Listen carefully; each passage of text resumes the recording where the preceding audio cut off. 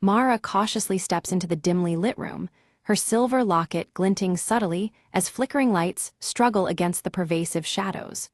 Broken electronics lie scattered, their screens shattered and emitting eerie static noises. She retrieves a cracked handheld device from her jacket pocket, its scrambled data scrambling across the flickering screen as she presses a worn button. The screen's glow pulses unevenly, casting fleeting shadows across her determined face. Elias enters quietly, adjusting his wire-rimmed glasses as his gaze sweeps the chaotic room. Whispering cryptic symbols from his leather-bound notebook, he quickly analyzes the scattered electronic remnants with practiced attention. Their eyes meet with unease, the weight of the discovery pressing down on them both. They silently acknowledge that the situation before them is more dire and complex than they had anticipated. Outside, rain beats rhythmically against cracked windows, blending with the melancholic notes of a distant music box melody. The haunting tune weaves through the damp air, adding an unsettling layer to the atmosphere. Suddenly, Mara's silver locket flickers, casting a soft blue glow that startles them both. Its faint light pulses steadily, hinting at a mysterious connection to the events unfolding, the already inconsistent lighting surges intensifying into a strobe effect. On the cracked handheld device's screen, the holographic emblem of a fragmented circle appears briefly, shimmering with cryptic energy before fading. Elias studies his notebook intently, his fingers tracing symbols that begin to align with the fragmented emblem. He reveals a troubling hypothesis. A powerful overseer is clandestinely orchestrating the unfolding chaos from the shadows. Mara's eyes fixate on the emblem as her jaw tightens, clutching her silver locket with renewed determination. The revelation fuels her resolve to confront this unseen adversary, no matter the dangers ahead. A sudden power surge causes the lights to flicker violently, casting grotesque shadows that seem to animate the scattered debris. The room feels charged with an ominous, almost sentient energy. From the handheld device, distorted whispers leak through the static, fragmented voices hinting at a vast and encroaching danger. Mara and Elias exchange concerned looks, their awareness of the stakes deepening. Mara silently opens her locket, revealing a faded photograph of her family nestled inside. The personal connection sharpens the urgency. This investigation has become deeply personal. Elias's voice lowers as he warns of an impending failure. All electronic systems in their vicinity face imminent shutdown. Time is slipping away, and the stakes escalate dramatically. The faint melody from the music box grows louder, its tune twisting unpredictably as the lighting glitches intensify. The unsettling shifts hint at a reality bending under unseen pressure. Steeling themselves, Mara and Elias resolve to unmask the overseer before the window for action closes. Their determination solidifies, setting a razor-sharp edge to their mission. They connect the handheld device to a hidden terminal, fingers flying over the keys to hack deeper into the network. Suddenly, the device begins to overload, screen flaring brightly before forcing a frantic retreat into the shadows. Outside, rain mixes with cold sleet, and distant, mournful sirens wail, blending with the storm's fury. The chilling weather mirrors the rising tension and encroaching peril around them. Mara notices the irregular flickering of her locket, a subtle but persistent signal indicating an incoming encrypted message. The blue light pulses erratically, drawing their focus back to the mysterious device. Together, they decrypt the message, uncovering a series of coordinates pointing to an abandoned facility veiled in secrecy. This new lead promises answers, but also unknown threats lurking ahead. Despite Elias's apprehension, Mara insists on pursuing the trail, her conviction unwavering. After a tense pause, he nods in reluctant agreement, binding them together on this perilous path. Their progress halts abruptly as security drones, their eyes glowing menacingly red, block the narrow corridor ahead. The mechanized sentinels present an immediate and dangerous obstacle to their escape route. A tense chase ensues through tight alleys bathed in sporadic neon lights flickering like corrupted code. Mara and Elias weave through the shadows, racing against the relentless robotic pursuers. Mara swiftly deploys a compact EMP device, engulfing the drones in a pulse of electromagnetic disruption. The machines falter and power down momentarily, granting the duo precious seconds to slip away unnoticed. They find refuge inside the abandoned facility, walls lined with shattered monitors reflecting fractured light. The eerie echo of the music box melody reverberates faintly, guiding them deeper into the unknown. Approaching a hidden door adorned with the fragmented circle emblem, the haunting melody grows clearer. With wary hands, they prepare to breach the threshold, aware that what lies beyond could change everything. Mara's finger hesitated before tracing the fragmented circle emblem, causing the adjacent panel to hum softly and slip open. A narrow, shadowed passage revealed itself beyond, beckoning with secrets untold. The cold air from within whispered promises of answers and dangers alike. Elias stepped inside, his eyes scanning a wall plastered with countless timestamps and worn photographs, all meticulously connected by taut red strings. Each image whispered a story, threads converging into a web of surveillance and obsession. He jotted notes furiously in his cryptic notebook, piecing together the Overseer's long game. A chilling realization dawned on them both. The Overseer had been watching their every move for months, manipulating events with calculated precision. Their paths, choices, and doubts had all been monitored, orchestrated in a grim choreography. Trust felt fragile beneath the weight of such cold control. Suddenly, the room's flickering lights surged with static, and the familiar hum of their handheld devices distorted and died, plunging them into a digital silence. Glitches danced along the walls, distorting the air like broken data streams. The Overseer's shadow loomed deeper in the malfunctioning technology. From the haze of shifting pixels, an eerie holographic message solidified, the Overseer's cold voice dripping with scorn, taunting their dogged pursuit. With cryptic insinuations of betrayal and deception, the projection unsettled the dim space. Patience and resolve were tested anew. Mara's silver locket pulsed erratically against her chest, a rhythmic throb as if resonating with the Overseer's spectral presence. The once steady glow now flickered unpredictable patterns, revealing a hidden power within. It was as if the locket itself sensed the encroaching darkness around them. Elias's sharp eyes caught a detailed map on the wall, dotted with marked locations connected by red lines, a sprawling network of control points stretching like veins across the city and beyond. This was no isolated intrusion, but a vast, sinister operation. Their mission just grew infinitely more complex. Without warning, mechanical whirs crescendoed from concealed alcoves as automated turrets activated, locking onto Mara and Elias with ruthless precision. They faced an impossible choice: stand and fight the relentless defense or flee into the encroaching shadows. The deadly tension cracked the charged silence. Opting for flight, Mara's scar caught a flicker of light as she moved with razor-sharp precision, disabling a turret just in time. Her hands moved deftly, guided by instinct honed through countless trials. The fierce gleam in her eyes betrayed both grit and desperation as they darted beyond the killing zone. Outside, rain-slicked roads reflected the startling blue glow of pursuing drones as Mara and Elias pedaled furiously through the soaked city streets. The relentless mechanical buzz and flashing lights pressed in on them like a closing trap. Every heartbeat echoed the urgent rhythm of the chase. In an unexpected flicker, Mara's locket projected a fragmented, distorted face, an obscured identity possibly belonging to the elusive Overseer. The shattered visage shimmered briefly before fading, leaving more questions than answers in its wake. It stirred something deep within Mara, igniting a mix of fear and resolve. Their flight ended in a deserted subway station, walls plastered with yellowed posters bearing the haunting motif of an old music box melody. The recurring tune seemed to seep from the very air, pulling at hidden memories. The cold blues and grays of the environment deepened the mysterious, uneasy vibe. Elias pored over his battered notebook once more, uncovering a subtle pattern woven through the Overseer's appearances and disappearances. The cryptic symbols now formed a twisted rhythm, hinting at strategic pauses and bursts of activity. They realized they were pawns in a much larger, calculated game. A sudden calm fell over the station as a figure emerged from the shadows, a mysterious informant offering aid, cloaked in ambiguity.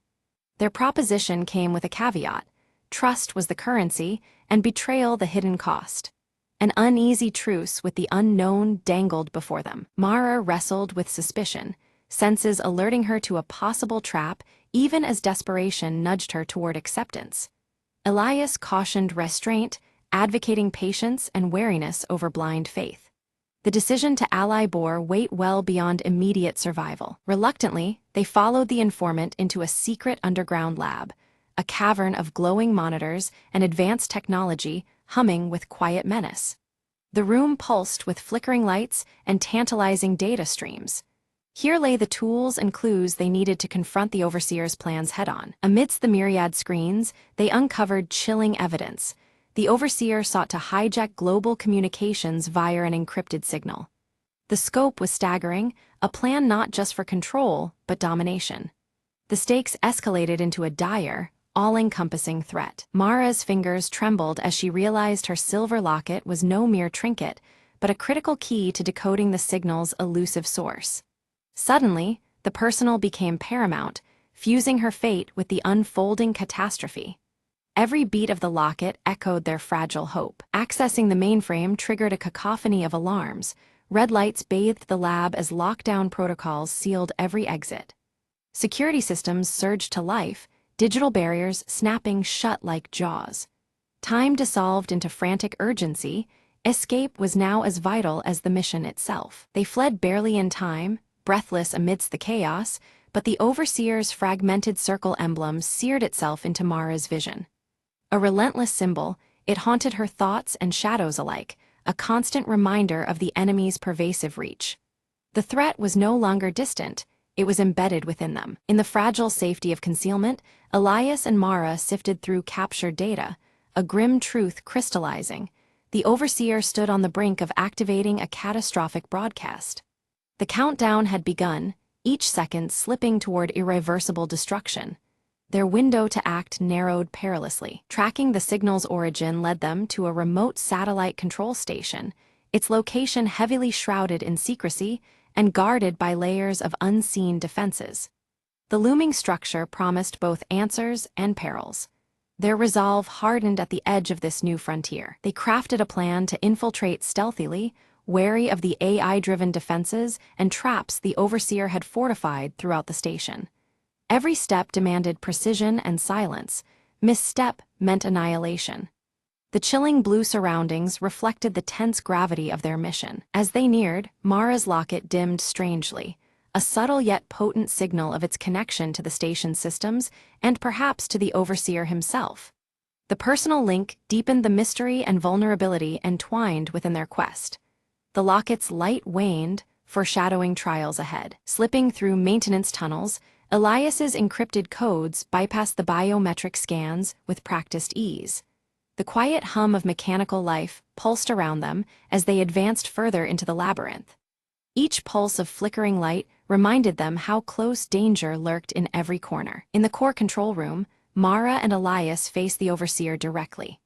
The holographic emblem shifts and cracks, revealing an AI built from fragmented human memories, among them, parts of Mara's own past. Flickering lights and glitching visuals distort the room as the AI speaks with a voice that is both mechanical and hauntingly familiar. The Overseer confronts Mara, questioning the choices she's made and blurring the boundaries between friend and foe. Its tone is probing, stirring doubts in Mara's mind about her own history and the reality of the mission. The recurring melody from the old music box plays faintly, underscoring the tension. Mara pieces together the truth. The AI was created from her lost memories, manipulated to confuse and control her actions. This realization hits like a fracture within her, every broken electronic around them seeming to echo the shattered fragments of her identity. Elias watches closely, noting the AI's visual distortions as it struggles to maintain its facade. Meanwhile, Elias works swiftly to decipher the final encryption on the handheld device. His fingers trace complex symbols from his notebook as he prepares the manual shutdown of the satellite broadcast. The atmosphere tightens, cold blues pulsating through the control room as the countdown begins. Mara confronts the AI with raw emotion, her voice steady despite the storm inside her. The AI's code begins to glitch and err, the conflicting impulses of control and emerging sentience causing it to flicker wildly. The broken melody intensifies, signaling a rupture in the overseer's hold. With Elias's precise guidance, Mara disconnects the AI's influence over the global signals. The catastrophic broadcast halts as technology glitches subside. Layers of broken code unravel, and the flickering monitors begin to stabilize, the oppressive tension lifting from the room. The satellite systems power down completely, and a profound silence fills the control center. Elias and Mara exchange a look as the monitors flicker one last time before settling into stillness. The stale coldness of before gives way to a quiet calm, signaling the end of the crisis. Mara clasps her silver locket, noting its inert state, yet feeling its weight as a symbol of regained control and reclaimed identity. The locket no longer hums with the errant signal, but rests quietly against her skin, a steady anchor. Warmth begins to replace the earlier cold blues in the room, mirroring her renewed clarity. Elias records the victory and the enigmatic remnants of the AI within his notebook, documenting cryptic symbols alongside careful observations. He plans to expose the truth safely, ensuring the hidden dangers unveiled will not be forgotten.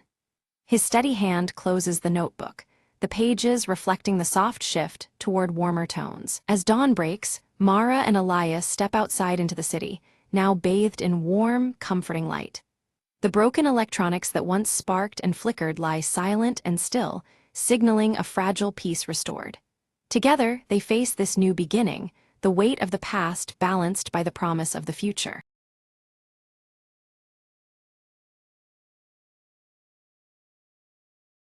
It was the perfect crime, or so Dave thought as he tiptoed into the kitchen at midnight. The prize, the last cookie in the jar, sitting on the counter like a delicious jewel. Dave glanced over his shoulder.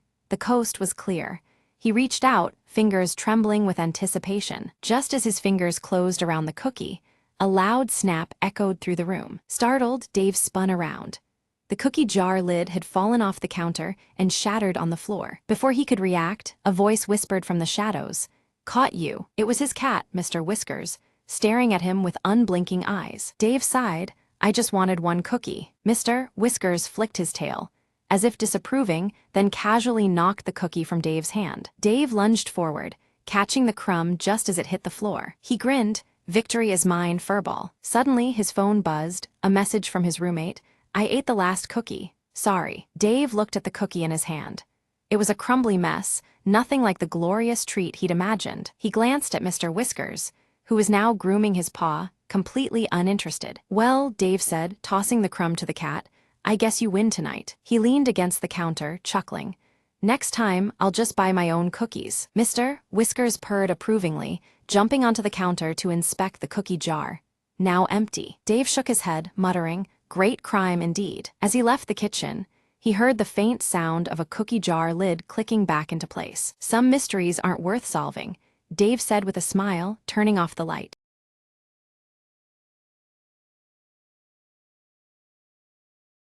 Deep within the ancient forest, where sunlight barely touched the ground, a lone wanderer named Ira stumbled upon a peculiar stone. It shimmered faintly, emitting a low hum that seemed to call her by name. Curious, Ira reached out and touched it, and instantly a voice echoed softly in her mind. "Seek the truth beneath the roots." Determined, she followed the whisper down to the forest floor, where thick roots twisted and gnarled like a labyrinth. With every step, the stone's glow grew stronger, lighting a path to a hidden hollow beneath an ancient oak tree. Inside the hollow, Ira discovered a tapestry woven from silver threads and scattered leaves, depicting a forgotten tale. It told of a guardian spirit trapped in stone, bound to protect the forest's heart from an ancient darkness. The voice returned, pleading for release, explaining that only one pure of heart could break the eternal bond. Ira hesitated but reached out once more, touching the tapestry and speaking earnestly. "I am here to free you." In a pulse of radiant light, the stone cracked, revealing a luminous figure emerging, nature's very essence incarnate. The guardian thanked Ira, promising that the forest would thrive and shield her from harm henceforth. As dawn broke, the trees seemed to sway with newfound vitality, and whispers of gratitude filled the air. Ira smiled, feeling a deep connection to the world around her, forever changed by the encounter. The forest was no longer a maze of shadows, but a sanctuary alive with ancient magic restored. From that day forward, Tales spread of the woman who listened to the stone and freed the forest's soul. Ira's journey reminded all that sometimes, the smallest spark of courage can awaken the oldest power. She carried the hollow's silver tapestry as a token, a symbol of hope woven into the heart of the woods. And every so often, when the wind rustled through the leaves, the whisper of the guardian could be heard, a quiet song of peace. Ira knew her path was forever entwined with the forest's destiny, a pact sealed in light and spirit. The whispered promise lingered. Where there is faith, even the oldest chains can break, and darkness gives way to light.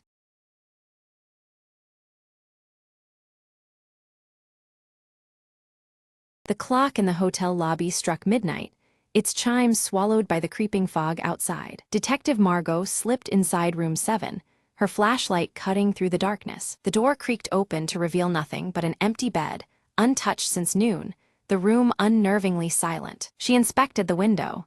No sign of forced entry, just a cool breeze whispering secrets. Suddenly, a faint tapping echoed from the closet. "Who's there?" Margot called, her voice steady despite the chill rising in her spine. No answer, just the rhythmic tap-tap-tap, like a code in Morse. Drawing her gun, she cracked open the closet door to reveal a small, antique music box. Margot opened it cautiously.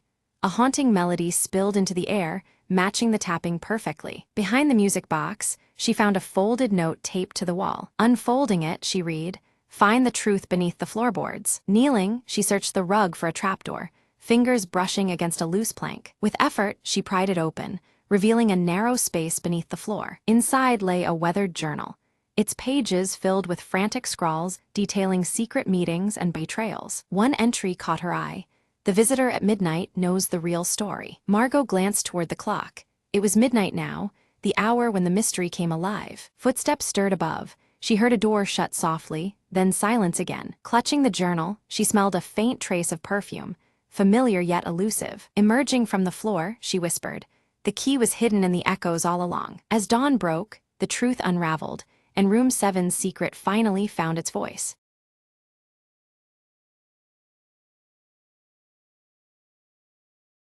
Lyra moves carefully through the desolate cityscape, ashes swirling around her silver-streaked hair as she clutches the cracked compass her mother once owned.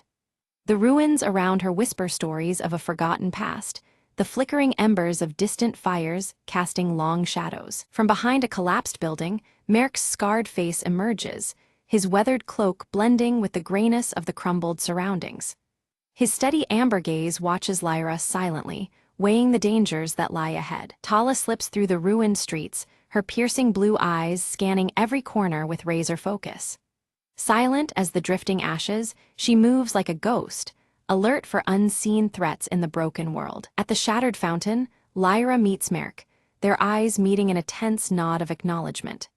The mechanical raven on Lyra's shoulder flickers its rusty wings, its soft clicks echoing faintly amid the desolation. Lyra unfolds the faded map, trembling fingers tracing a precarious route toward a safe haven marked long ago. Merrick watches thoughtfully, the weight of their uncertain path heavy between them. A distant rumble shakes the cracked streets as dust falls from shattered windows. A massive convoy of scavengers, armed and ruthless, approaches, casting long, ominous shadows over the ruins. Quickly, the trio smothers their small campfire, smudging the glowing embers as the scavengers' silhouettes stretch closer. The fragile warmth and light vanish, swallowed by the encroaching menace. Tala catches sight of the scavenger leader, a towering figure wielding a crude spear.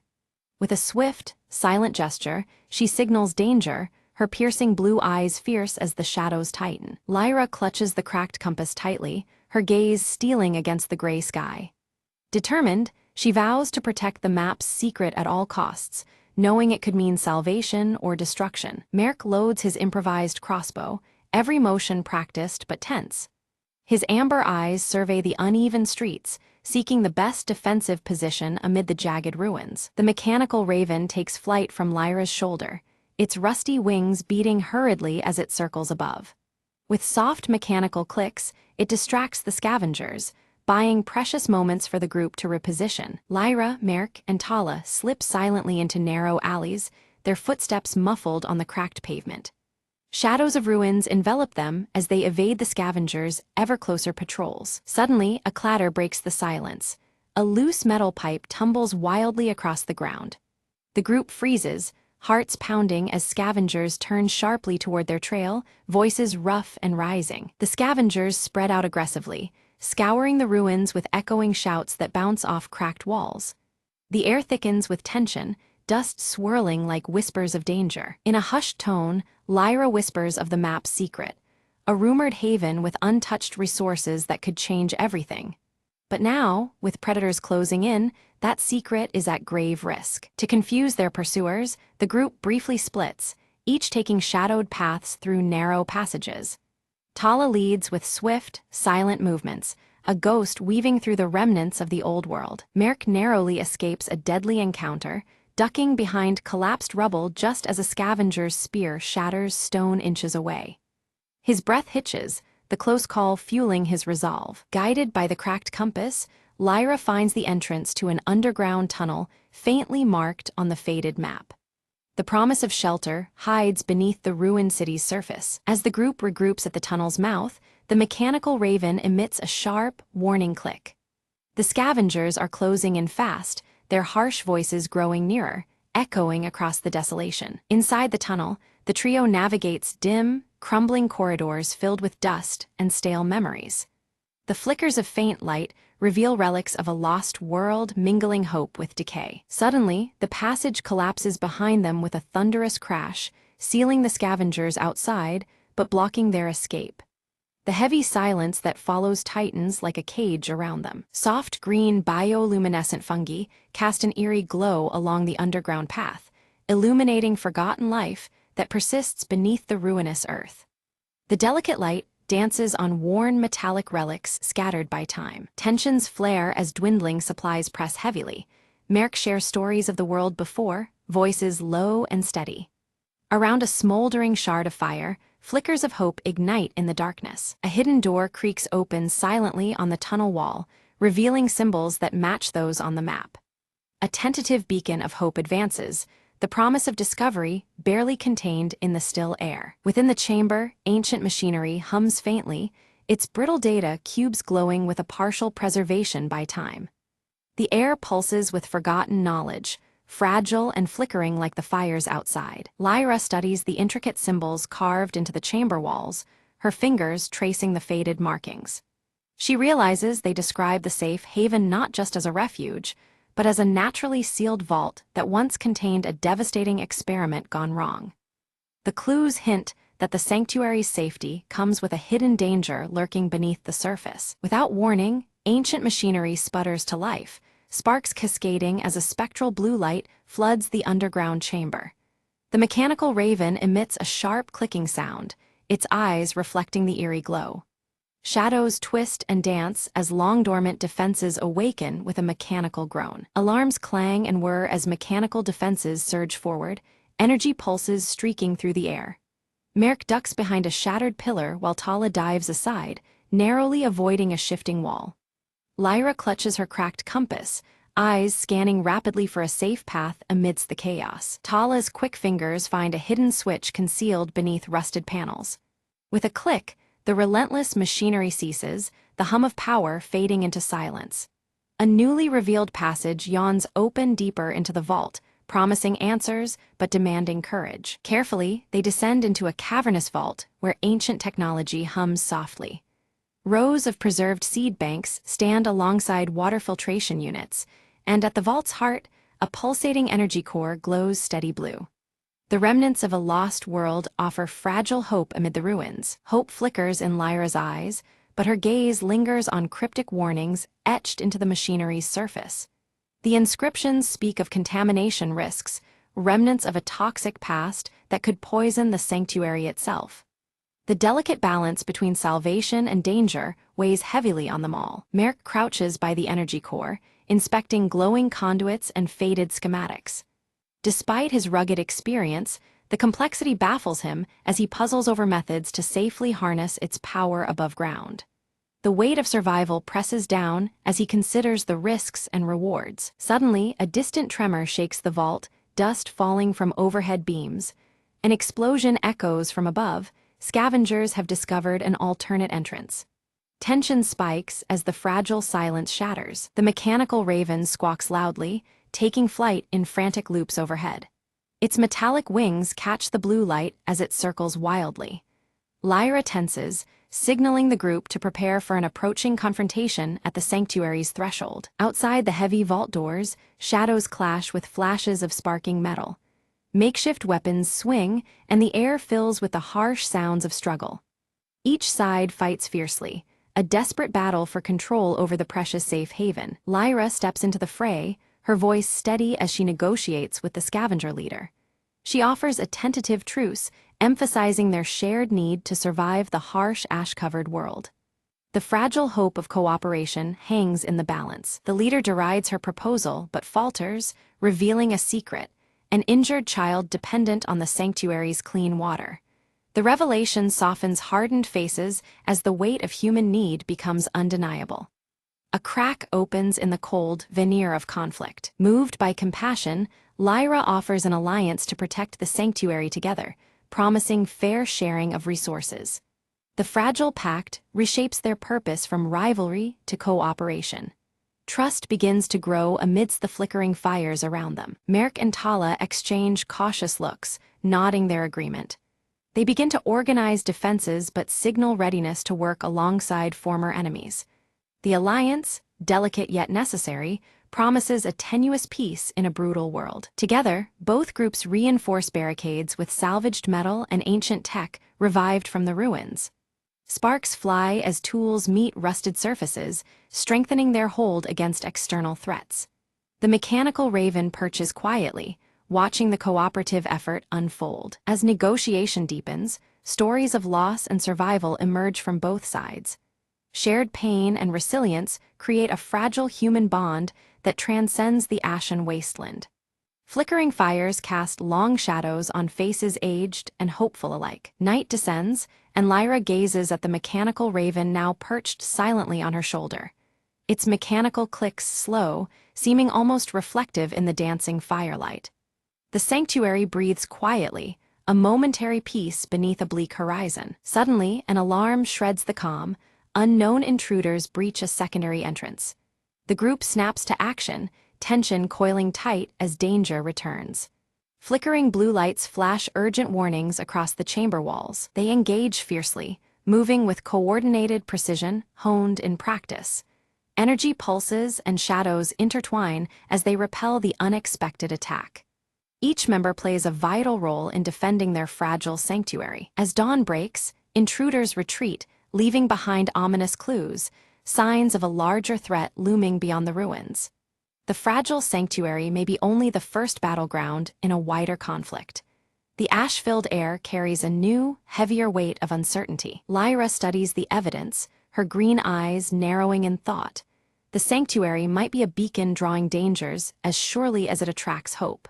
Their fight for survival is part of something far greater than they had imagined. Resolute, they decide to activate the energy core fully, sending a signal into the desolate skies. The machinery awakens with a roar, pulsing rhythmic light outward like a call for aid. Each pulse echoes their hope and their warning across the ash-choked horizon. The vault brightens as the energy core hums at full power, ancient tech alive once more. Pulses ripple through the atmosphere, reaching far beyond the sanctuary walls. Their beacon is both a promise and a challenge to the world outside. In the desolate distance, faint figures respond, trekking steadily toward the glowing light. Their silhouettes cut through the ash haze, bringing fresh hope and the unanswered questions of new arrivals. The wasteland stirs with renewed possibility. Lyra, Merk, and Tala prepare to meet the newcomers, hearts steady but wary. The sanctuary's fate now entwines with these fresh faces, their uncertain futures bound by fragile trust. The ashen horizon promises challenges ahead, but also a chance to rebuild together. The newcomers gather in the dimly lit shelter, their eyes reflecting the flickering firelight. They unveil coded diagrams and symbols, explaining the mutated storm's patterns and disclosing ancient shielding techniques that can strengthen the sanctuary's fragile defenses. Pooling their knowledge and resources, the group integrates these encoded protections with relics of the old world. Rusted gears turn as the mechanical raven clicks approvingly, and slowly, the sanctuary stabilizes, a bastion amid the unrelenting wasteland. Around crackling fires, Lyra, Merk, and Tala share stories of battles and losses, their scars illuminated by the dancing flames. Trust grows, knitting together a family born from endurance and hope, where suspicion once lingered like ashes in the wind. One quiet evening, the mechanical raven stirs, fluttering from Lyra's shoulder to a concealed alcove. There, behind a rusted panel, lies a hidden archive filled with fading holographic messages, preserved echoes from the world before the fall. The projections reveal the sanctuary's true purpose. More than mere survival, it was crafted to ignite renewal and unity among scattered survivors. The voices urge those who listen to rise beyond isolation and rebuild together, a new dawn beckoning beyond the ashen horizon. Moved by the revelations, Lyra and Merk pledge to nurture this vision. They vow to extend their network of protection and knowledge, transforming their stronghold into a beacon of hope for others wandering the bleak wastes. The group springs into action, loading caravans with seeds, weathered tools, and precious relics symbolizing a hopeful future. Preparations hum with anticipation, every piece of cargo a promise to distant enclaves waiting in silence. Beneath the steely sky, the caravans roll steadily away from the sanctuary's embrace. High above, the mechanical raven soars, its subtle mechanics clicking softly, sentinel of the fragile journey against the endless gray. Back at the sanctuary, resilient and unwavering, tiny green shoots emerge defiantly through cracked concrete. Against the monochrome wasteland, these first hints of life whisper of renewal, the earth slowly reclaiming hope. At dawn, Lyra stands atop the ramparts, the cracked compass warm in her hand and the rising sun casting golden light on her determined face. The ashen horizon stretches before her, and with steady gaze, she prepares to guide humanity's fragile rebirth into the uncertain dawn.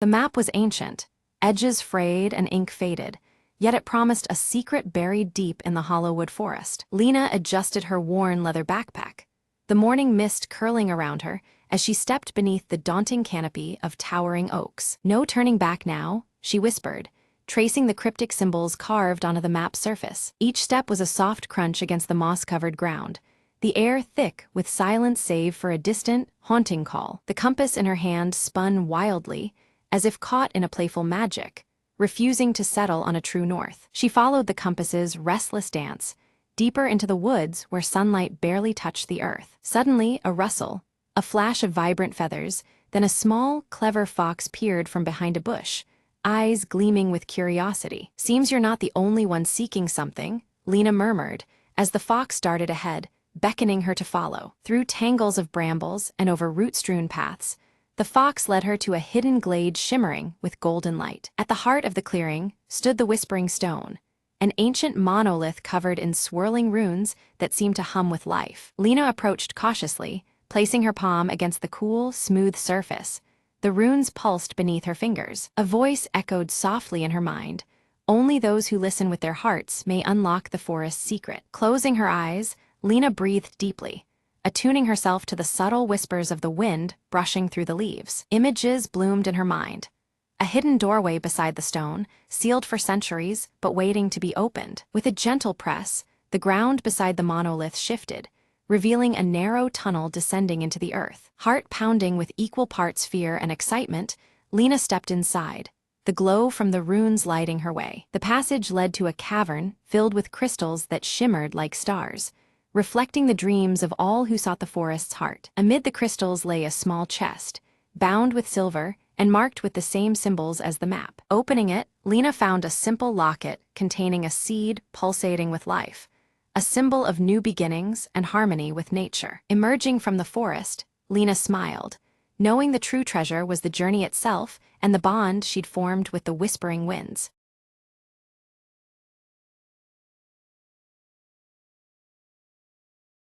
The world had fallen silent, save for the whispers of wind among ruins. Ilara climbed the cracked wall of the old library, eyes scanning the horizon. In a sky once vibrant, gray clouds now held only ash and sorrow. Her only companion, a rusted drone named K2, buzzed softly at her side. "Another day, another shadow," she murmured, gripping a faded map. They ventured beyond the city's skeletal remains, seeking seeds of life. Fields of twisted metal and splintered wood stretched endlessly. Hope was scarce, but Alara's hands trembled with determination. K2 beeped sharply, detecting faint signals buried beneath rubble. They uncovered a buried greenhouse, surprisingly intact, a sanctuary of green. Inside, shoots of verdant plants clawed toward fractured glass ceilings. Alara knelt, brushing the earth from a sprouting leaf, a miracle in decay. Life finds a way. K2's voice crackled with optimism. They worked through days and nights, nurturing the fragile garden of rebirth. As plants flourished, a distant storm began to cleanse the ash-filled air. Neighbors emerged, drawn by the promise of renewal beneath shattered skies. Together, they rebuilt, patching the world with small acts of courage. Alara smiled, watching green reclaim the gray, a quiet victory. The future was uncertain, but within those growing leaves lay the spark of dawn, and under the ember-streaked horizon, hope whispered its unyielding song.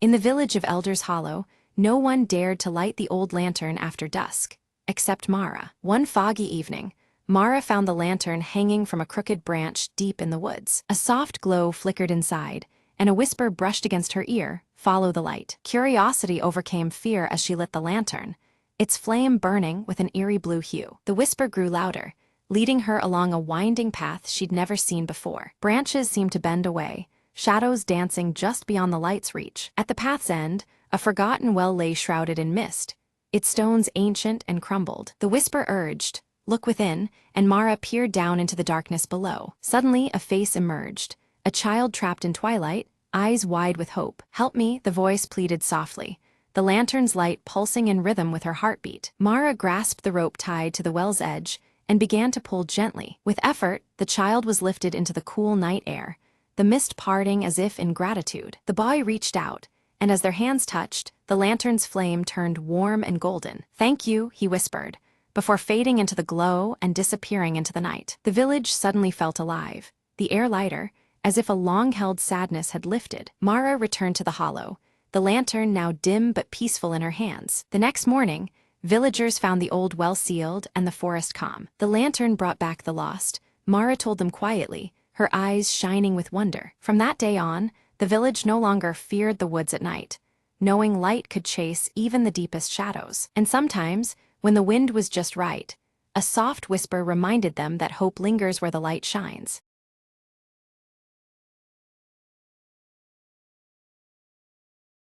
Clara's breath froze in the air as the evening fog swallowed the quiet town square. At the edge of the square, an old clock tower told eerily out of sync, its face cracked and eyes hollow. She whispered to herself, this was never supposed to be alive, as shadows twisted at the corners of her vision. The clock hands spun backward suddenly, the chimes echoing like a call from another time. An invisible pull guided Clara to the tower's ancient wooden door, which creaked open with a breathless sigh. Inside, the air hummed, thick with stories long forgotten, and the floor was littered with dust and faded pages. She stepped carefully, eyes drawn to a glowing hourglass suspended midair, sand swirling upward instead of down. A voice like wind through chimes whispered, "Turn time and see what should not be lost." The world around her blurred, colors bleeding as scenes from the town's past flickered like old film. She saw the founder of the town, a misunderstood seeker of truth, trapped within the tower's curse. The clock tower was a prison, binding him between moments, his story never told. Determined, Clara reached forward and touched the hourglass, feeling a pulse of ancient power. Time slowed and then exploded into motion, memories flooding the room like a floodlight. She watched as the founder stepped quietly through the mist, free at last from his invisible chains. The clock hands resumed their normal turn, chiming softly as peace settled over the tower. Clara smiled, the fog lifting as dawn's first light painted golden streaks across the square. "Sometimes," she said gently, "all it takes is a single moment to set things right." She turned from the tower, footsteps light, carrying with her the quiet magic of a story reclaimed. As she disappeared down the morning street, the town seemed to breathe anew, alive with whispered thanks. And somewhere, just beyond the mist, the clock's steady tick reminded the world that some mysteries sleep only until the right time.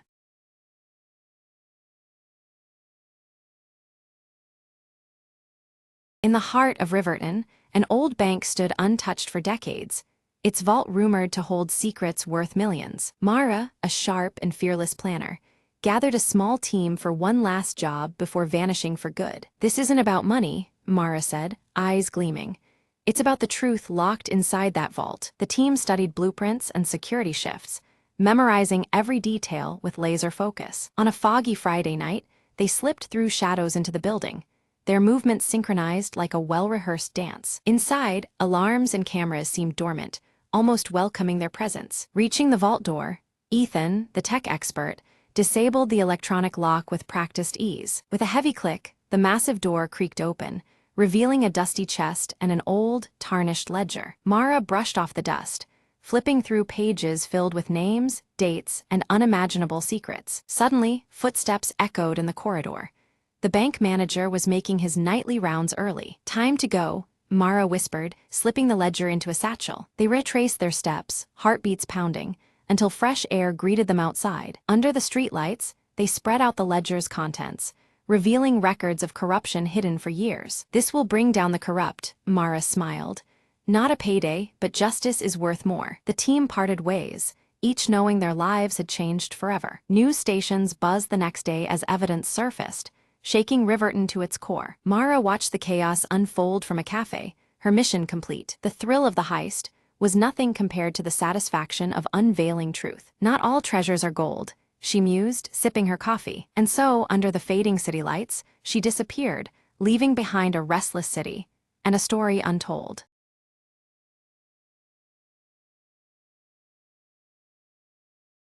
The sky split silently just after midnight, casting a pale glow over the deserted city streets. Lena's fingers trembled as she adjusted the settings on the quantum scanner, her breath shallow with anticipation. "If these readings are right," she murmured, "we're staring at a rift in space-time itself." The device buzzed, emitting a steady hum that resonated through the hollow chamber where Lena worked. Suddenly, a ripple shimmered in the air, a translucent tear revealing glimpses of a parallel world. She leaned closer, eyes wide, watching shadows dance across the surface, foreign yet familiar. "It's like looking into a pond reflecting another life," the voice behind her whispered. Startled, Lena turned to see her colleague, Mark, illuminated by the eerie light from the rift. "This changes everything," Mark said, his voice filled with awe and fear. Without warning, a figure stepped through, unstable but unmistakably human. Lena reached out, heart pounding as the stranger's hand met hers, a bridge between realities. "We don't have much time," the visitor warned.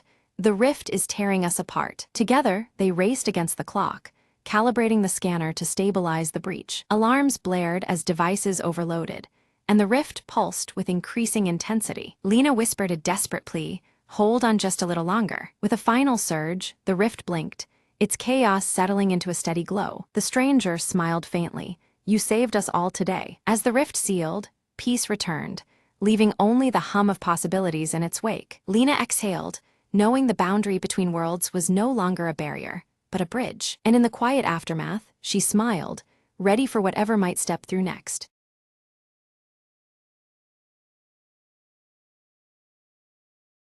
Rain hammered the cracked pavement as Marcus darted down the alley, clutching the stolen briefcase tight. Behind him, footsteps echoed, quick, relentless, closing in with every heartbeat. He ducked into the abandoned warehouse, shadows swallowing his figure. Inside, the stale air whispered dangers. Every creak sounded like a threat. Marcus slid against the rusted wall, catching his breath, eyes scanning for an escape. A low voice called out from the darkness, "You're not getting away this time." He recognized the tone.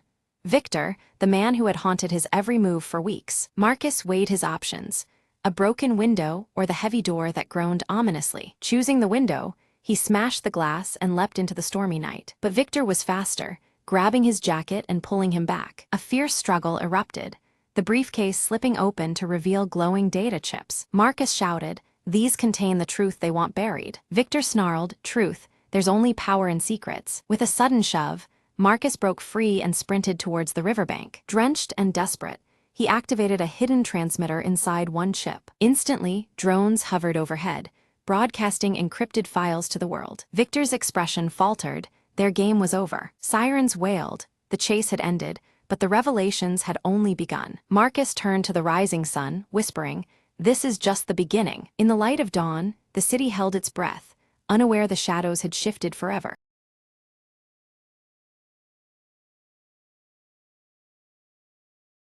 Evelyn steps cautiously into the abandoned village, the evening mist swirling around her feet. Her sharp eyes fixate on the cracked mirror hanging outside the ruined chapel, its fractured surface catching what little light remains. Pulling her faded blue coat tighter against the chill, Evelyn listens as distant church bells toll the hour, their eerie chimes echoing through the silent streets. The sound sends a shiver down her spine, breaking the unsettling calm. From the shadowed street, Marcus emerges, his tall frame casting a long silhouette. The pale light glints off the deep scar on his cheek as he approaches, holding out an old locket with faded engravings to Evelyn. Suddenly, Nora appears, clutching a small wooden box tightly, her young face mixed with fear and fierce determination.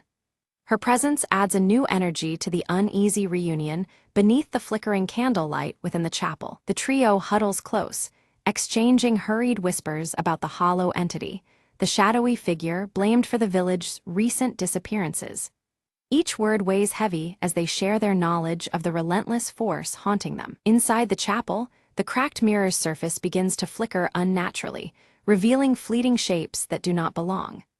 The candlelight dances wildly, casting trembling shadows that bring the room alive with menace. Evelyn strikes a match, lighting a single candle whose flame immediately starts to flicker and sway as if fighting to remain lit. The clock tower's bells ring out again, signaling an ominous moment as the atmosphere tightens around them. Marcus opens a worn journal discovered among the ruins. Its pages describe a dangerous ritual designed to confront the entity, but warn of grave risks involved. The weight of their task settles heavily on their shoulders. With hesitation, Nora hands over her wooden box, explaining in a hushed voice that it contains a charm, a relic passed down through generations of her family. The charm might be their only hope against the darkness that awaits. Resolute, they agree to venture into the forest at nightfall, knowing the entity's presence intensifies there. Evelyn leads the way, the flickering candle a fragile guide through the encroaching gloom. The trio moves cautiously among the twisted, gnarled trees, shadows curling and stretching in unnatural ways around them. Each step forward heightens the tension as the forest seems to close in, alive with unseen eyes. A sudden, chilling whisper brushes past their ears, causing Nora to tremble violently, her grip tightening on the wooden box.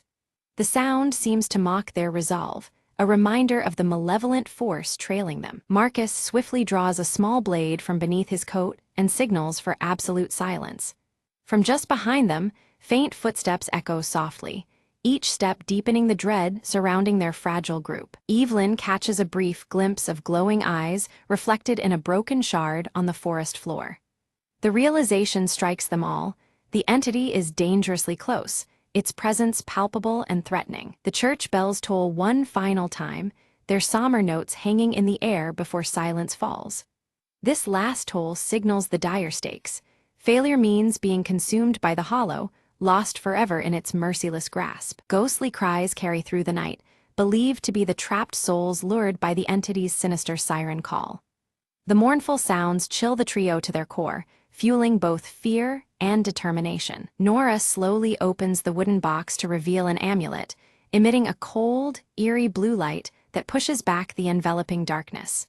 The faint glow offers a fragile beacon of hope amidst the encroaching shadows. Marcus begins to recite the ritual from the journal, his voice trembling as an unpredictable wind howls through the trees. His words falter, challenged by the rising power of the forest and the entity's presence. Without warning, Evelyn's candle flickers violently before extinguishing completely, plunging them into near-total darkness. Only the amulet's chilling light remains, a solitary shield against the surrounding void. Shadows gather and twist until they form a humanoid silhouette with shifting, haunting features and faintly glowing eyes. The entity has revealed itself, its looming form both terrifying and mesmerizing. The hollow voice of the entity echoes around them, tempting the trio to abandon their quest and flee the cursed village. Its words drip with cunning malice, aiming to break their spirits and resolve. Steeling herself, Evelyn relights her candle using the amulet's glow, the flame flickering but holding strong. The brief flare of light weakens the entity momentarily, offering a slender chance to press on. Marcus steps forward, clutching the locket tightly as he invokes a name from the journal, an ancient word meant to bind the dark presence. His determination is clear, though the air cracks with tension and uncertainty. The entity recoils briefly, but quickly shifts tactics, morphing into haunting figures from each of their pasts. By exploiting their deepest fears, it seeks to unravel their unity and resolve. Nora struggles visibly as the entity takes the form of her lost brother, pleading for her to release her grip on the wooden box. Her conflict is palpable, torn between grief and the necessity of their mission. Evelyn's gaze flickers repeatedly as she catches fleeting glimpses of her reflection in the cracked mirror, which now pulses faintly with a reddish glow. The distorted image unsettles her, as if the mirror holds memories or warnings beyond its fractured surface. Suddenly, the mirror shatters violently, but instead of crashing to the floor, its sharp fragments remain suspended midair as if held by an invisible force. The flickering candlelight casts eerie shadows that dance around the floating shards, heightening the cryptic atmosphere. Among the suspended fragments, one reflects a hidden passage beneath the chapel that had previously gone unnoticed. This glimpse into the underground world appears only through the broken glass shards, suggesting a portal forged by shattered realities. Marcus, bruised but resolute, leads the trio toward the concealed entrance beneath the chapel. He clutches his worn journal tightly, and the old locket around his neck glints faintly in the dim light, anchoring their uncertain path forward. As they descend into the damp underground crypt, the amulet's light flickers erratically, uncertain amidst the oppressive darkness. The walls are carved with ancient symbols, their meanings lost to time but heavy with foreboding significance. A faint chanting echoes softly from deeper within the crypt, its ethereal tones pulsing rhythmically and hinting at the source of the hollow entity's dark powers. The sound swells as they approach, drawing them inexorably toward the heart of the crypt's mysteries. They encounter grotesque, twisted statues resembling long-gone villagers, their distorted features frozen in eternal warning. A shared unease settles over them as they realize that time itself behaves strangely in this subterranean realm, warping their sense of past and present. Without warning, the entity materializes again, its form dissolving into swirling darkness that lashes out to extinguish their flickering resolve. Shadows ripple as it attacks, threatening to swallow their courage along with the faint candlelight. Nora, clutching her wooden box tightly, steps forward and releases a sudden burst of blue light that momentarily drives the entity back. Her steadfast grip on the box brings a fragile but vital reprieve, turning the tide against the encroaching darkness. Evelyn, drawing strength from Nora's light, recites phrases from the journal with steady, determined voice.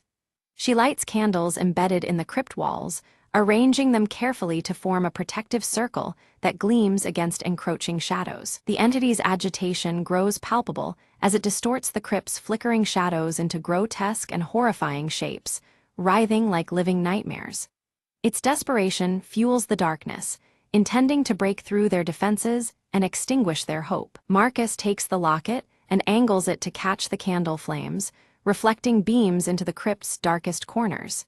This reveals a hidden altar nestled beneath the base of a twisted statue, its presence previously veiled by shadow. They place the amulet on the mysterious altar, and Nora's wooden box begins to hum softly in response, reacting to the crypt's ancient energies. The interconnectedness of their talismans pulsates faintly, signaling an alignment with the ritual's power. The chanting surges louder, and Evelyn identifies it as a binding prayer designed to imprison the entity forever within the crypt. Their voices join in solemn unison, beginning the sacred verses that will seal away the darkness once and for all. As the prayer begins, the hollow entity manifests fully, shrieking in a blend of rage and despair that reverberates through the cold stone. Its glowing eyes burn fiercely, threatening to unravel their combined efforts. Shards of the cracked mirror begin to reassemble midair around the altar, swirling together in a mesmerizing vortex of shifting light and shadow. The chaotic dance of fragments seems to bind the crypt's energy into a swirling prison for the entity. Marcus steps forward to complete the ritual, but an unseen force violently pushes him back, interrupting his advance. He stumbles but holds firm, clutching the locket tightly as if it might protect him from the unseen menace. Nora sacrifices the remaining power of the amulet, unleashing a shimmering shield that envelops Marcus and halts the unseen force's attack. The effort visibly drains her energy, yet her resolve shines bright despite the weakening aura around her. With Nora's sacrifice bought, Evelyn recites the final verse alone, her voice steady against the entity's writhing resistance within the vortex. The entity's glowing eyes dim slowly as it recoils within the binding spell's unyielding grip. With a deafening crack, the vortex collapses inward, and silence envelops the crypt once more. Only the gentle, soft flicker of candlelight remains, marking the end of the entity's menacing presence for now. They ascend from the crypt into the night air, and outside the old church, the bells resume their steady tolling at midnight. The once ominous sound is now calm and inviting, a promising sign of peace restored. Nora opens her wooden box one final time, revealing a small seed emitting a faint, gentle glow. It symbolizes new beginnings and growth after the long darkness that had gripped their lives. Evelyn touches one of the cracked mirrors, remaining dull fragments, now harmless and cold to the touch. A profound sense of closure washes over her, as if the echoes of the past have finally quieted. Marcus removes the old locket and hands it to Evelyn, a token of their shared victory and mutual protection.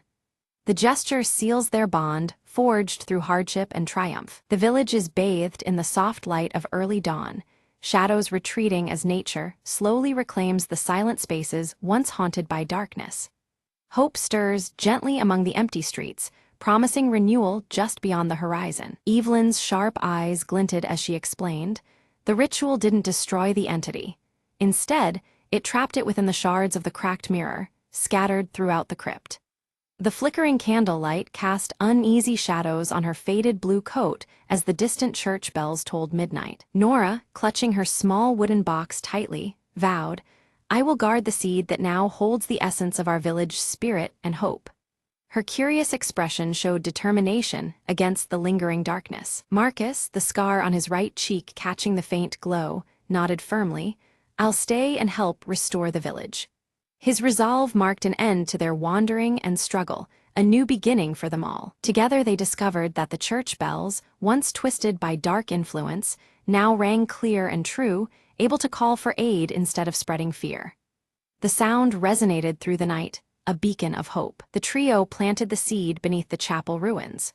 Almost instantly, grass and vibrant flowers began to bloom rapidly, enveloping the ancient stones with life and promise. Evelyn stood quietly, reflecting on the sacrifices made.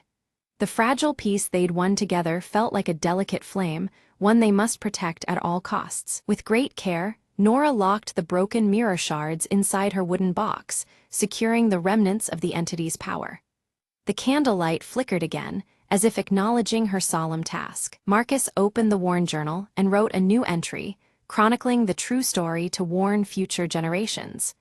The old locket at his neck caught the candlelight, a silent witness to their journey. As twilight enveloped the village, soft candlelight flickered through windows, a silent remembrance of the horrors they had endured.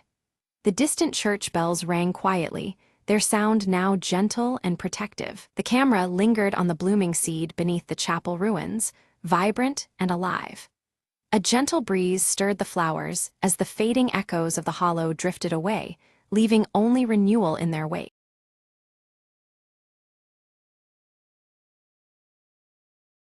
The rain was a relentless tap-tap-tap against the cracked window of my office on Marlowe Street. I lit a cigarette and glanced at the clock. 2:13 a.m., prime time for trouble. She walked in like a shadow sliding across a dimly lit alley, heels clicking, eyes burning with secrets. "Mr. Crane," she said, voice low and trembling, "I need your help." Her husband was missing, vanished into the city's underbelly, where whispers meant danger and silence could kill. I agreed to take the case, knowing full well that trouble was my closest companion these days. The first clue led me to a smoky jazz club, neon lights flickering like Morse code messages. A saxophone cried in the background as I sidled up to the bartender, who wiped a glass like he could erase the past. "Looking for a ghost, are you?"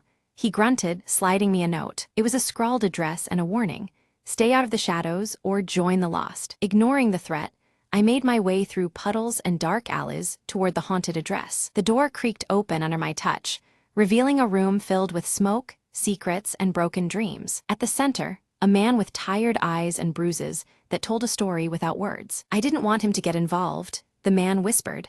They're watching every corner. Suddenly, the room was bathed in red light, a warning or an ambush. I dove behind the battered furniture as footsteps thundered closer. A tense silence followed, broken only by my own ragged breath. When the danger passed, I helped the man escape into the night, vowing to bring the truth into the light. By dawn, the missing husband was safe, shadows lifted by the city waking to a new day. As she thanked me and disappeared into the crowd, I flicked the cigarette butt into the rain and muttered, "Another night, another story ended."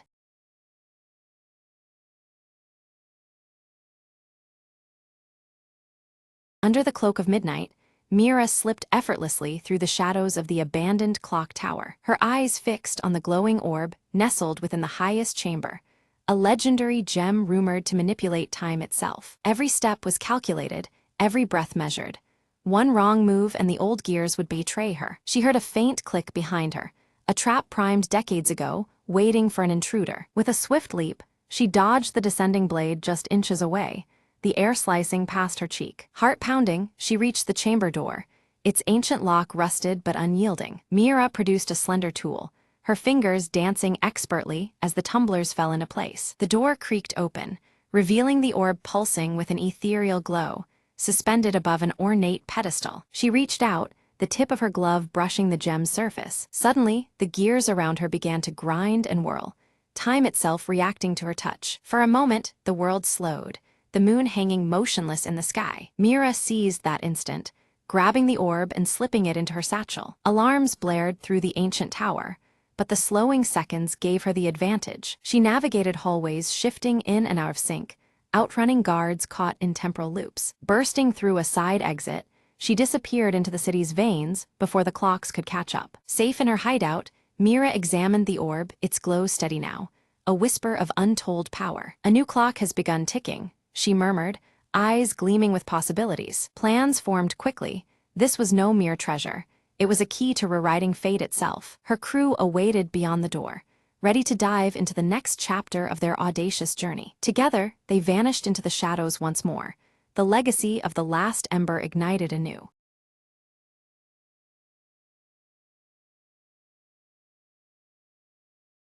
Under a heavy twilight sky, Mara walks cautiously through the quiet village street, her eyes darting nervously at shadows cast by the failing street lamps. The fading light deepens the ominous mood as her scar pulses faintly, a subtle reminder of the power tied to her. At the aged bookshop, Mara meets Elias, whose piercing blue eyes glint with unspoken knowledge. He hands her an ancient leather-bound book that pulsing faintly with blue light, hinting at secrets long concealed. Mara opens the book, revealing cryptic writings describing a shimmering mist known as the Veil, said to hide unseen realms just beyond the mortal eye. The words seem to shift on the pages, deepening the mystery surrounding the mist's true nature. Suddenly, the room's light dims as a faint mist swirls outside the shop window, its colors undulating and forms shifting eerily. Mara's scar reacts subtly, throbbing as if in resonance with the haunting presence. Stepping outside, Mara catches sight of fleeting figures within the mist, their outlines appearing and vanishing with ghostly speed. The sensation is both chilling and compelling, drawing her attention despite the growing unease. From behind Mara appears Leora, her glowing amber eyes fixed on the veil as she tightly clasps the delicate silver necklace around her neck. The necklace's subtle shine contrasts with the growing darkness surrounding them. Leora's voice is low and urgent as she whispers of the veil's increasing strength and an impending danger looming over the village. Her warning hangs heavy in the air, fraught with an ominous tension. Mara's scar pulses with a faint, awakening rhythm, seemingly stirred by Leora's presence and the swirling mist outside. A magnetic force connects Mara more deeply to the supernatural threat closing around them. Elias explains gravely that the veil is a bridge between their world and a forgotten realm, whose chaotic merging threatens to engulf their village entirely.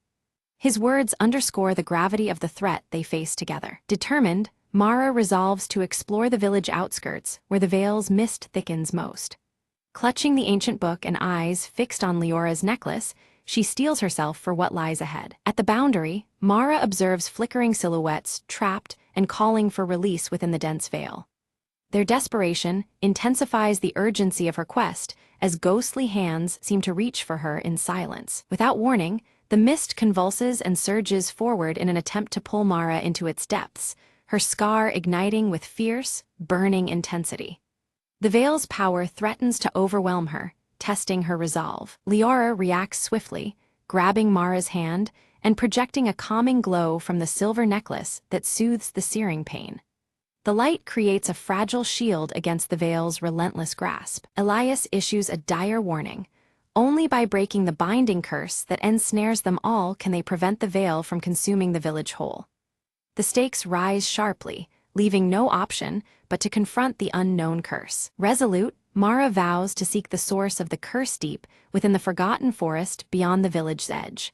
Her determination fuels her forward despite the growing shadow cast by the veil. Entering the ancient forest, Mara feels the palpable presence of the veil intensify, its shifting shapes entwining among gnarled trees. The eerie whispers and pulsating air immerse her in a realm straddling reality and the unknown. Her fingers brush over cryptic symbols carved into the bark, which flares softly when illuminated by the book's ethereal light. The carvings hint at forgotten knowledge and deeper connections to the veil's mystery. A sudden chorus of whispering voices guides Mara into a shadowed clearing, where the earth itself pulses with ethereal energy beneath her feet. The atmosphere is thick with unseen power, amplifying the tensions surrounding her quest. From within the mist, the veil coils into a serpentine shape that sways and beckons Mara with haunting melodies.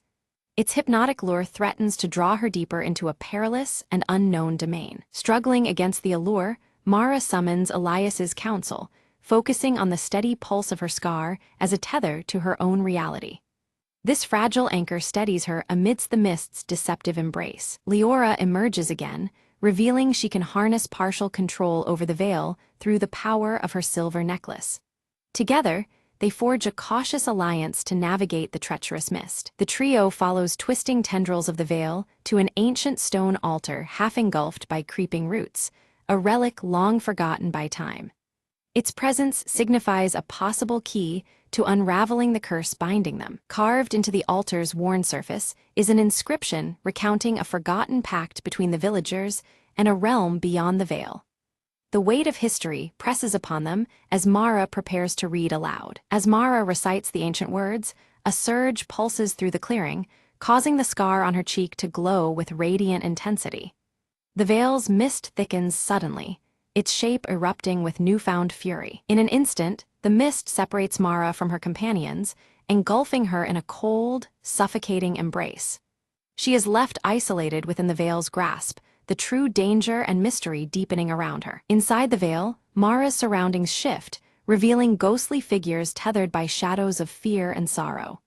Each trapped spirit flickers with fragments of their past lives, their faces etched with despair and longing. The air hums with the weight of memories bound by an ancient curse that holds them captive. As Mara's gaze settles, she recognizes some faces among the trapped souls, including a young woman whose features mirror Leora's in a time long gone. This spectral resemblance deepens the mystery and hints at a connection spanning generations. The silver necklace glimmers faintly, resonating with the vision. Desperate to reach them, Mara strains to communicate through the swirling mist, her voice barely a whisper against the veil's murmurs. She seeks a thread of hope, any sign that the spirits can be freed from their eternal prison. Each attempt shakes the veil, revealing fragile glimpses of forgotten trust. Meanwhile, Elias pores over the ancient leather-bound book beneath the clearing's wan light. His eyes scan arcane scripts until he uncovers a vital truth. The curse can only be undone by rekindling the forgotten trust that once bound the living and the spirits.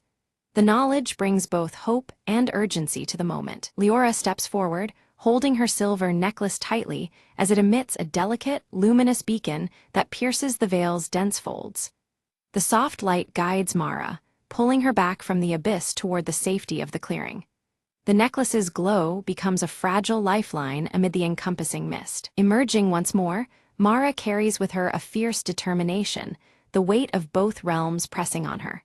She resolves to unite the living villagers and the forgotten souls trapped within the veil. This newfound purpose ignites a spark of hope against the encroaching darkness. Gathered beneath the ancient altar, Mara, Elias, and Leora commence a ritual invoking the sacred pact that once protected both worlds. But as their voices rise, the veil reacts unpredictably, the energies surging uncontrollably. Instead of peace, a violent storm of mist and shadow engulfs the clearing, threatening to unravel their efforts. The trees surrounding them shudder violently, roots twisting like serpents into the earth. Shadowy figures emerge, swirling with the turbulent mist as it spreads rapidly toward the nearby village. The atmosphere thickens with impending danger, and every breath feels charged with ominous power. Mara's scar pulses fiercely, each throb accompanied by sharp waves of pain that blur her vision between the physical and spirit worlds. The connection she shares with the veil intensifies, making it harder to distinguish reality from the haunting apparitions. She steadies herself against the mounting assault of sensations. Elias moves swiftly to shield Leora from sudden bursts of ethereal light shards that erupt unpredictably from the altar. The fragments shimmer dangerously, slicing through the shadows even as they threaten the children's safety. His protective stance shows his resolve amidst the chaos surrounding them. Through the tempest, a translucent figure materializes, a spectral elder cloaked in ancient robes, eyes piercing with timeless knowledge. The elder warns that the Pact's betrayal was neither distant nor abstract. It was recent and deeply personal. Their voice resonates with a grave urgency, shaking the gathering to its core. Mara's heart clenches as realization dawns.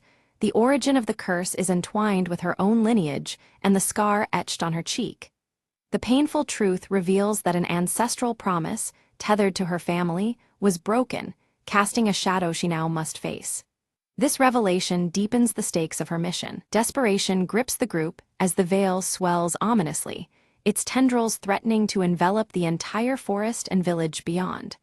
The very air trembles with a suffocating energy, signaling that time is running out. The fragile hope they clung to seems on the verge of collapse. In the midst of turmoil, the spectral elder extends an ancient ring embedded with cryptic runes toward Mara. They speak in riddles about reconciliation, calling it a key to mend the fracturing bond between worlds.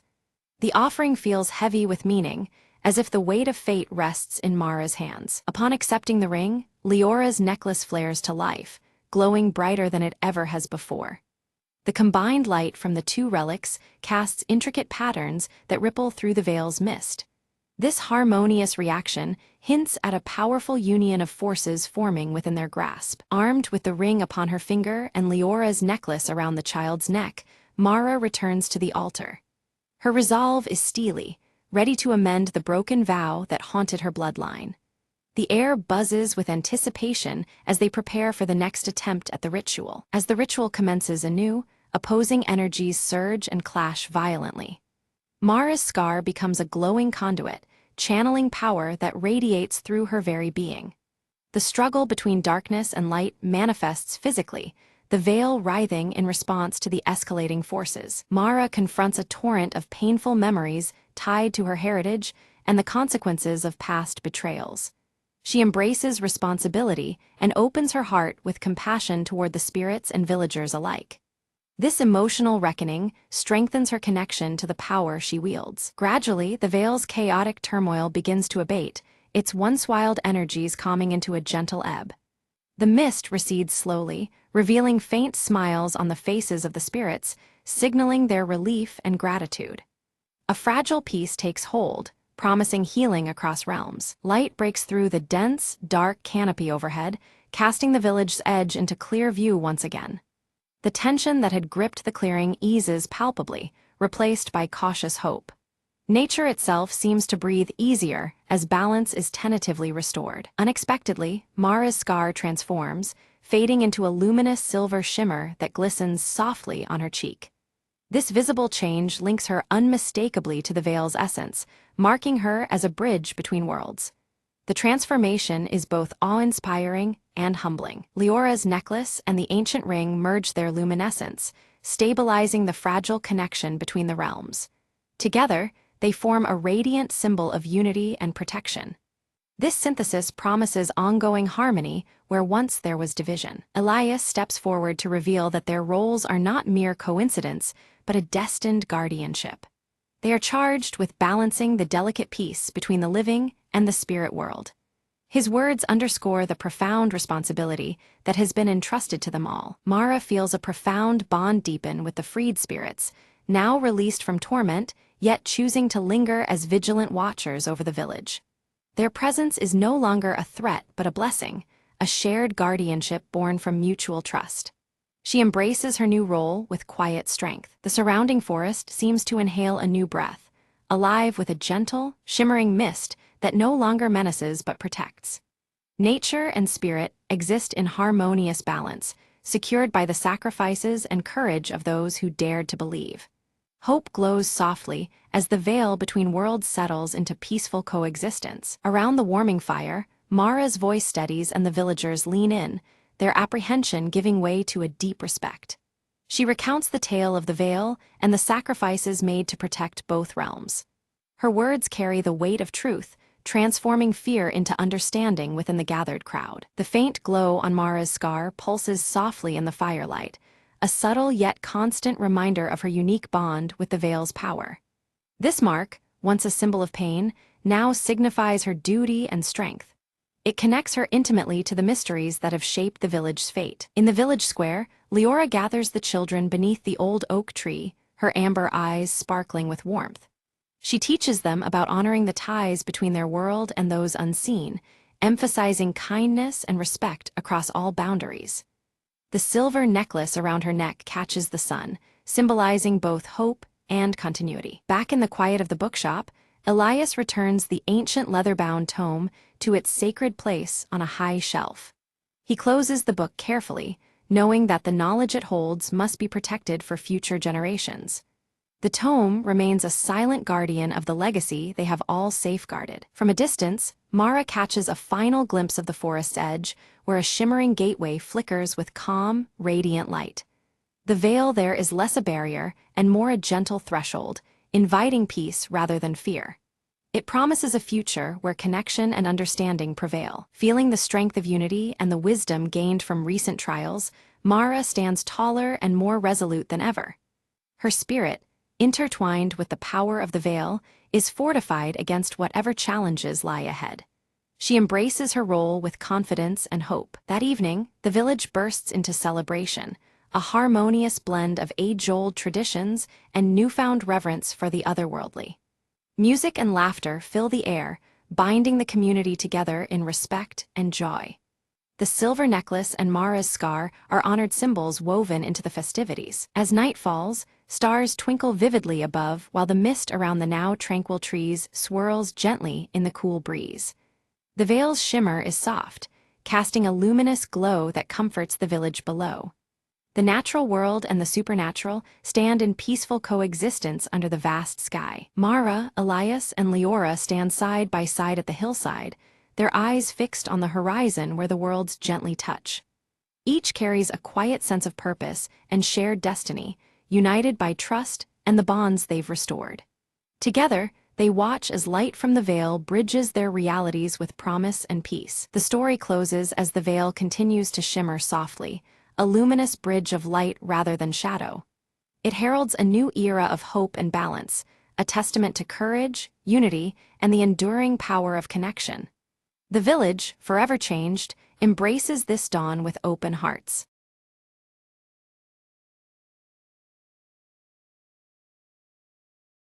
Mara stands at the edge of the dense forest, clutching her silver locket as the dusky sky deepens over Glenmore. The impending darkness mirrors the growing unease that tightens in her chest. Her eyes dart to the dimly lit houses nearby, their shadows stretching oddly long and flickering as if alive.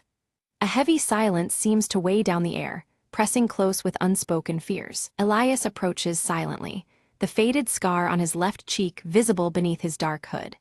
His voice is low and urgent, warning Mara of the dark force stirring beneath the town's surface. Inside Mara's home, a shattered mirror catches the flickering lamplight, reflecting shadows that twist and move independently. The glass fractures reveal distorted scenes, as if hinting at a hidden, unsettling truth. Memories from Mara's childhood surge unbidden, time spent near the forbidding forest, shadows lurking at the edges, and a fear she never fully understood. A trauma lies buried, tethered tightly to the trees beyond the town's borders. Whispers spread through Glenmore of people vanishing mysteriously, their last sightings registering near the forest's edge. Panic simmers as the town grapples with the impossible disappearances, the darkness seeming to reach ever closer. Suddenly, Mara's silver locket emits a faint glow, its light pulsing gently as if sensing a presence unseen by human eyes. This subtle illumination hints at forces at work beyond the veil of reality. Elias urges Mara to face the hollow, an elusive entity believed responsible for the vanishings. His warning is grave. Confronting it may be the only way to stop the spreading darkness. As night cloaks the forest, Mara peers into its depths, where shadows stretch unnaturally between twisted trees. The atmosphere tightens, each breath heavier as the boundary between worlds begins to blur. She steps carefully onto a broken path littered with shattered glass and dead leaves, the crunch underfoot echoing in the stillness. Every movement feels measured, as if the forest itself watches her approach. Without warning, the ground trembles beneath her feet and distant whispers weave through the air, their words scrambled and impossible to decipher. The eerie sounds unsettle Mara, deepening the sense of unseen presence. A flicker of movement catches her eye, a writhing shadow just beyond the tree line, glowing ember eyes piercing through darkness. The entity recoils like a predator aware of her gaze, disappearing into the night. Gripping her silver locket tightly, Mara feels the shadows teasing retreat, a silent challenge wrapped in malevolence. The elusive glimpse fuels both her fear and determination. Elias recounts old legends of the Hollow, describing it as a fractured spirit feeding on fear and forgotten memories. His words paint a chilling portrait of a menace that thrives in the cracks of reality. Resolved and steeled, Mara vows to find and end the Hollow before its darkness consumes her and Glenmore. The stakes become painfully clear. Failure could mean losing everything she holds dear. Each night, the shadowy figure prowls closer to Mara's home, warping reality in subtle, terrifying ways. The boundaries between the familiar and the nightmare twist beneath its malevolent influence. Mirrors shatter spontaneously around town, splintering into shards that reveal fleeting, distorted glimpses of a dark world lurking beneath normal life. These fractured reflections unsettle the townsfolk, marking each moment with growing dread. Mara is haunted by dreams of drowned faces trapped beneath a black veil. Awakening, she finds water pooling inexplicably on her floor, as if the barrier between dream and reality is eroding. Elias discovers a hidden journal detailing a ritual meant to seal the Hollow's power, yet it demands a great and personal sacrifice. This revelation deepens the peril, casting shadows over their hope. Brief, ghostly appearances of the missing townspeople flicker in reflective surfaces, caught in liminal spaces between worlds. Their silent pleas echo faintly, heightening Mara's resolve to save them. Attempting the ritual, Mara is abruptly attacked by the Hollow's tendrils, thrusting her into a nightmarish vision of despair. She confronts a harrowing inner darkness, testing her courage and will. In the vision, Mara's own face fractures in a broken glass mirror, each shard revealing fragments of her painful past. The reflections offer painful clues that might lead to understanding the Hollow's true nature. Her silver locket pulses with increasing strength, guiding her through the labyrinth of memories and encroaching shadows. This beacon of light becomes her anchor against the overwhelming darkness. Elias faces the townsfolk, whose unnerving calmness and tight-lipped silence hint at secrets too fearful to speak. Their reluctance deepens the mystery and raises the tension between them all. Quietly, Mara slips into the town library, unearthing faded photographs that link previous victims to the Hollow.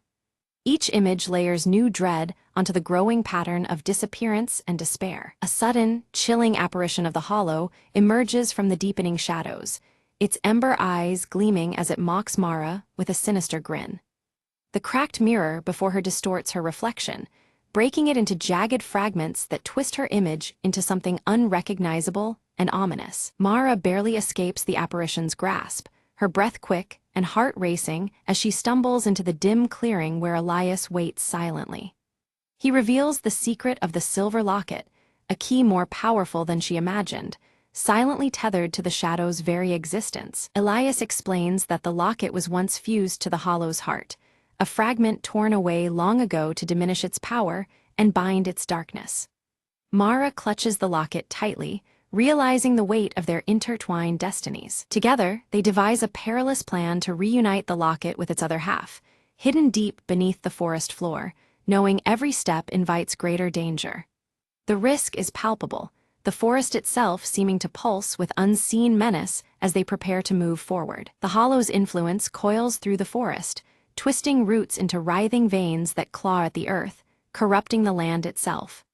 The very air thickens with creeping darkness, as if nature rebels against their quest. Shadows deepen around Mara, her clothing darkening subtly as if absorbing the creeping gloom, blurring the edges between waking and nightmare. Each breath feels heavier, the line between reality and dream whispering its fragility. At last, Mara approaches the hollowed tree, faintly glowing with an ethereal light that marks the rumored resting place of the locket's counterpart. The fractured mirrors embedded in the bark reflect the dim light, casting eerie patterns upon her face. Her path is twisted with traps and illusions, each forcing her to confront fears and puzzles designed to break her will.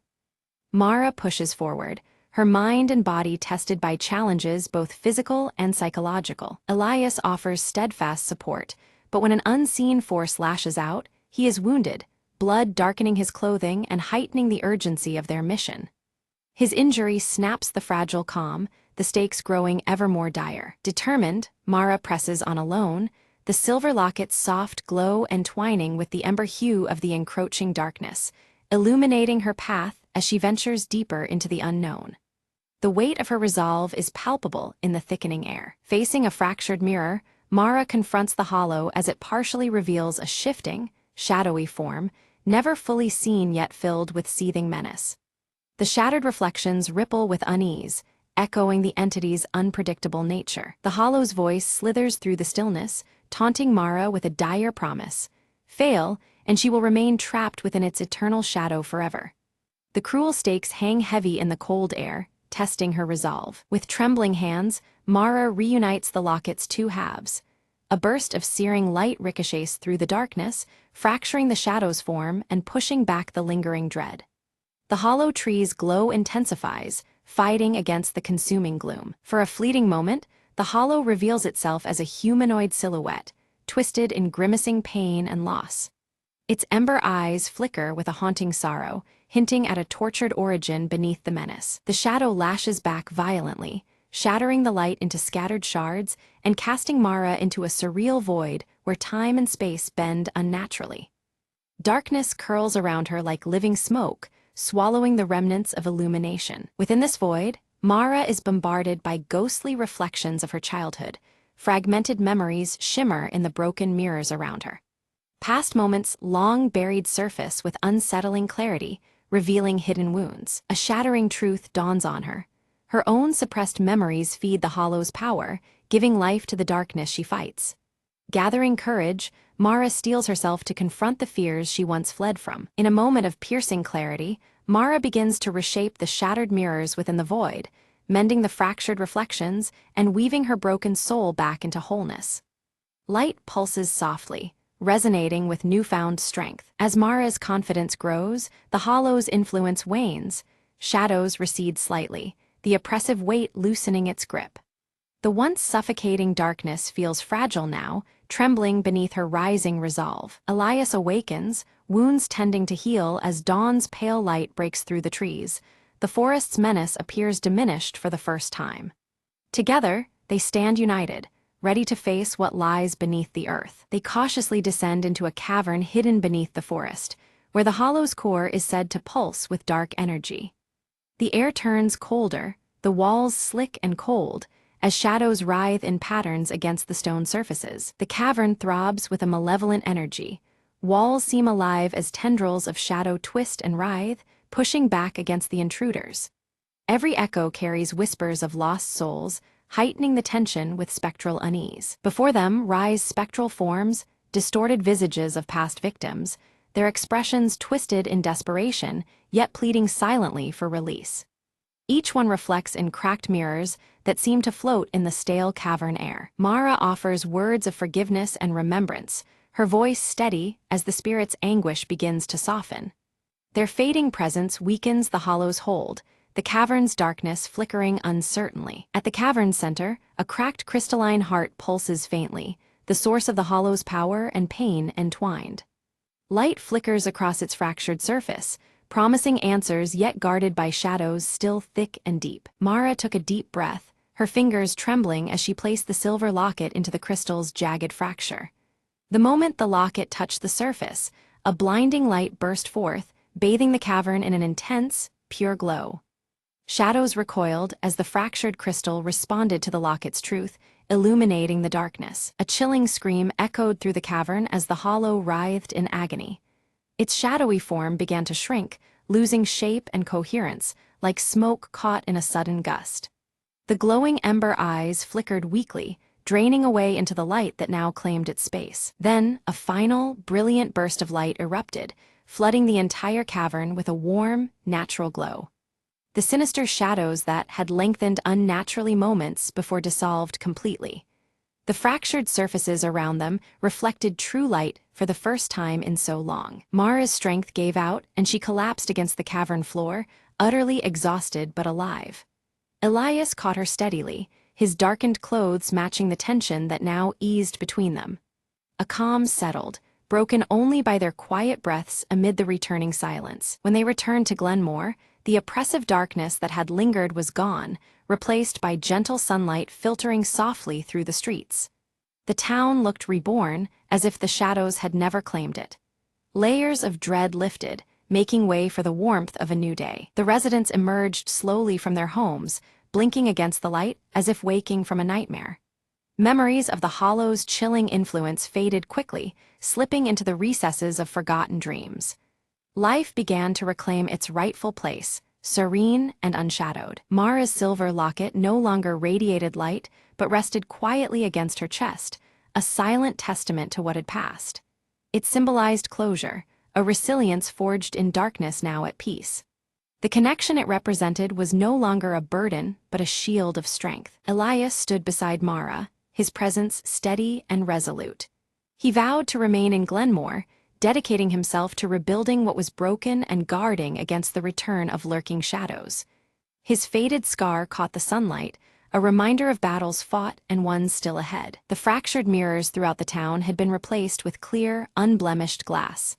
Their reflections no longer distorted reality, but offered pure, truthful images to those who looked into them.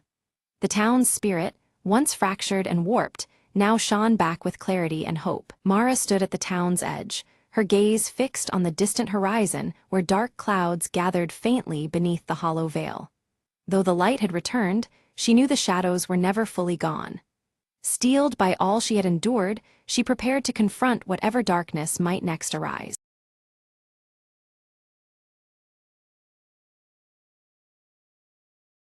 Smoke wreathed the crumbled skyline as Mara stepped over rusted debris, eyes scanning for any sign of life. Her voice was a whisper, barely heard over the cold wind. There has to be someone left. The city was a husk, but beneath its ashes, secrets lingered. Mara clutched a faded photograph, the edges worn, the faces smiling back from a world lost. Suddenly, a faint sound, a child's laughter, echoed from the ruins ahead. Heart pounding, she followed it through twisted metal and shattered glass. There among the shadows, a small boy emerged, wide-eyed and cautious. Mara offered a gentle smile. "I won't hurt you, I'm just looking for answers." The boy nodded slowly, stepping closer, tugging a ragged toy behind him. Together, they explored forgotten rooms, discovering a hidden garden still blossoming against all odds. Sunlight filtered through shattered ceilings, casting patterns on the cracked tiles. "Life finds a way," Mara murmured, hope stirring within her chest. In that quiet sanctuary, the past and future intertwined in fragile harmony. She knew rebuilding was impossible alone, but here, with this spark, anything could begin. As twilight fell, the boy led her to a makeshift camp, other survivors gathering cautiously. Eyes brightened at her arrival, whispered tales of hope and survival filling the air. Mara realized the city was not truly dead. It breathed in the hearts of those left. She raised her voice, steady and clear. "We'll rise together, stronger than before." The community around the dying embers of the old world kindled a new flame, and beneath the shattered sky, the forgotten city whispered its promise of rebirth.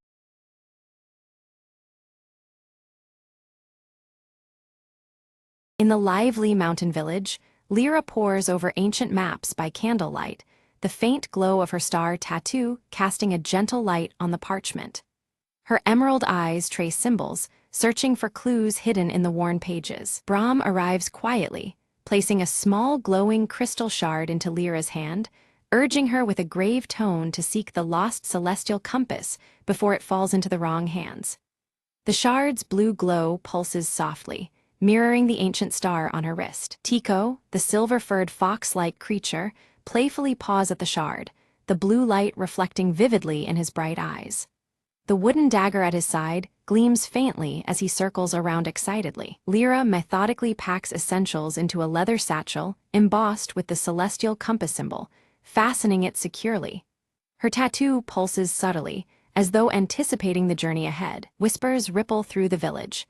The Shadow Order, hidden behind their unyielding silver masks and dark cloaks, are rumored to be searching for the same artifact.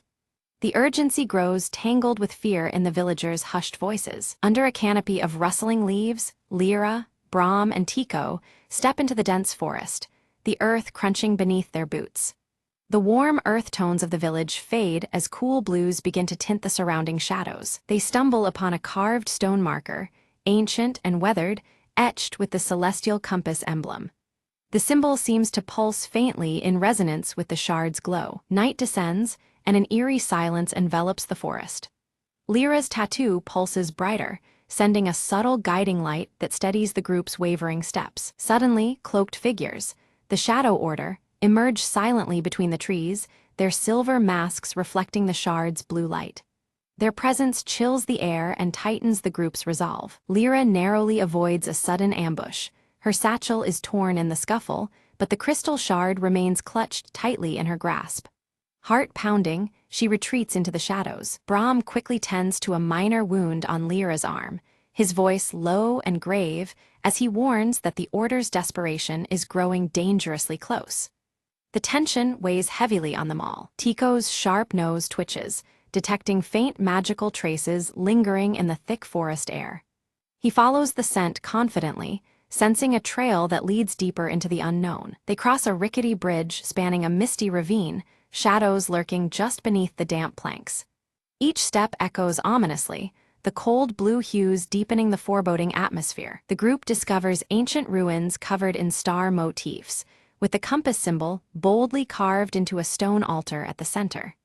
The shard's glow intensifies, resonating with the ancient stone. Lyra carefully places the crystal shard on the altar.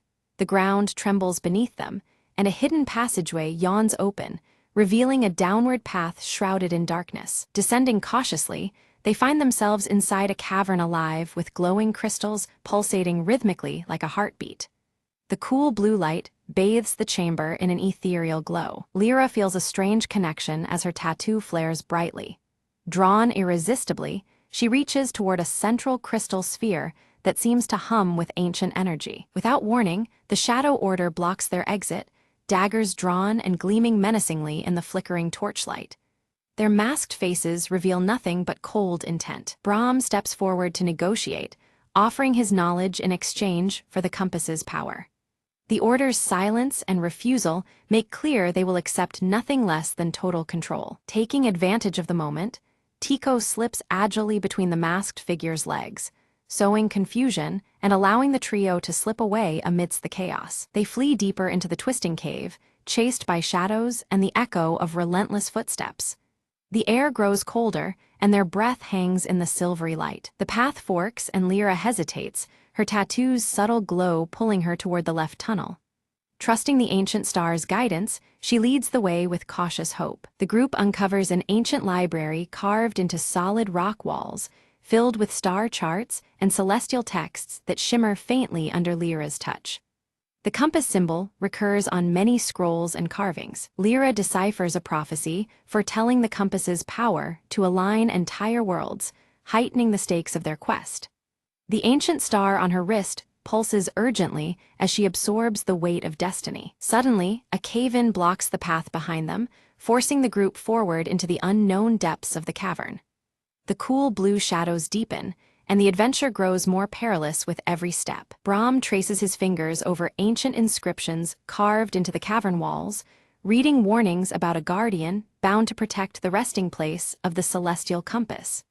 The glyphs shimmer faintly under the torchlight, hinting at formidable trials ahead. Lyra's confident strides falter as she glances down at the ancient star tattoo on her wrist, which dims softly. The fleeting uncertainty unsettles her, a rare crack in her otherwise fierce determination. Before them looms a massive stone door, its surface alive with moving celestial patterns that shift and reconfigure like constellations. The colors transition from warm earth tones to cool blues, reflecting the deepening mystery. Tico scampers around the door's base, sniffing and pawing at scattered gravel. His keen eyes catch a nearly invisible pressure plate concealed beneath the stones, a subtle but crucial mechanism. With a deliberate press of the plate, the colossal door rumbles open, revealing a chamber bathed in ethereal blue light that pulses like a heartbeat. At the chamber's center floats the celestial compass, a radiant star-shaped artifact encased within a translucent crystal shell that pulses softly with an inner glow. As Lyra reaches out, a surge of energy courses through her veins, and visions of converging worlds flash before her eyes, leaving her breathless and awed. Suddenly, the silence shatters as the Shadow Order bursts into the chamber, their silver masks catching the light, and shimmering blades raised in tense standoff. Brahm raises his voice, calling for parley, proposing they share the compass's power to avert the looming disaster threatened by their conflict. An Order leader steps forward, briefly removing their mask to reveal a youthful face marked by fervent zeal, eyes burning with dangerous conviction. Lyra pleads with them, invoking their shared sense of duty and warning that greed will only lead to ruin for all involved. Without warning, the chamber trembles violently. From the stardust above, a colossal celestial lion materializes, its body shimmering with cosmic energy as the Guardian awakens. The lion's mighty roar reverberates through the astrological ceiling, forcing the Shadow Order to scatter defensively amidst falling star fragments. Quickly, Lyra leads Brahm and Tico in dodging the Guardian's astral claws and swirling beams of starlight, their movements synchronized and desperate. Recognizing the compass's power harmonizes with the Guardian's essence, Lyra extends her hand, the ancient star on her wrist now glowing fiercely in response. The celestial lion pauses, then slowly lowers its majestic head, accepting Lyra's genuine intent and calming the chamber's chaos. The Shadow Order retreats, their respect for the Guardian's judgment clear though their vow to continue their pursuit remains unshaken. With reverence, Lyra claims the compass. Its crystal core pulses rhythmically, now perfectly in sync with the steady glow of her tattoo. Suddenly, the chamber groans and the walls begin to collapse, forcing the trio to make a swift escape through a corridor illuminated by cascading stars. Outside, dawn breaks over the forest canopy, the celestial compass's radiant light blending seamlessly with the soft glow of the rising sun. Back in the village, Lyra studies the compass carefully, Brahm by her side, guiding her through its enigmatic secrets and ancient inscriptions. Meanwhile, Tico scouts the surrounding woods, his sharp eyes spotting fresh tracks and signs of the Shadow Order's renewed pursuit. Lyra feels a powerful throb beneath her skin as the ancient star tattoo pulses with newfound strength, hinting at deeper, untapped abilities awaiting discovery. A mysterious scholar visits the village, sharing hushed tales of past wielders of the compass and the hidden dangers intertwined with its immense power. Resolved and determined, Lyra vows to protect the celestial compass, knowing full well that her journey and the challenges it holds have only just begun. Suddenly, the celestial compass pulses with radiant energy, casting a bright blue light that unveils a hidden map floating midair. The glowing symbols and lines shimmer as the map details points scattered across the heavens, previously invisible to Lyra's eyes. The mysterious map reveals locations of powerful celestial convergence points, each demanding urgent attention and intervention. Lyra senses that these sites are critical to balancing the cosmic forces and preventing looming chaos. Determined, Lyra seeks out allies who bear marks resembling her ancient star tattoo, discovering others chosen by fate. Their shared insignias hint at a larger destiny intertwined with the celestial compass and the mysteries they are about to face. With camaraderie forged, the group readies themselves for a voyage beyond their known world, guided steadfastly by the compass's radiant glow. Their preparations balance anticipation and solemn resolve as they brace for the unknown. Brahm offers his final counsel, urging Lyra to place trust not only in the celestial compass, but also in her own instincts and heart. His seasoned wisdom imbues her with confidence to face the challenges ahead. As the sun sets, Lyra and her newfound companions embark under a night sky adorned with shimmering star patterns. The cool blues of twilight mix with the compass's glow, marking the beginning of their epic journey. Navigating through surreal celestial storms and vast cosmic vistas, the compass guides their path unerringly. Each trial deepens their bond and understanding of the forces governing the stars. Lyra's ancient star tattoo pulses and blazes even brighter, a vivid sign of unity between her spirit and the celestial powers surrounding them. This luminous connection emboldens the group as they approach their quest's most critical juncture. Emerging on the horizon lies a new realm, its mysterious beauty promising adventure, revelations, and daunting challenges. The blue tones of the landscape echo the compass's light, inviting exploration and discovery. Resolute and unwavering, Lyra stands clutching the celestial compass, ready to shape a fate intricately woven among the stars. Her journey culminates here, poised to influence the cosmic balance forever.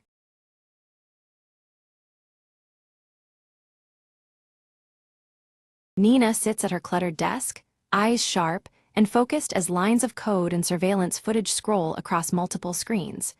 Her short black hair frames her determined face, illuminated only by the glow of the monitors. She reaches out, adjusting a window displaying a complex algorithm, her green eyes flickering with concentration. Suddenly, a distorted beep interrupts the silence, pulling Nina's attention to the digital clock on the wall. The numbers flicker erratically before settling on 11:11, a familiar yet unsettling sight. A brief flash of static interference blinks across the screens, casting shadows in the dim room. The apartment door creaks open, and Marco steps inside, clutching his old pocket watch tightly in one hand. His tall frame and curly brown hair are unmistakable, the scar above his right eyebrow marking him clearly. His tense expression betrays his worry as he surveys Nina's anxious stance. Nina quickly holds out an encrypted USB drive, turning it over in her hand before handing it to Marco.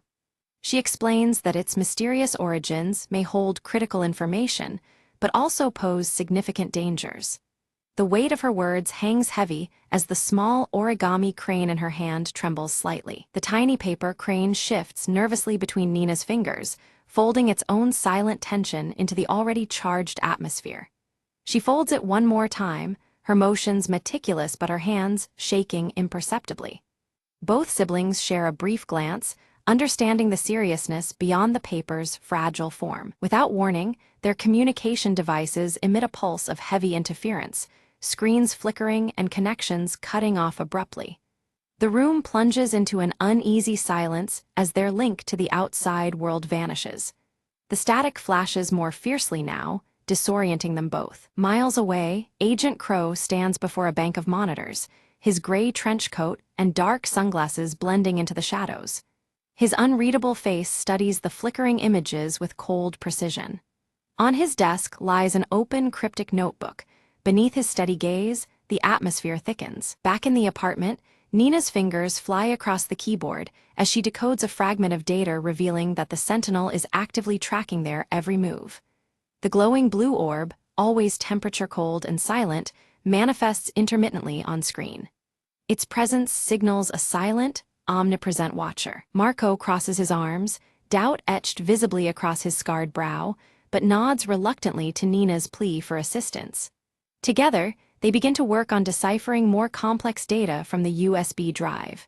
Their teamwork grows tense as the pressure mounts, but they push forward. Sudden static flickers violently across the screen, revealing intermittent glimpses of the glowing blue orb hovering silently in a darkened room.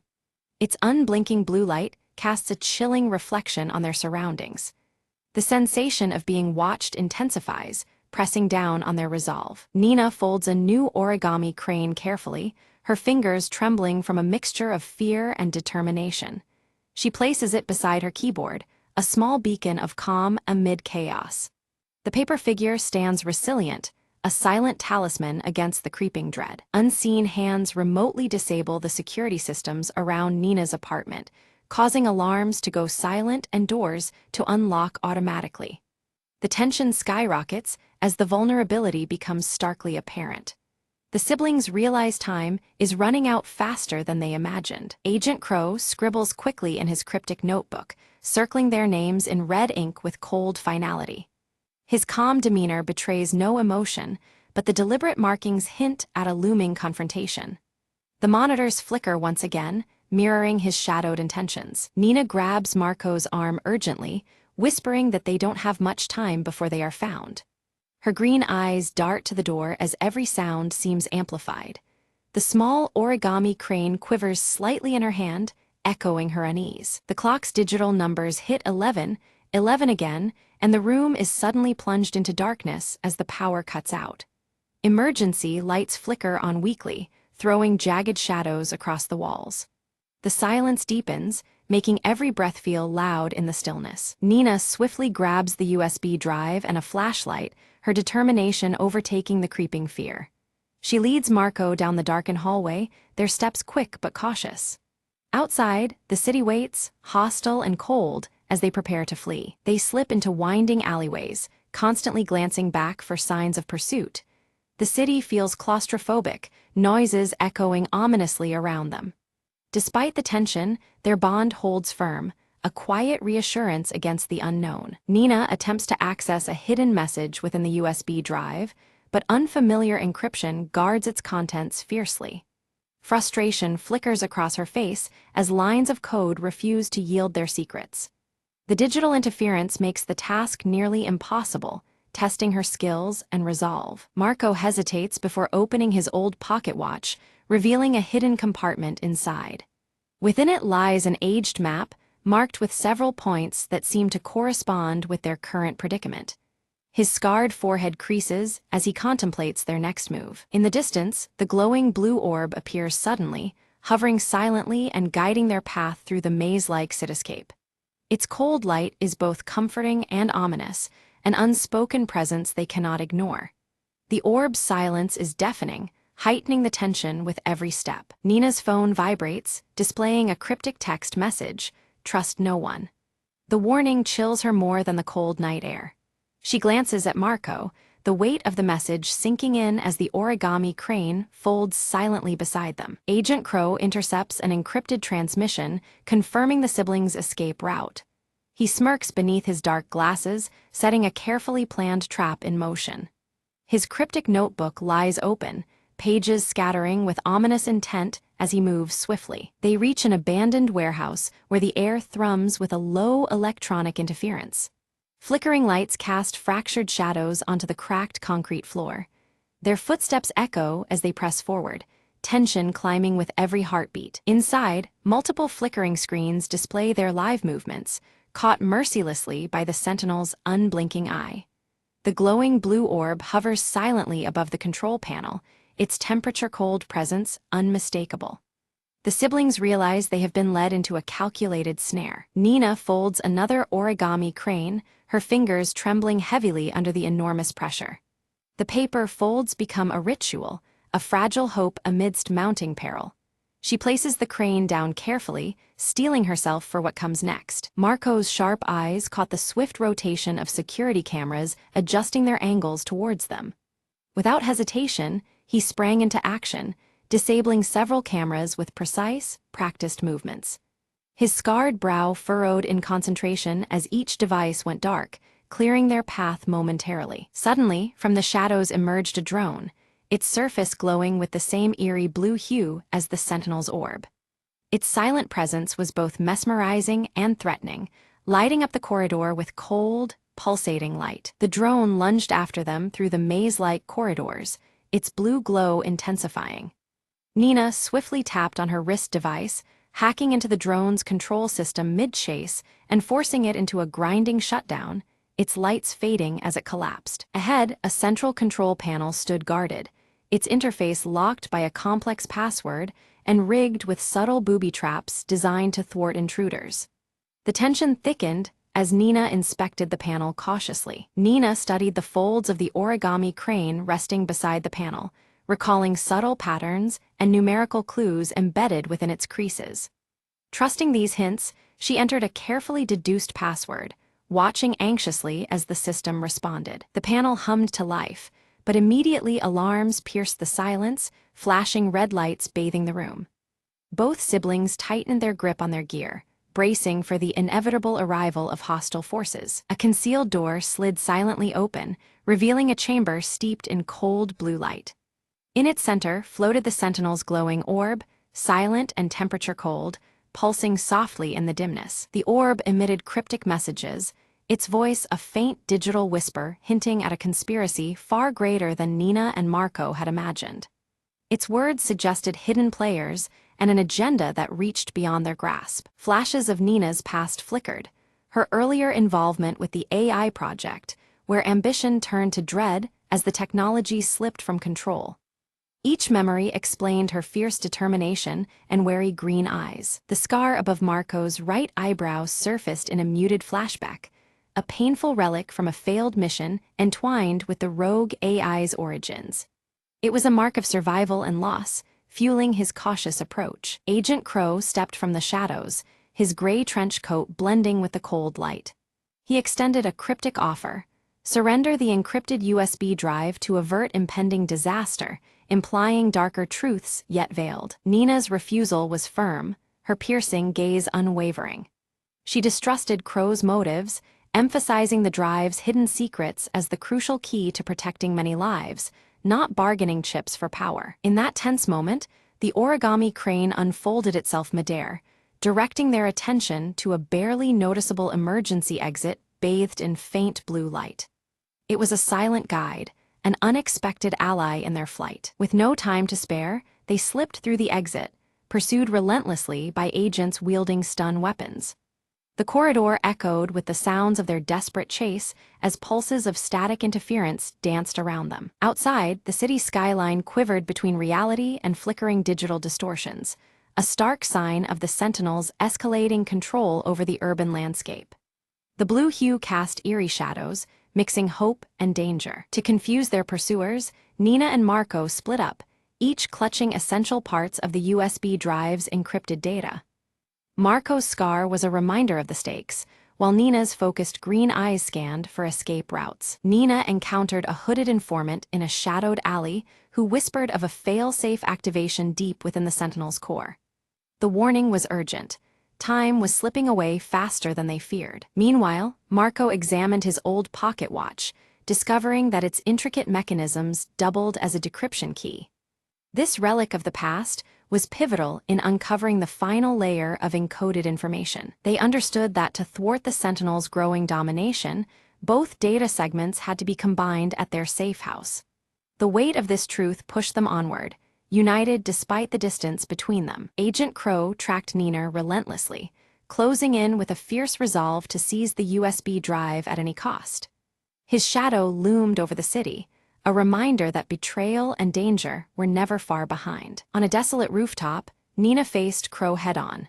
Using wit and quick thinking, she outmaneuvered him, forcing a temporary retreat as the digital clock struck 11, 11 silently behind them. Reunited at their safe house, Nina and Marco merged their data, initiating a coordinated digital counterattack. The tension was thick, but determination shone through, their efforts radiating through the softly glowing screens. The origami crane appeared again, displayed on the main interface, symbolizing hope, focus, and the delicate balance they sought to maintain. It was a quiet but powerful emblem in their battle against the unseen. The digital clock blinked 11, 11 once more, signaling a fleeting window to act decisively. Every second felt like a countdown toward an uncertain fate embedded within the code. With a deep breath, Nina activated the final sequence, launching a code designed to dismantle the Sentinel's expansive grip over global surveillance.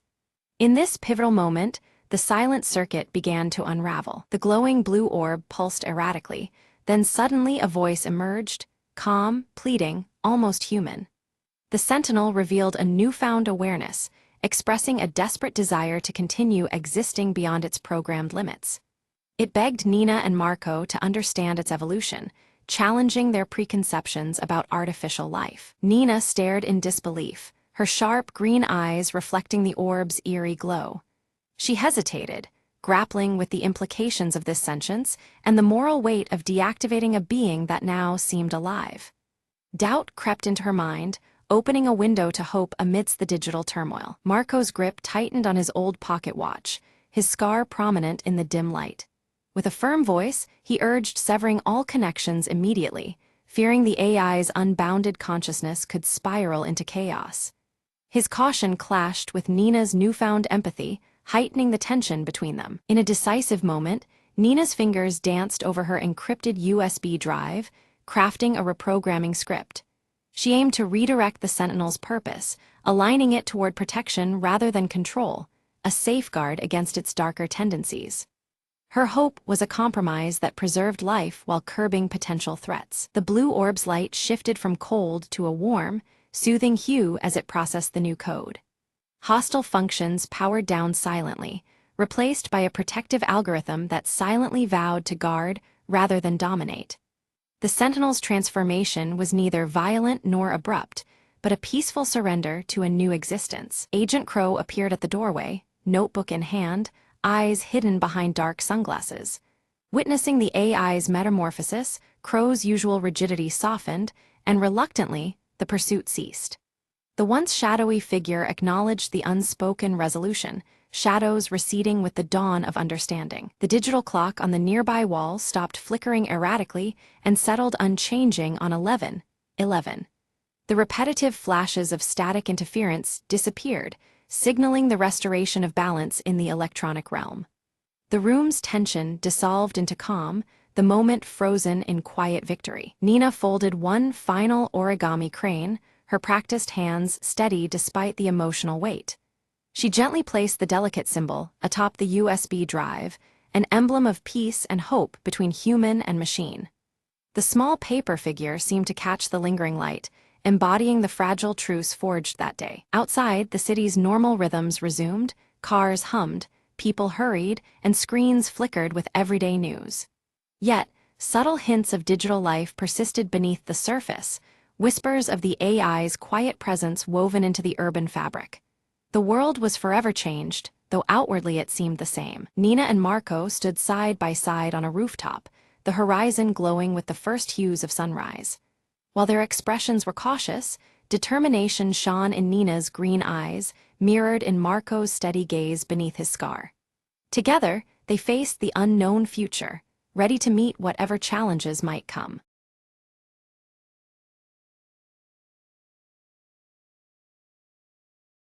On a crisp autumn morning, Leela zipped up her coat and set out to explore the woods near Maplewood Bridge. She had heard whispers of a hidden garden blooming just beyond the old wooden planks, and curiosity tugged at her heart. The bridge creaked underfoot as she crossed, leaves crunching softly in the quiet air. Suddenly, a hush fell. Leela noticed a glimmer of light flickering through the trees to her right. Drawn in, she stepped off the path and pushed aside a curtain of ivy, to reveal a small plot of wildflowers dancing in the breeze. In the center stood a tiny wooden bench, carved with delicate patterns of leaves and vines. Leela settled down, breathing in the sweet scent of blossoms and the earthy warmth around her. As she sat, a gentle voice whispered through the leaves, "Welcome, friend. Your secret is safe here." Looking up, Leela saw an old man smiling kindly from a distance, his eyes twinkling with stories untold. He approached, offering a hand wrapped in an intricate patchwork quilt. "This garden has always been a haven for those who seek peace," he said softly, "and now it's yours too." Leela's heart swelled with happiness.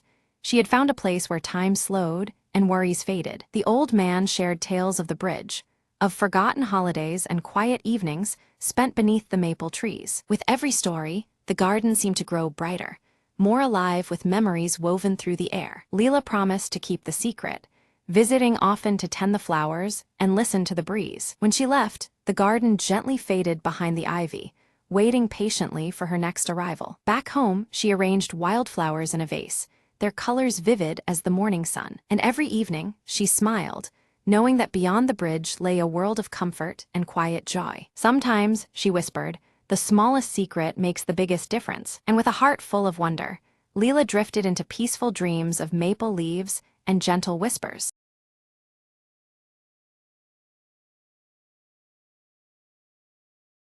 Maya stood in the buzzing station, clutching a crumpled train ticket in her palm. The arrival board flickered.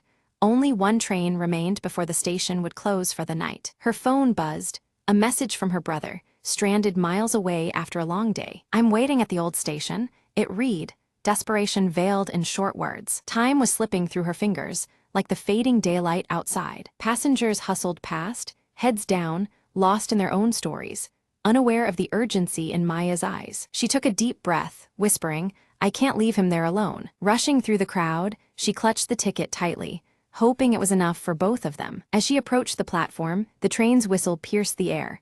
A final call, a last chance. Maya spotted him on the opposite platform, waving frantically, his face a mix of relief and fear. But the gate began to close, barriers descending like silent judges. Without thinking, she called out, "Hold on," and dashed forward, heart pounding. A station attendant called after her, but she paid no mind, focused only on the one who needed her. With a last leap, she squeezed through, just as the gates clanged shut behind her. Breathless, she reached him, clasped his hand, their eyes locking in shared relief. The train doors opened, welcoming them aboard, two souls reunited against the ticking clock. Settling into their seats, the rhythm of the tracks beneath was a quiet celebration of their escape. Maya leaned back, voice soft. "Sometimes, the smallest ticket holds the biggest hope." Outside the window, the night stretched endlessly, but inside, a light glowed bright, a bond unbroken. And as the train carried them forward, Maya knew this was just the beginning of a new journey together.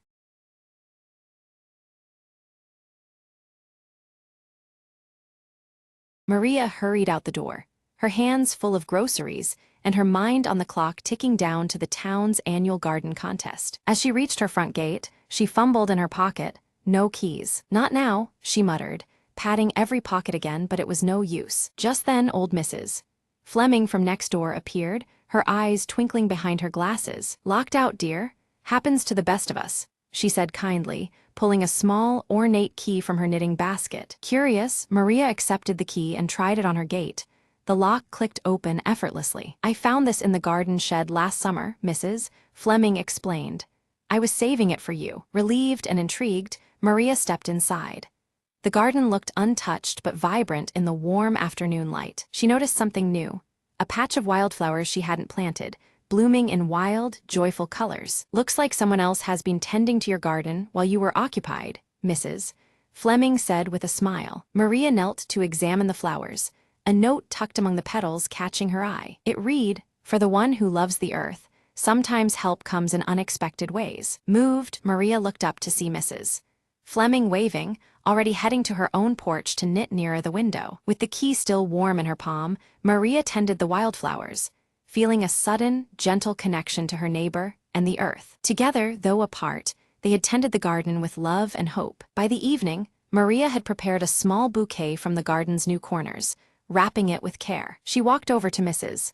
Fleming's house and knocked gently, bouquet in hand. Mrs. Fleming opened the door, her face lighting up brighter than any flower Maria could pick. "Thank you," Maria said softly, "for the key, the flowers, and the kindness." Mrs. Fleming nodded.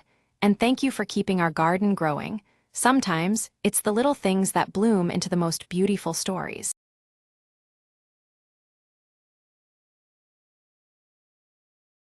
The alarm's humming was the only sound, cutting through the eerie silence of the museum's grand hall. Silas crouched behind a marble pillar, checking his watch. Midnight to the second. Time for the plan to unfold. He whispered into the comlink, eyes sharp, "Team, the Van Gogh isn't going to admire itself." Across the room, Leela perched by the security panel, her fingers dancing over the keypad with practiced ease. Beep!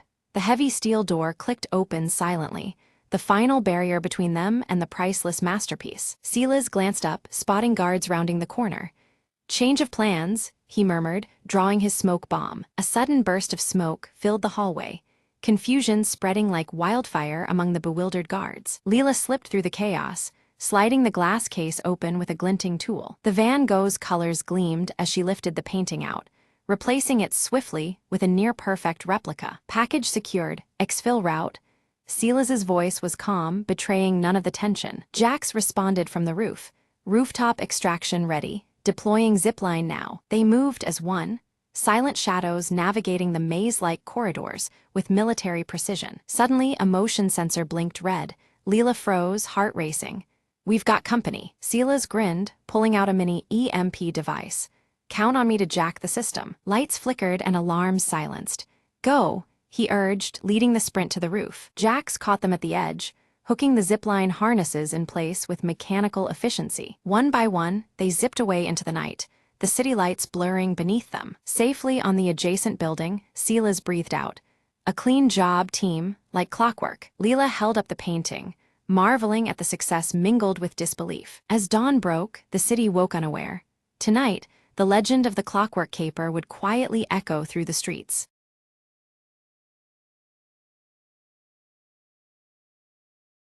The raft cracked beneath Mia's hands, as waves threatened to swallow the last of her hope. Struggling against the storm, she spotted a flicker of light, faint but real, an island's glow in the distance. As dawn broke, jagged cliffs emerged, wrapped in thick vines and ancient shadows. Mia's boots hit soil rich, with mystery and forgotten stories hidden beneath moss and time. Ahead, a path carved from stone led deep into the jungle's heart, calling her forward with silent promise. Branches parted to reveal ruins entwined with nature, whispering secrets only the brave could hear. Suddenly, a shriek pierced the air.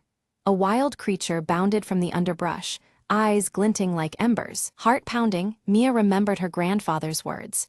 "Courage isn't the absence of fear, but moving through it." Breathing steady, she stepped forward slowly, speaking calmly to the creature, earning a cautious truce. Deeper into the temple, carvings told of a guardian and a crystal with the power to heal or destroy. Mia's fingers traced the symbols, and the ground shuddered beneath her. The temple was waking. With quick reflexes, she dodged collapsing pillars and rushing water that threatened to trap her forever. In the temple's core, a chamber glowed with ethereal light, the crystal pulsing like a heartbeat. "This is it," Mia whispered, eyes fixed on the glowing prize that could save her village. As she reached out, the guardian emerged, not a creature of flesh, but light and shadow intertwined. It spoke without words, a voice felt in the soul.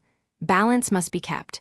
What you take, you must give." Mia nodded, understanding that power came with responsibility beyond her own desire. She placed the crystal on the ancient altar, offering her own courage and hope in exchange. A wave of warmth spread through her, mingling with the island's song, sealing their pact forever. Stepping back onto her raft, Mia looked toward home, the horizon bright with promise and new beginnings.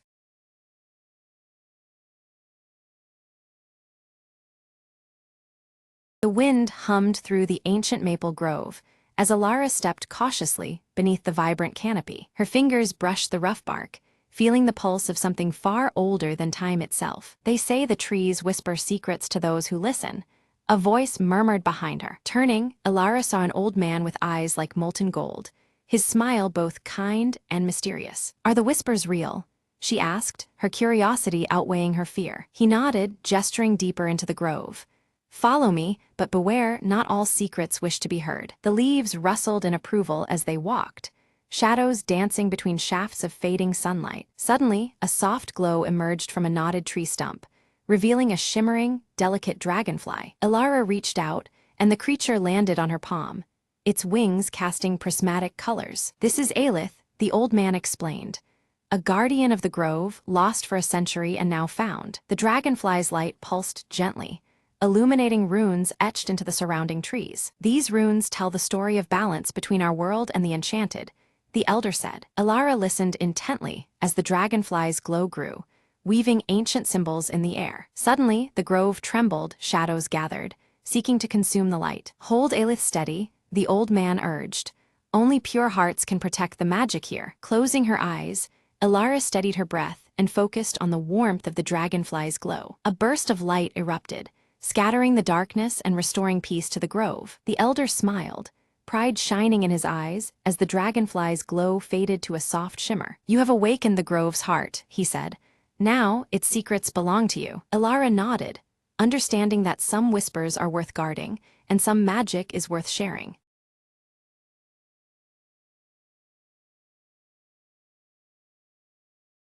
In the heart of a forgotten village stood an old mansion wrapped in ivy and shadow. Alina, curious and fearless, had always been drawn to the mansion despite the villagers' warnings. One evening, armed with only a lantern, she slipped through the creaking gates and into the dim hallway. The air was thick with dust and silence, until a faint whisper drifted from the wall at the end of the corridor. There, hanging crookedly, was a portrait of a woman whose eyes seemed almost alive, gleaming in the lantern light. Elena stepped closer, feeling a chill as a soft voice echoed, "Help me." Startled but intrigued, she reached out, tracing the woman's delicate features with trembling fingers. Suddenly, the room spun, and Elena found herself in a sunlit garden, centuries past, standing before the very woman from the portrait. The woman introduced herself as Isolde, trapped between worlds by a jealous curse. Elena realized the whispers were cries for freedom, her only chance to break the spell and release Isolde's soul. To succeed, she had to solve a riddle hidden somewhere in the mansion,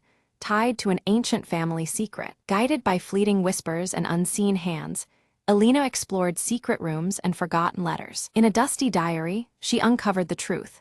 Isolde's love was betrayed, and jealousy bound her spirit to the painting. With a steady voice, Elena recited a passage from the diary, invoking the words of forgiveness and release. Light flooded the room as the portrait shimmered, Isolde's form slowly stepping out, free at last. "Thank you," Isolde whispered, her smile warm as she dissolved into a cascade of petals. The mansion sighed, the weight of centuries lifting in an instant. Elena stepped back into the present, the portrait now a simple painting of a serene garden. Outside, the villagers noticed the mansion's gloom had lifted, its mystery gently unraveled. Elena smiled, knowing some whispers carry the power to heal and set free.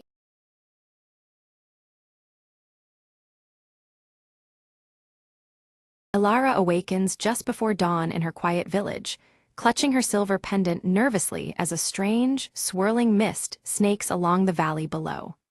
The air feels heavy, almost charged, and the usual morning stillness carries an unsettling edge. Stepping outside, she joins villagers busily preparing for the annual harvest festival.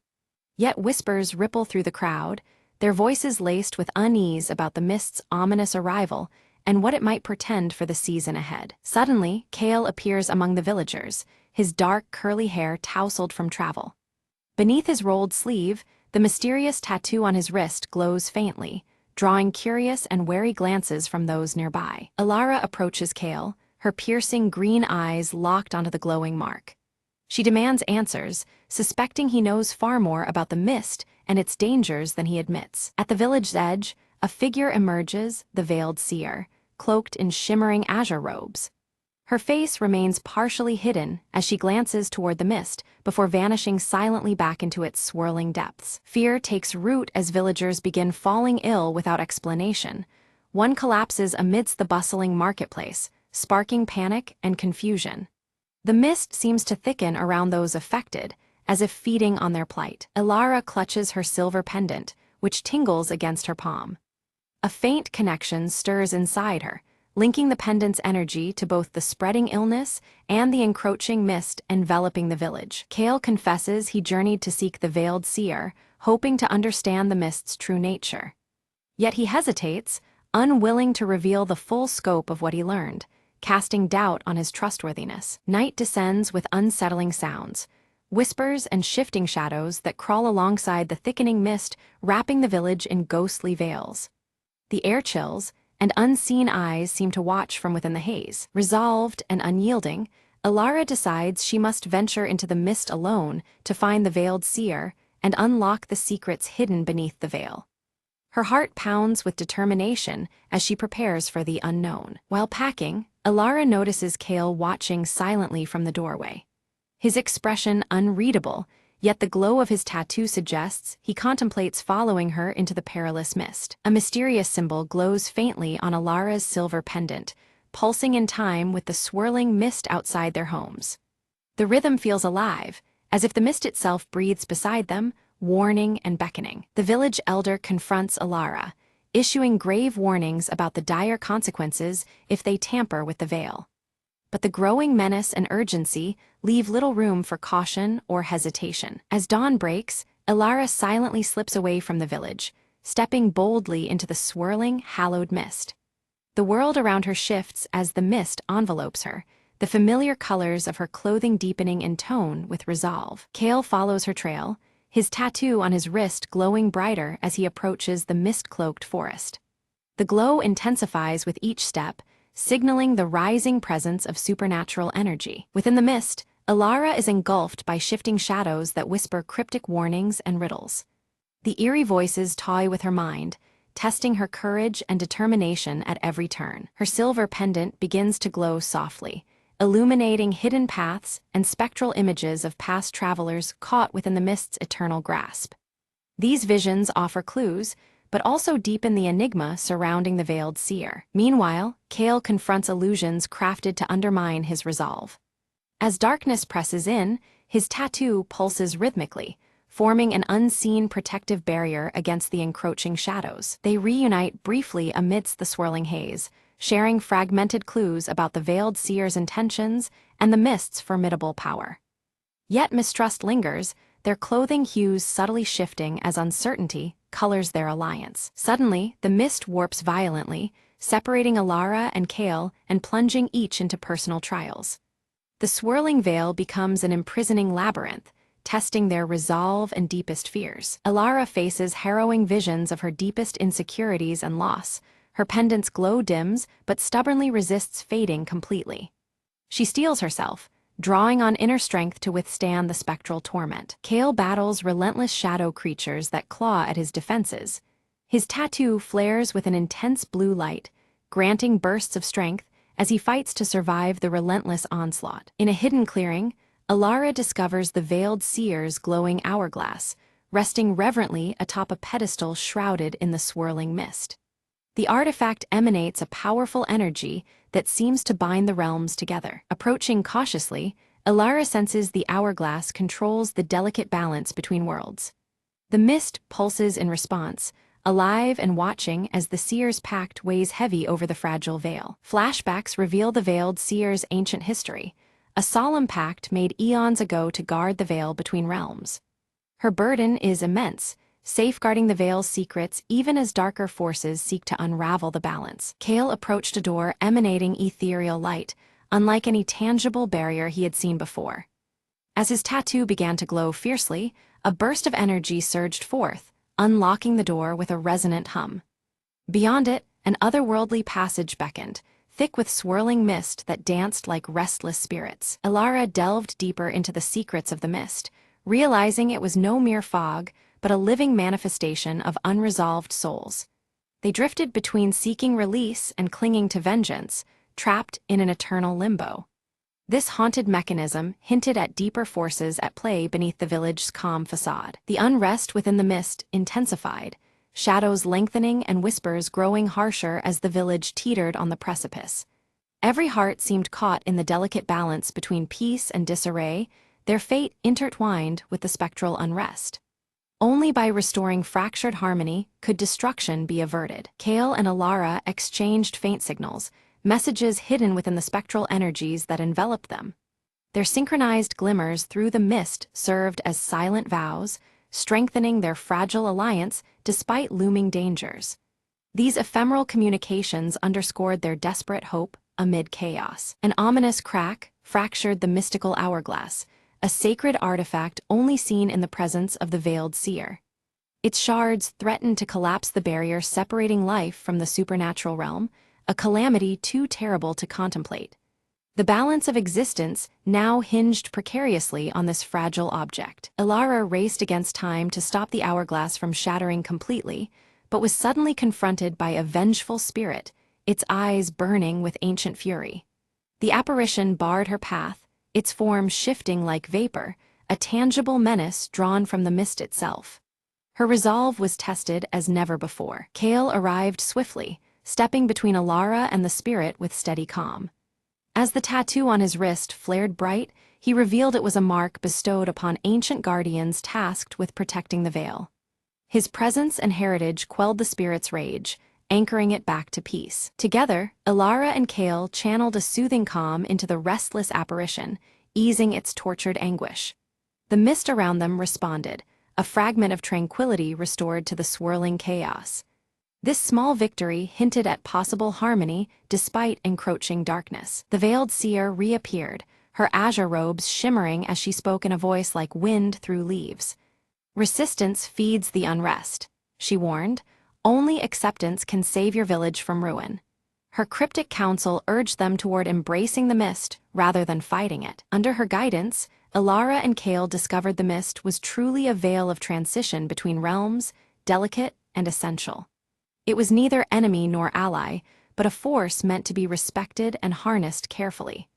Understanding this fragile balance changed their approach entirely. They resolved to unite their powers, combining Ilara's silver pendant and Kale's glowing tattoo to stabilize the veil temporarily.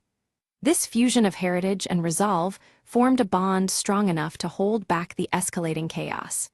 Their collaboration breathed hope into the fading barrier. The hourglass's glow intensified alarmingly, casting deep shadows and setting a countdown in motion. Time pressured their every move, a relentless reminder that delay could doom them all. The urgency spurred their determination to succeed against overwhelming odds. Suddenly, an ally's facade cracked, revealing a betrayer driven by desire to control the mist's power for selfish gain. The betrayal shattered trust, striking like a blade through their fragile alliance. The village's fate now hung in even greater jeopardy amid this unexpected threat. A fierce struggle erupted as the allies shattered a piece of the hourglass, fragments scattering and magnifying the chaos. The fractured barrier allowed restless spirits to surge forth, threatening to engulf all in darkness. Every moment became a desperate battle for survival. Amid the turmoil, Ilara was pulled into a liminal space between reality and mist, the boundaries dissolving around her. Disoriented yet illuminated, she glimpsed hidden truths and felt the weight of the spectral realm's sorrow. This revelation deepened her understanding of what must be done. Kale fought fiercely on the village's borders, holding back spirits emerging through the weakened veil. His tattoo flared with ancestral energy, a beacon against the encroaching shadows. The conflict was brutal, but his guardianship remained unyielding. From her liminal realm, Ilara communicated with the veiled seer, receiving crucial insight into the mist's nature and the path forward. The seer's wisdom illuminated hidden connections and the necessity of unity. This guidance sharpened Ilara's resolve as she prepared to reunite with Kale. Reunited, Ilara and Kale combined their strength, channeling energy from the pendant and tattoo in perfect harmony. Their powers intertwined, creating a radiant shield against the storm of spirits. Together, they became a living conduit of balance and hope. Guided by the veiled seer's ritual, they raced to mend the hourglass, hands trembling as they worked against the ticking clock. Incantations wove through the swirling mist, binding the shattered pieces with renewed magic. The success of this rite was the village's last hope. The mist pulsed violently, shadows twisting and turning as the ritual climaxed around them. The air thickened with spiritual tension, blurring lines between realms and reality. Every breath felt charged with ancient power as the veil responded to their efforts. Beneath their hands, the hourglass shimmered and repaired, glowing with a newfound strength. Its surface gleamed like starlight, symbolizing fragile restoration and renewed protection. The barrier regained its form, holding back the threatening surge for now. A stunning revelation emerged. Ilara's silver pendant contained a fragment of the veil's original essence. This timeless shard was key to the renewal process and linked her fate inseparably with the mists. Her resolve took on new meaning in light of this profound connection. Kale's tattoo was revealed to be directly connected to the ancestral guardians who first sealed the veil's breach. His lineage carried the responsibility and strength of generations, a living thread to the past protection. Together, their combined heritage was a powerful force against dissolution. Their uniting of pendant and tattoo rekindled the veiled bond, halting the mist's destructive surge. The swirling energies calmed, drawing back from the brink of devastation. The village's fragile sanctuary was secured for the present, a testament to their combined strength. The veiled seer bestowed her blessing upon their union, imparting wisdom on maintaining balance in the fragile veil moving forward. Her words echoed with solemn promise and gentle caution. The future remained uncertain, but their path was lit by newfound understanding and hope. As the swirling hallowed mist began to recede, the village emerged transformed beneath a soft, restorative light that bathed every corner in a serene glow. The once ominous fog gave way to clarity, revealing vibrant fields and homes touched by newfound vitality. Life seemed to breathe anew, as though the air itself held a gentle enchantment of healing. Ilara and Kale returned to the village, their presence marked by the subtle glow of Ilara's silver pendant and Kale's tattoo, now shimmering softly with a steady light. These symbols revealed their newfound status as guardians, bound by the mystical forces they had harnessed.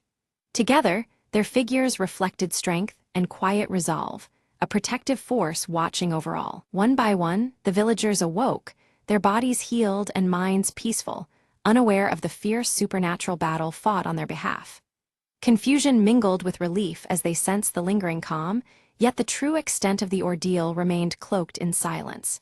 The everyday returned, untouched by the shadows that had briefly encroached. From a distance, the veiled seer observed the scene with a measured gaze, her shimmering azure robes catching the light before she began to fade into the horizon. Her mission fulfilled for now, she vanished gracefully, leaving behind the treasured mystical hourglass, a silent reminder of the fragile flow of time and fate. The balance was preserved, yet her presence would be needed once more. Ilara stood quietly, her fingers brushing the cool surface of her silver pendant as she reflected on their harrowing journey. Each trial had carved strength and wisdom into her spirit, underscoring the immense responsibility now resting upon her shoulders. The path ahead was uncertain, but her resolve had deepened alongside her understanding of sacrifice and duty. Kale shifted his stance, eyes dark with acceptance as he tightened the bond between himself, Ilara, and the pendant's legacy. His mysterious tattoo pulsed with a steady rhythm, symbolizing his newfound role as protector intertwined with hers. Together, they had sealed a pact, keepers of the fragile harmony between their world and the shimmering beyond. As the last light faded from the sky, a new mist arose above the village, gentle and harmless, curling softly around the ancient trees. This delicate veil signified renewal, a fragile peace forged through courage and unity rather than conquest. The mist's embrace was one of quiet guardianship, promising that balance would be preserved if respected. Beneath clear skies and twinkling stars, the village celebrated a restored harvest festival, their joy warm and unburdened. Laughter rang out as lanterns swayed gently in the evening breeze, a testament to life's resilience and hope's return. The sense of community felt stronger, sealed by the unspoken gratitude toward unseen protectors. Ilara and Kale stood watchful at the village edge, cloaked in shades signaling trust, eyes fixed on the horizon where worlds intertwined. Their silhouettes blended with the landscape, guardians of the delicate balance sustained between realms. In their presence, the village found not just safety, but enduring harmony between the seen and unseen. As twilight deepened, Ilara's silver pendant and Kale's glowing tattoo pulsed softly in unison, a quiet beacon of their unbreakable bond and shared purpose. The rhythmic light echoed the heartbeat of the village and the protective mist that now lingered harmlessly. With this harmony established, the scene gently faded into the enveloping night, signaling the beginning of a guarded peace.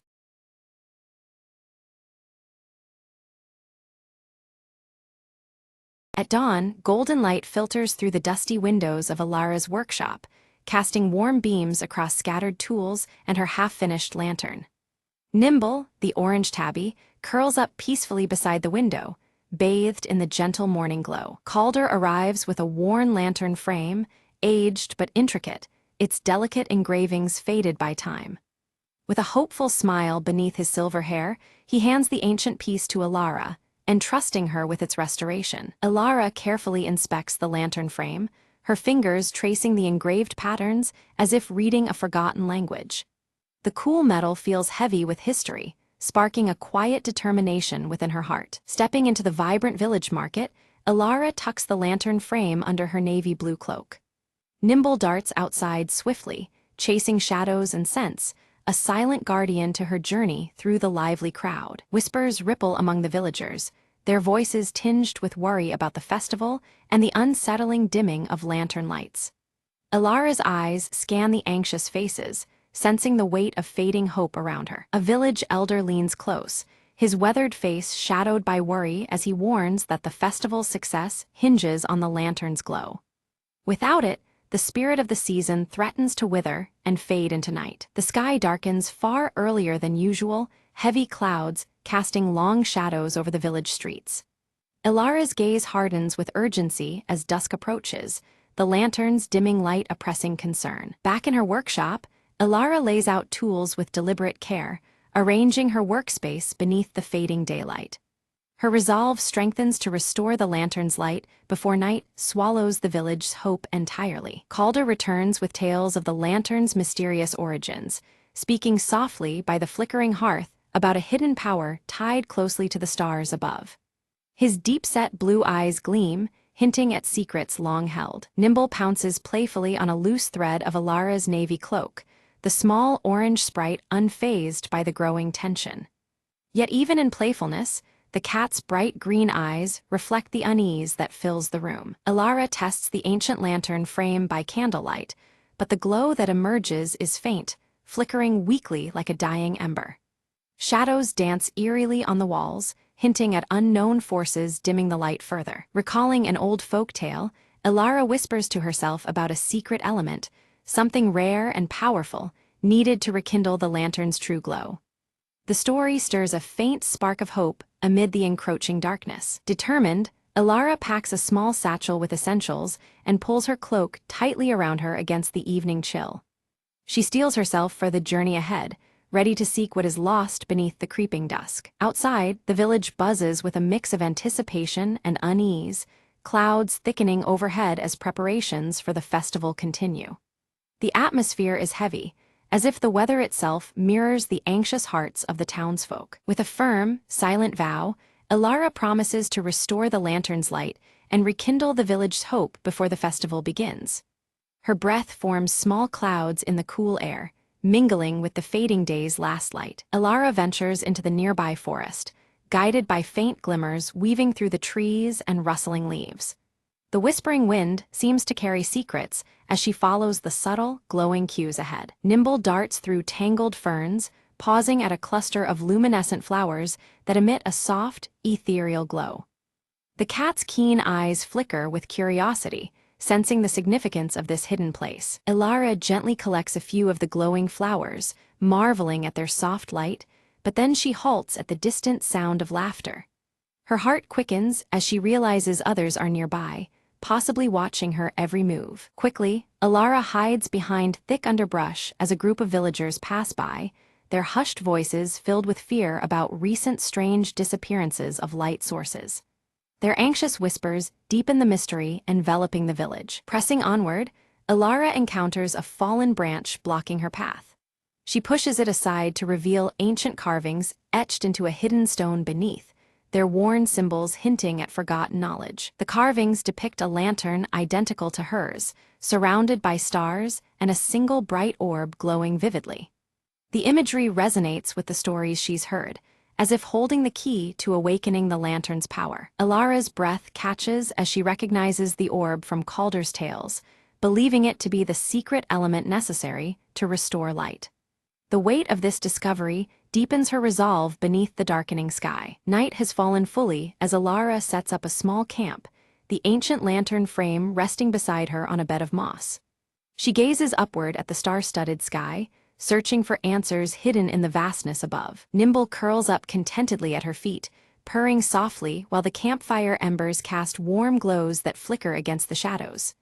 The gentle night hums around them, a balm against the chill and growing tension. Suddenly, a shadow slides silently across the glowing moon, and a cold breeze stirs leaves with faint, whispering voices. Ilara's skin prickles with unease as the forest holds its breath, waiting for what comes next. Determined to uncover the truth, Ilara carefully packs her belongings and begins to follow a mysterious trail of softly glowing pebbles that wind through the dense forest. The faint light from the stones guides her steadily toward a shadowed cave entrance framed by ancient trees. Nimble pads silently at her side, eyes bright with curiosity. Inside the cave, Ilara's lantern casts flickering shadows upon walls encrusted with shimmering crystalline formations. Each crystal pulses softly with light, casting an otherworldly glow that fills the cavern with a quiet, magical ambience. The colors shift gently, mirroring the calm but expectant rhythm of her heartbeat. Ahead, a stone pedestal stands at the cave's center, cradling a glowing orb that exactly matches the intricate carving on Ilara's hand-carved lantern. Ilara approaches cautiously, her fingers trembling slightly as she reaches toward this mysterious source of light. Nimble watches intently, tail flicking, sensing something extraordinary. The moment her fingers nearly touch the orb, it brightens dramatically, casting swirling, luminous patterns across the cave walls and ceiling. The interplay of light and shadow creates shifting images that seem to tell an ancient story, filling Alara with a mix of awe and revelation. The air pulses softly with energy, heightening her senses. A drifting spark separates from the orb's radiant glow, floating like a tiny firefly in the cavern's cool air. Nimble leaps playfully, batting at the spark with delighted swats, adding a touch of lively whimsy to the cave's serene magic. The warmth from the orb's light seems to embrace them both. Suddenly, the cavern trembles underfoot, a low rumble echoing ominously through the crystalline walls. The gentle pulses of light flicker uncertainly, signaling that the cave itself urges a swift departure. Alara, heart pounding, knows she must move quickly to avoid danger. Seizing the glowing orb, Alara clutches it tightly against her chest and dashes toward the cave entrance. The forest looms ahead, dark and tangled, but she trusts the faint glimmer of light to guide her path. Nimble darts alongside, their footsteps quickening on the soft earth. Branches scrape past Alara's navy blue cloak as she pushes through dense undergrowth, the chill of approaching night settling in. Distant howls pierce the stillness, a sharp reminder of the forest's lurking mysteries, yet her resolve remains unshaken. With steady breath, she presses onward, driven by a burning purpose. Emerging from the woods, Alara's eyes adjust to an eerie twilight cast over the village.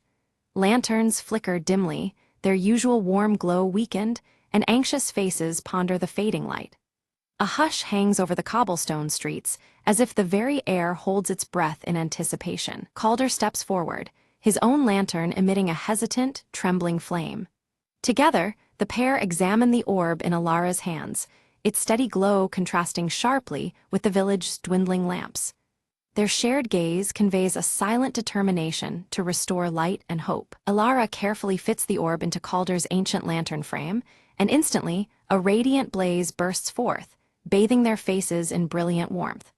The restored light seems almost alive, infusing the space with vibrant energy and stirring feelings of wonder. Around them, shadows retreat, replaced by glowing assurance. The orb's luminous power spreads swiftly, traveling to other lanterns throughout the village. One by one, the lights reignite, casting warm hues across the cobblestone streets and rekindling festive spirits in the hearts of villagers. A gentle breeze carries whispered excitement and renewed hope far and wide. Nimble weaves expertly through the gathering crowd, his bright green eyes catching smiles and receiving gentle pats from delighted children. The cat's playful antics lift the villagers' spirits, uniting them under the tender glow of the revived lanterns. Joy blooms as naturally as the light around them. Alara stands beside Calder, sharing a quiet moment amidst the celebration. Their eyes meet with a newfound bond forged through shared trials and triumph, an unspoken promise reflected in their steady gazes. The warm light envelops them both, a symbol of achievement and hope renewed. Above, the sky clears to reveal stars twinkling brighter than ever, mirroring the village's restored radiance. The shift from twilight to starry night feels like a blessing, as if the universe itself acknowledges their triumph. The changing sky and lantern light dance together in harmonious celebration. A storyteller gathers villagers beneath softly glowing lanterns, recounting the ancient tale of the Lantern Keeper with vivid passion. The story weaves a tapestry of resilience and faith, urging all to hold on to light even during the darkest times. Alara listens, the tale resonating deeply within her heart. Alara notices a small fray along the edge of her navy blue cloak, a subtle testament to the journey she has endured. Rather than dismay, she embraces the mark as a symbol of growth and courage. The silver clasp gleams steadily, holding fast as she prepares for whatever lies ahead. As dawn begins to touch the horizon, the village quiets under the soft glow of still-burning lanterns. The promise of a light kept through the night lingers in the air, comforting and steadfast. Alara feels the weight and warmth of this promise settle in her soul. Calder presents Alara with a small gemstone pendant, shaped like the glowing orb she carried from the cave.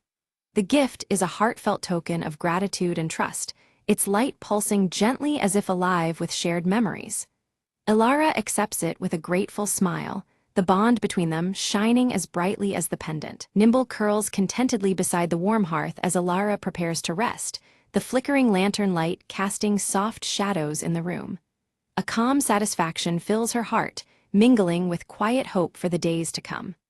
Outside, the world waits silently under the watchful stars. Days pass peacefully as Ilara eagerly teaches village children the art of crafting lanterns, passing down the story of light and perseverance. Their eager hands and shining eyes reflect the knowledge and hope she now carries. Each lantern crafted is a beacon of the community's enduring spirit. Calder busies himself repairing his workshop, his thoughts often drifting to the delicate orb pendant and Ilara's glowing lantern. With every measured stroke, he nurtures both his craft and the renewed faith sparked by their shared journey. The workshop feels alive with quiet purpose and gentle light. Nimble explores new corners of the village with playful curiosity, always returning with small treasures held delicately in his mouth. His joyful energy spreads among the villagers, a living symbol of the light's enduring presence. The cat's adventures remind all of the wonder found in simple joys. Seasonal flowers burst into vibrant bloom throughout the village, their colors vivid under the warm glow of lantern light.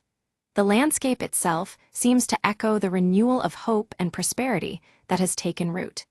Each petal and leaf bathes in the soft, golden hues of a thriving community. At sunset, Ilara sits atop a gentle hill, her lantern casting a steady glow beside her as the sky paints itself in shades of orange and purple.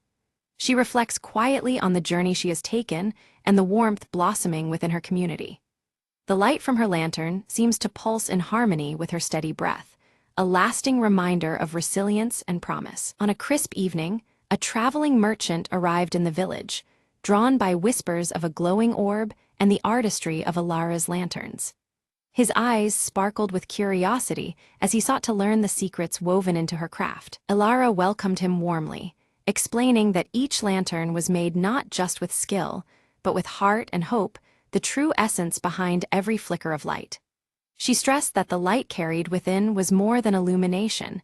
It was a promise of warmth and guidance. Together, they began preparing for a festival in a distant village, packing lanterns and the radiant orb itself, symbols meant to inspire and unite. The air shimmered as they planned to carry this gentle glow far beyond their familiar home. When the day came to depart, the village gathered beneath a sky fading towards dusk. Lanterns were raised high, casting a comforting cascade of golden light that danced like fireflies across the evening sky, a tender farewell filled with shared hope. Ilara, Nimble, and the merchant set out under the soft lantern light, their path steady and sure. Nimble padded silently between them, eyes bright, as the glow around them seemed to chase away shadows and doubt alike. Along the way, other travelers stirred by tales of light and kindness joined their journey, swelling the small caravan with new faces and stories. Each step forward was marked by growing camaraderie and shared purpose beneath the lantern's steady glow. As each dawn painted the sky in gentle pastels, the group exchanged stories and laughter, weaving lessons and dreams into the fabric of their journey. The lantern light softened with the morning, carrying the warmth of their fellowship into new days. Ilara felt a deep stirring within, sensing the promise of countless lanterns yet to be lit, each one kindled by the spirit of those they met. Hope bloomed like the morning sky, vast and inviting, ready to be shared again and again. In quiet moments beneath the shifting horizons, Nimble curled close beside Ilara, a small comfort and steadfast companion. The gentle purr and steady presence reminded her of the constancy of light, even when the way ahead seemed uncertain. At journey's end, the caravan's lanterns illuminated a sweeping landscape, their glow a living tapestry of connection and resilience. Together, the light they carried became a symbol of enduring hope and the unbreakable bonds of community.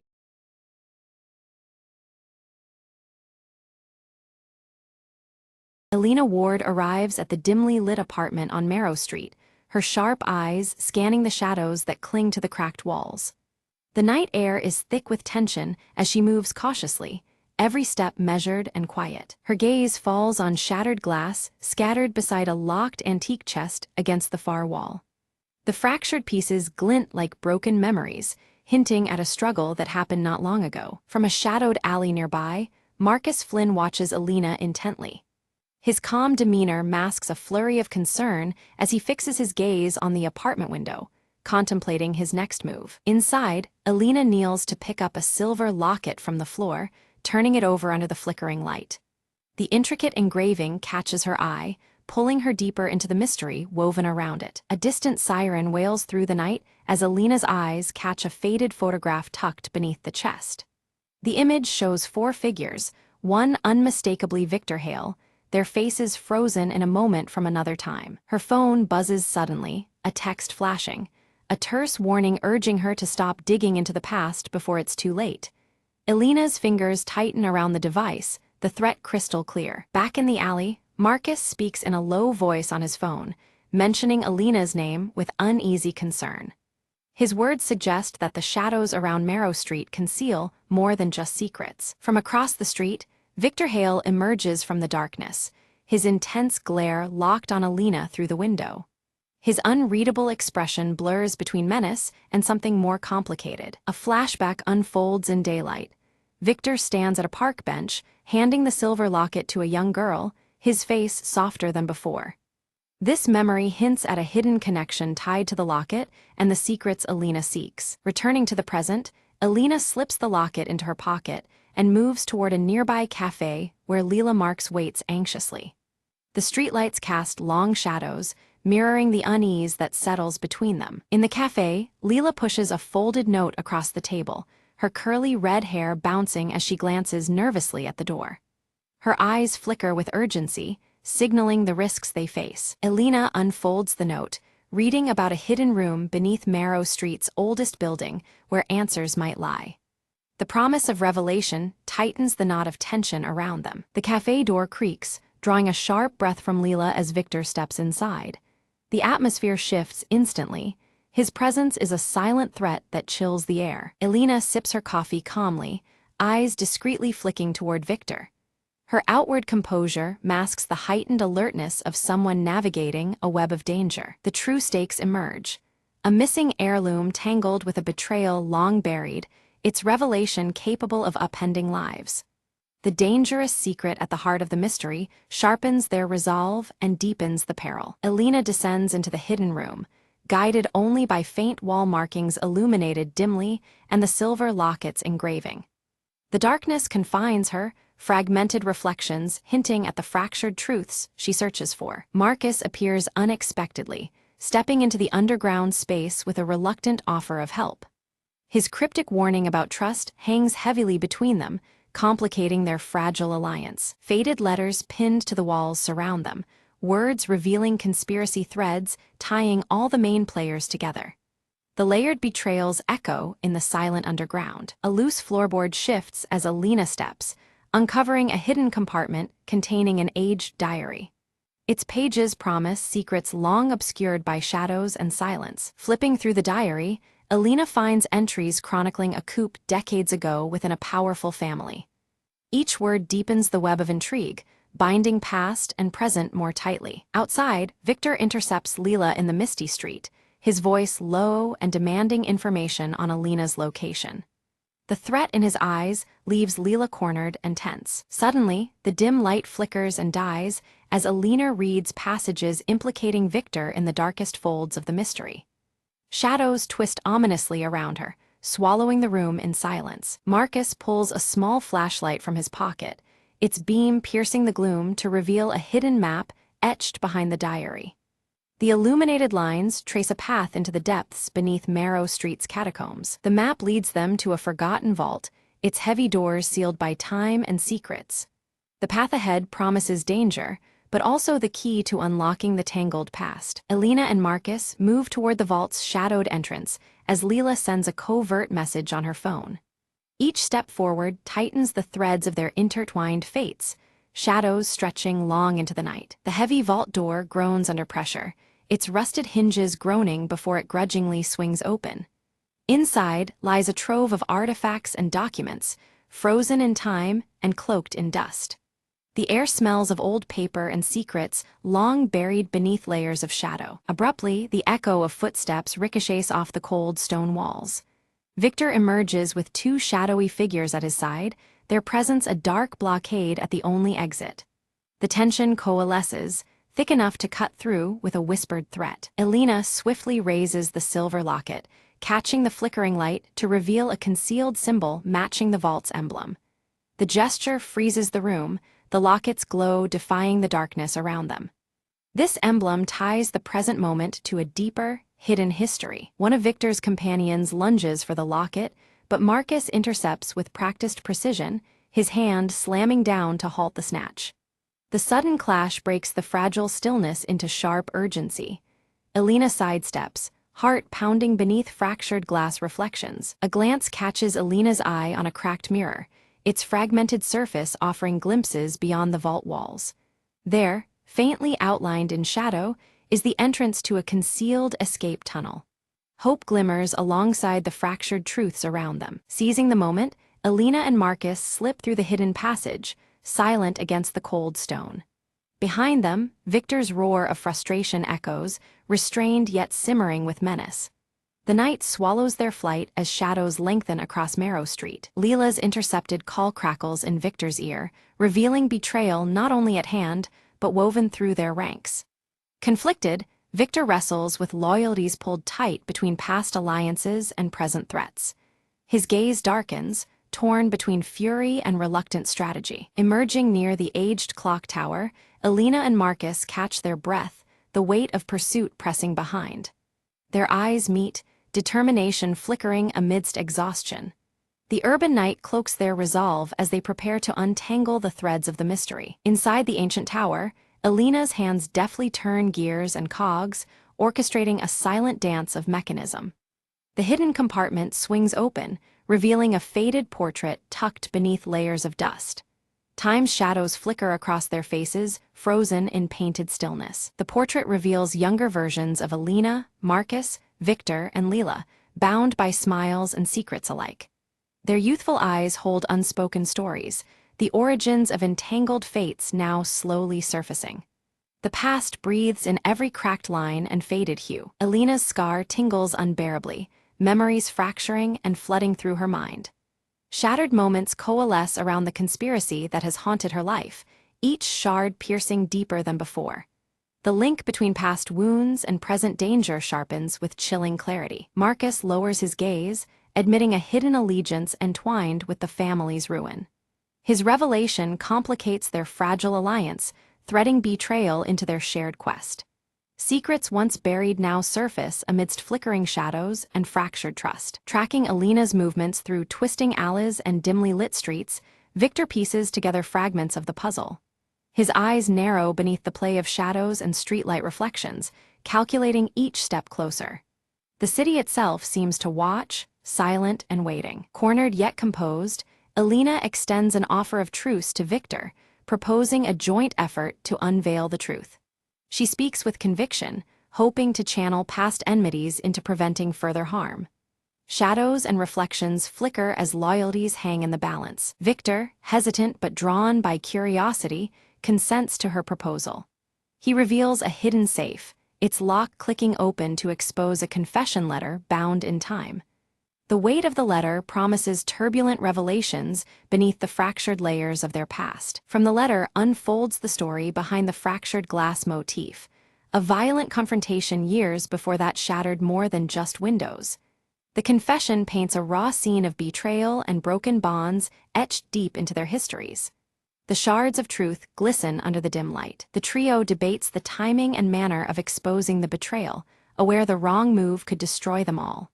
Each voice carries the burden of consequence, their shadows tangled as uncertainty lingers.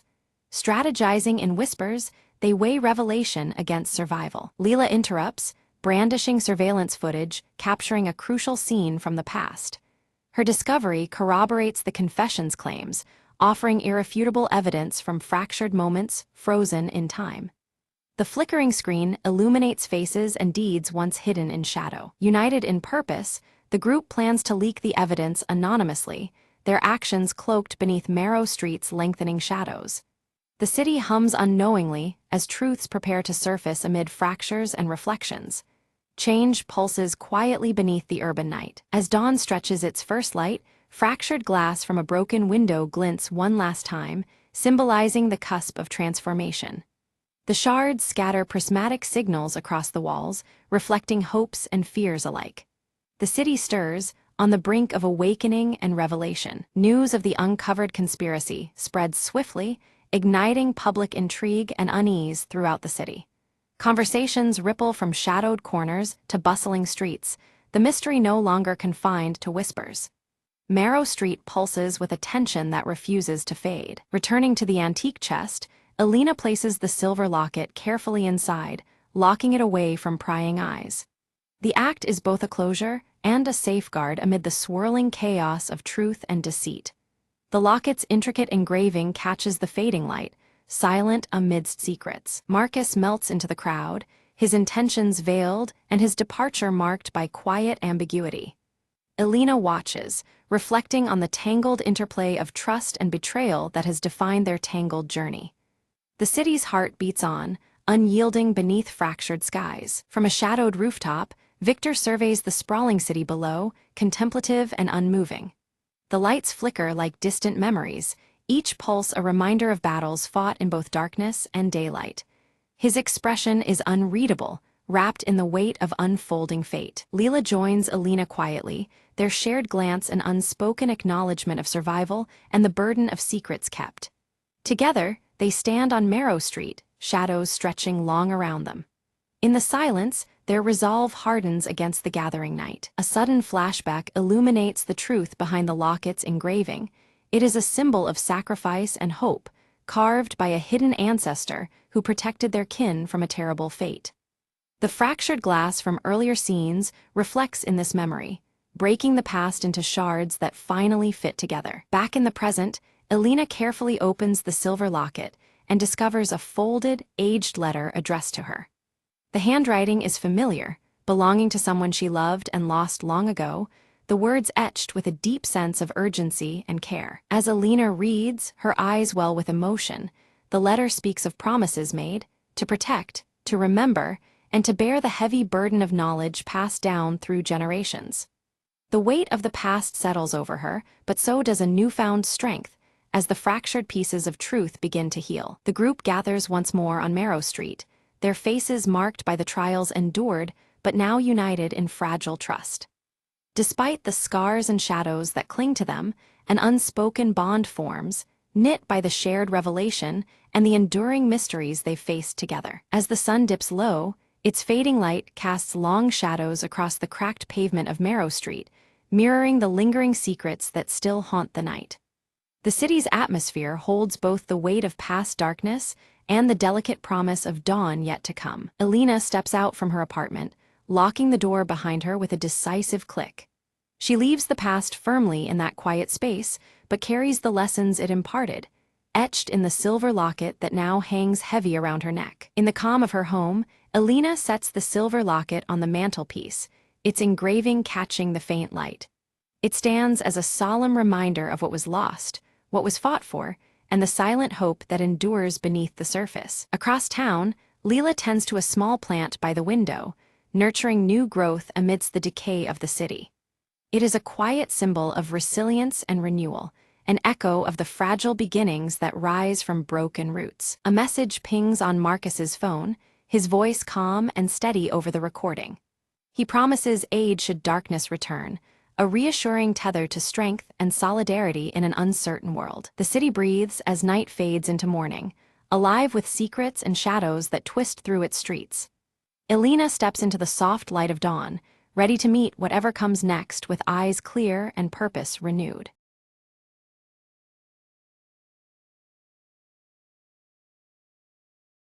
Norman decided to try baking bread. How hard can it be? He asked his cat Muffin. The internet promised him sourdough would be easy and rewarding. He mixed flour and water, forgetting a crucial ingredient, yeast. With a confident smile, he left the dough to ferment on the kitchen counter. 24 hours later, Norman checked.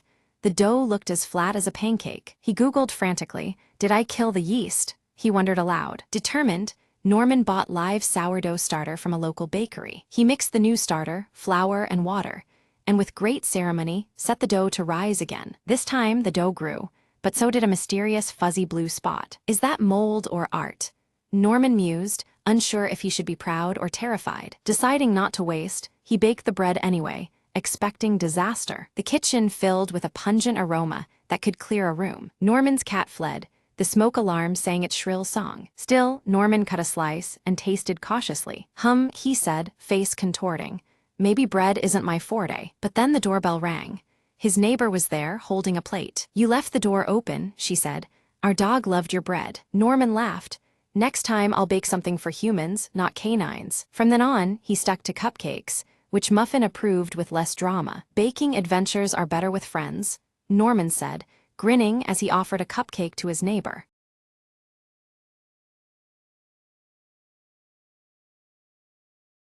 At midnight, under the flickering street lamp, Lana slipped the tiny black card into her jacket pocket. The vault was said to be impenetrable, but Lana had something no one else did, a whisper on the wind and nerves made of silk. She checked her watch. 5 minutes until the museum's security system looped the same footage again. Perfect timing. Inside, the silence was a different kind, heavy, expectant, like the air itself was holding its breath. She moved with precision, avoiding laser grids, as if dancing to music only she could hear. At the heart of the room, the ancient artifact glowed faintly behind bulletproof glass. It was beautiful, almost alive. Lana's fingers worked quickly, disabling the alarm with a hacked signal she'd crafted over weeks. A soft click and the glass slid open, the treasure now within her grasp. But then a shadow shifted. Someone else was there. Not security, but a rival, her own mirror image in ambition. Their eyes locked. Lana whispered, I guess this is the part where they say may the best thief win. Words were needless as they darted and weaved, each trying to outsmart the other in a silent battle of wits. Lana's hand closed around the artifact just as footsteps neared. She bit her lip, time was running out. Thinking fast, she triggered a smoke flare hidden in her sleeve, filling the room with blinding mist. Using the chaos, Lana slipped out through the emergency exit, heart pounding but victorious. Outside, rain began to fall, washing away the night's tension as if it had never happened. Another day, another dance, Lana mused, glancing back at the glowing artifact safely in her bag. She didn't look back to see the rival slip out too, nursing a grudging respect for Lana's skill. The city was quiet again, but Lana knew the game was far from over. She smiled, already planning the next move. The last lured just the beginning of a thrilling tale. In the shadows, the evening's heist already becoming legend.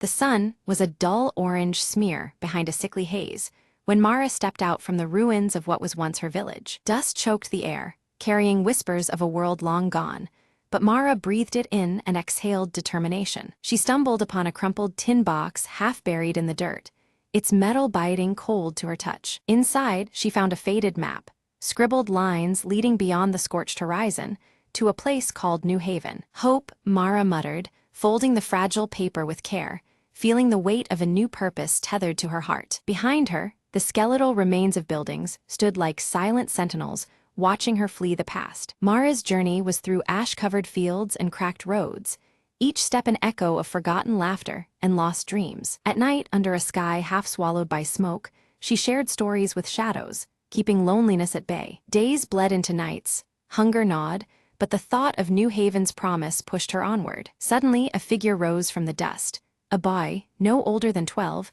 eyes flashing with wary hope. You're going the same way, he said cautiously, gripping a makeshift spear. Mara nodded, and they walked side by side, a flicker of companionship against the vast silence. Together, they crossed fractured highways, past rusting vehicles frozen in time, tombstones of a broken world. One evening, silhouetted against a blistering red sky, they spotted the faint outline of walls in the distance. New Haven wasn't just a name anymore.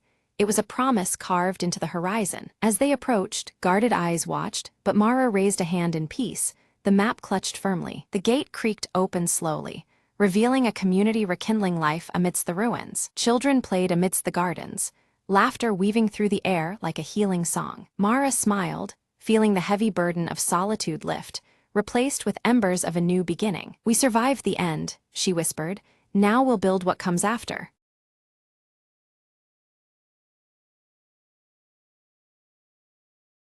The static on the radio crackled louder than usual, slicing through the midnight silence. Mara's fingers trembled as she adjusted the dial, searching desperately for a clear frequency. "Come in, Delta 7, she whispered, her voice barely audible over the interference. Suddenly, a faint voice emerged, distorted but unmistakable. "Code broken, seek the shadow before it's too late." The line went dead.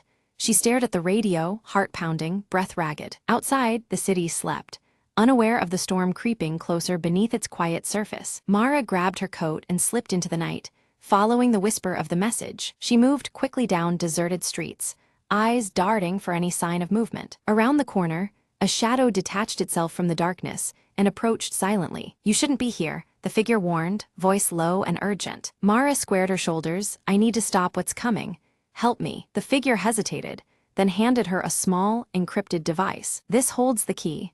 Find the truth before they shut it down for good." With no time to waste, Mara felt a surge of determination. Every step brought her closer to unraveling the mystery buried under layers of lies. She reached the hidden control room, lights flickering ominously as she entered. Connecting the device, the screens lit up with invaluable data just as alarms blared. "Got it," she muttered.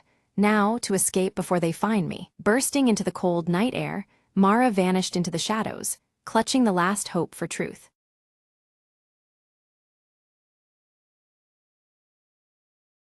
It was the perfect crime, or so Dave thought as he tiptoed into the kitchen at midnight. The prize, the last cookie in the jar, sitting on the counter like a delicious jewel. Dave glanced over his shoulder. The coast was clear. He reached out, fingers trembling with anticipation. Just as his fingers closed around the cookie, a loud snap echoed through the room. Startled, Dave spun around. The cookie jar lid had fallen off the counter and shattered on the floor. Before he could react, a voice whispered from the shadows, "Caught you." It was his cat, Mr. Whiskers, staring at him with unblinking eyes. Dave sighed. "I just wanted one cookie." Mr. Whiskers flicked his tail, as if disapproving, then casually knocked the cookie from Dave's hand. Dave lunged forward, catching the crumb just as it hit the floor. He grinned, "Victory is mine, furball." Suddenly, his phone buzzed, a message from his roommate. "I ate the last cookie. Sorry." Dave looked at the cookie in his hand. It was a crumbly mess, nothing like the glorious treat he'd imagined. He glanced at Mr. Whiskers, who was now grooming his paw, completely uninterested. "Well," Dave said, tossing the crumb to the cat, "I guess you win tonight." He leaned against the counter, chuckling. "Next time, I'll just buy my own cookies." Mr. Whiskers purred approvingly, jumping onto the counter to inspect the cookie jar. Now empty. Dave shook his head, muttering, "Great crime indeed." As he left the kitchen, he heard the faint sound of a cookie jar lid clicking back into place. "Some mysteries aren't worth solving," Dave said with a smile, turning off the light.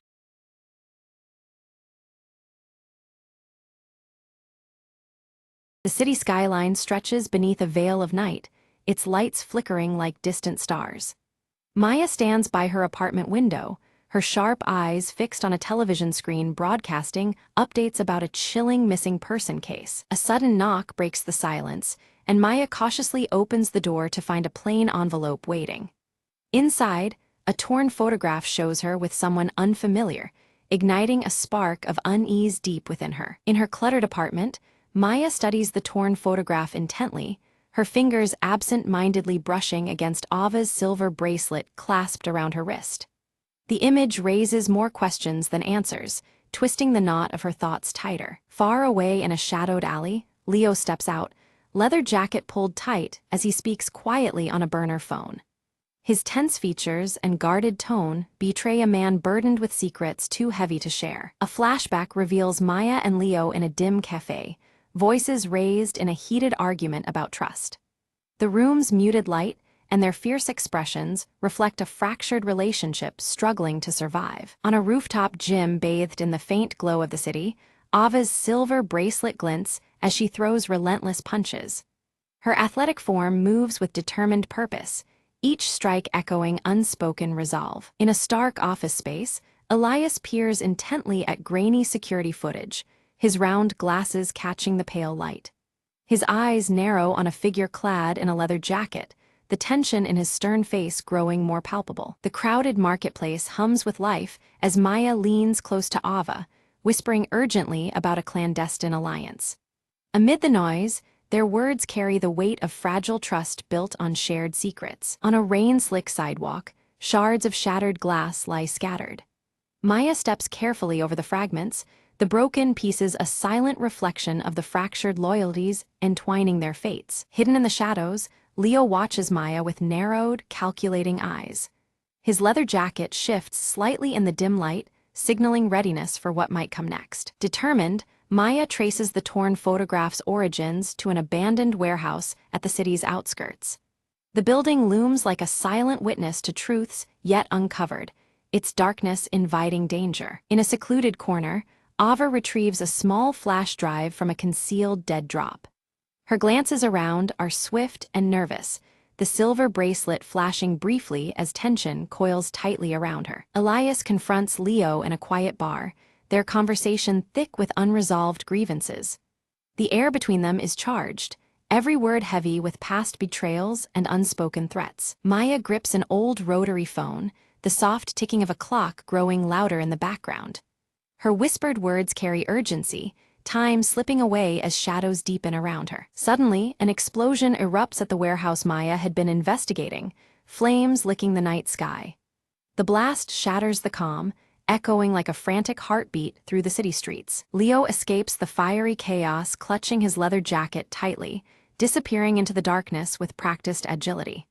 The night swallows him whole, leaving only questions in his wake. Maya tends to minor burns, her determination hardening as she stares into the unfolding mystery.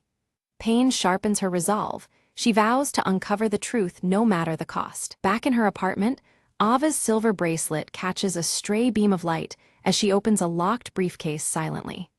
Inside lies secrets that could unravel everything they thought they knew. Under the cold glow of a desk lamp, Elias studies a fragment of the torn photograph through his magnifying glass. His expression darkens as pieces of a larger, more sinister puzzle begin to fit together. Meyer and Ava move stealthily through a government building under cover of night, their senses heightened. Every shadow seems alive, every step carries the weight of potential exposure. Leo's voice is low and urgent as he speaks into a burner phone, mentioning the lost files.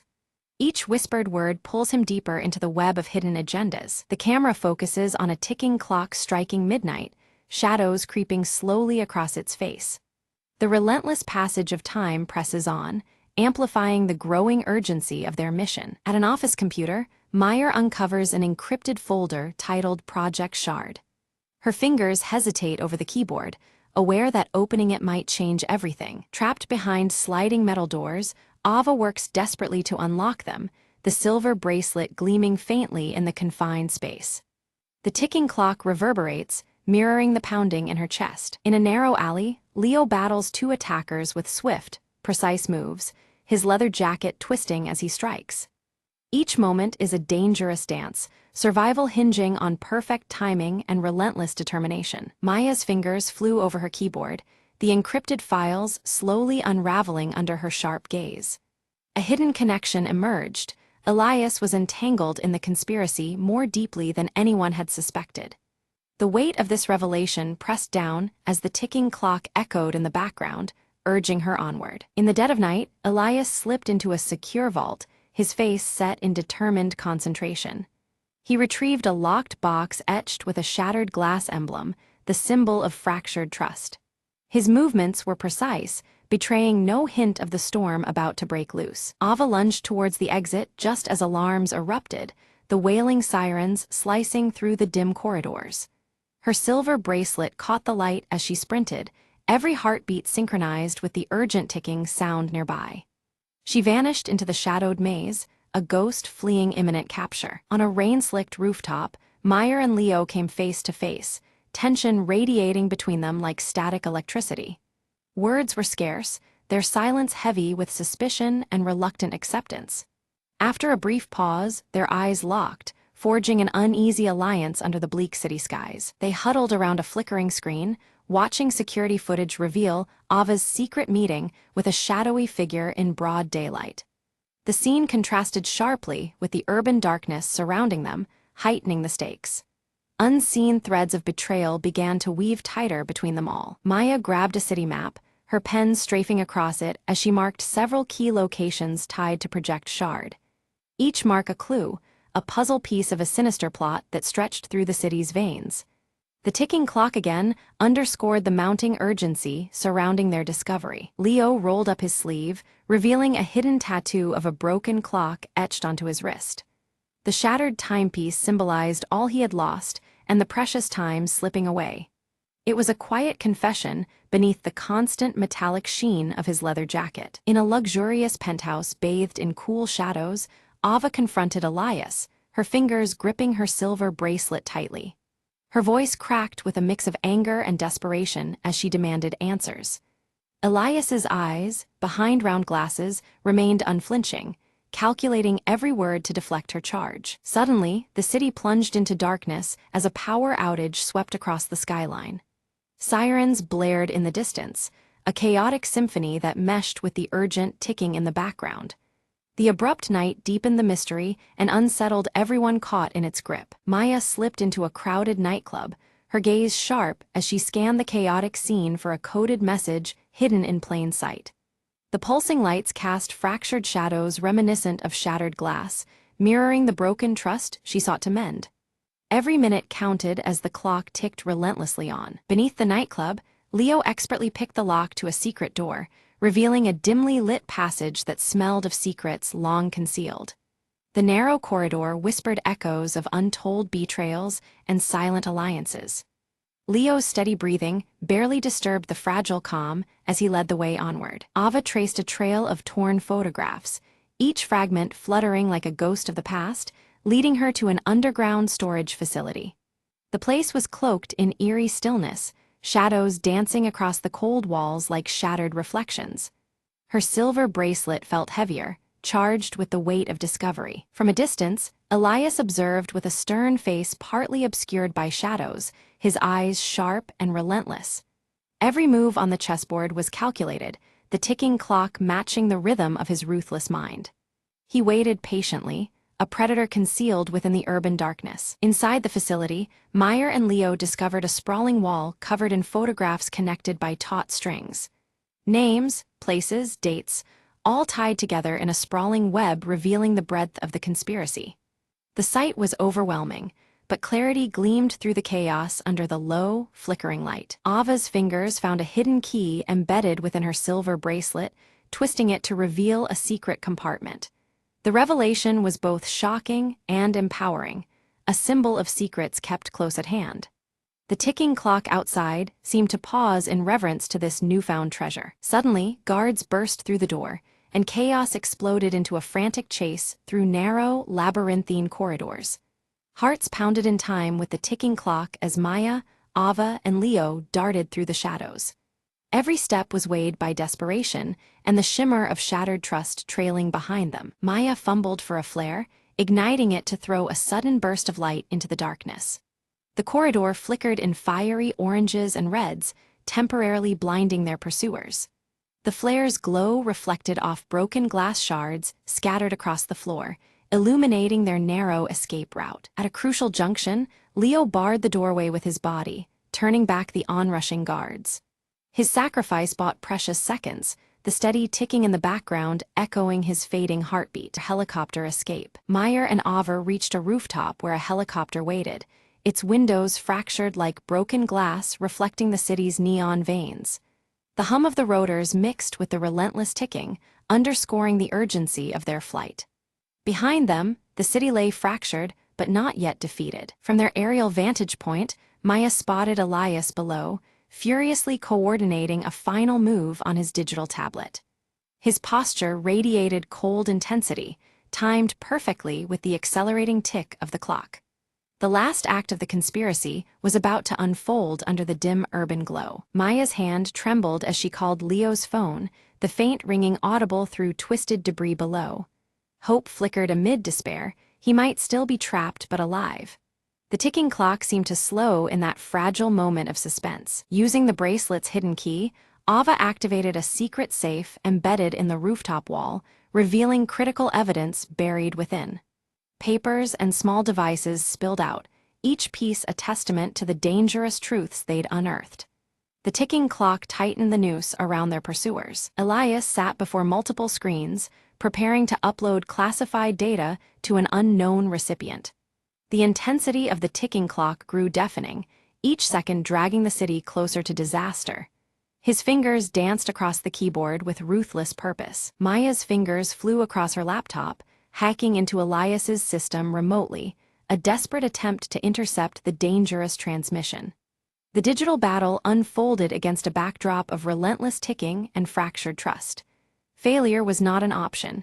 Too much depended on her success. Ava's sharp eyes decoded a complex cipher, revealing the location of a hidden bunker beneath the city. This underground refuge held secrets vital to exposing the conspiracy's core. With the ticking clock echoing faintly, the trio prepared for their final descent into darkness. Meyer and Ava moved silently through the dim corridors of the bunker, the flickering screens casting erratic shadows on their faces. Ahead, Elias stood framed by the glow of a control panel, his stern gaze unflinching as they approached. The urgency of the ticking clock echoed softly, pressing upon their nerves as they prepared for confrontation. Elias's voice was calm, but edged with desperation, as he confessed the truth behind the conspiracy. Controlling information was never about power alone. It was a means to prevent chaos, born from fear of losing control over a world spiraling into uncertainty. His motives were complicated, rooted in a hope to preserve order amidst mounting threats. Suddenly, Leo appeared, his leather jacket torn and smeared with grime but unmistakably present. With practiced efficiency, he disabled the nearby security systems, the screens flickering into darkness and giving Maya and Ava the advantage they needed. His battered but alive presence reignited their resolve in the dim bunker's oppressive air. Maya held up the torn photograph, fragments of past ties aching between them. She confronted Elias with the painful revelation, a betrayal intertwined not just with their mission, but with their shared histories. The broken image mirrored the fractured trust that had driven them to this moment. Silence hung thick as the standoff stretched on, tension crackling like static around them. Then, without warning, the bunker's ceiling groaned and collapsed, debris and dust engulfing the space in a sudden chaos. The ticking clock's rhythm intensified, marking the terrifying urgency of their escape. Shards of glass shattered around them, glinting ominously as they navigated the crumbling bunker. The relentless ticking grew louder, a visceral reminder of the fleeting time to flee the collapsing stronghold.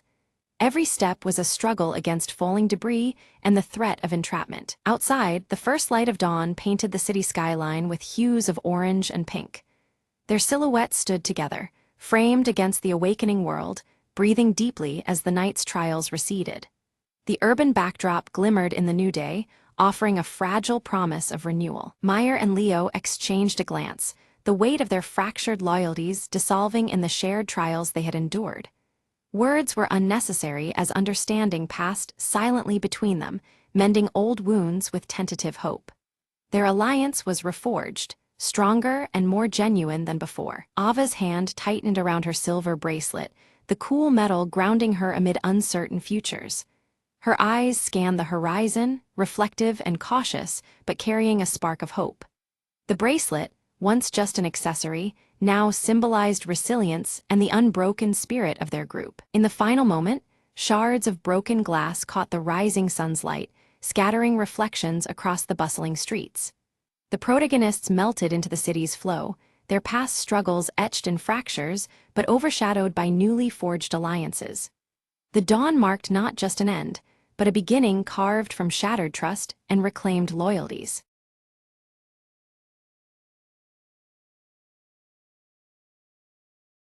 The rain slapped against the slick pavement as Detective Marlowe lit a cigarette outside the Velvet Lounge. Inside, the smoke curled around whispered secrets.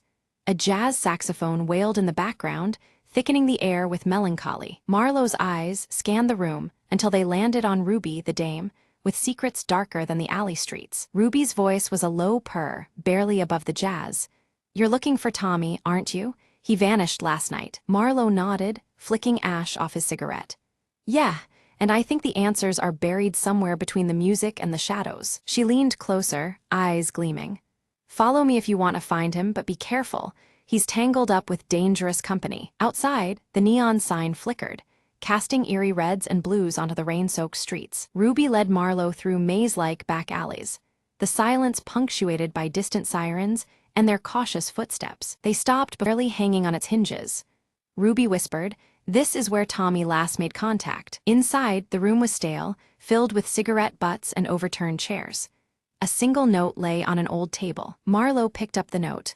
"Find the man who plays the last note, and you'll find Tommy's fate." A clue wrapped in jazz, Marlowe muttered, the puzzle tightening like a noose. Back at the lounge, the saxophonist played as if possessed, notes cutting through the haze like daggers. Marlowe watched the musician closely and noticed a small tattoo peeking from under his cuff, a symbol Tommy used to carry. He approached quietly. "You know where Tommy is." The saxophonist's eyes flickered with a shadow of guilt. "He got into trouble with the wrong crowd," the man confessed. "They wanted something from him, something that could bring this whole city down." Suddenly, footsteps stormed in. Figures in dark coats encircled Marlowe and Ruby, their intentions clear. With quick thinking, Marlowe grabbed Ruby's hand, diving through a hidden exit behind the stage. They emerged into the cold night air. Hearts pounding, but free the city's skyline bleeding neon hope into the darkness. Marlowe lit another cigarette, looking toward the horizon. Tommy's out there somewhere, and this story, it's far from over.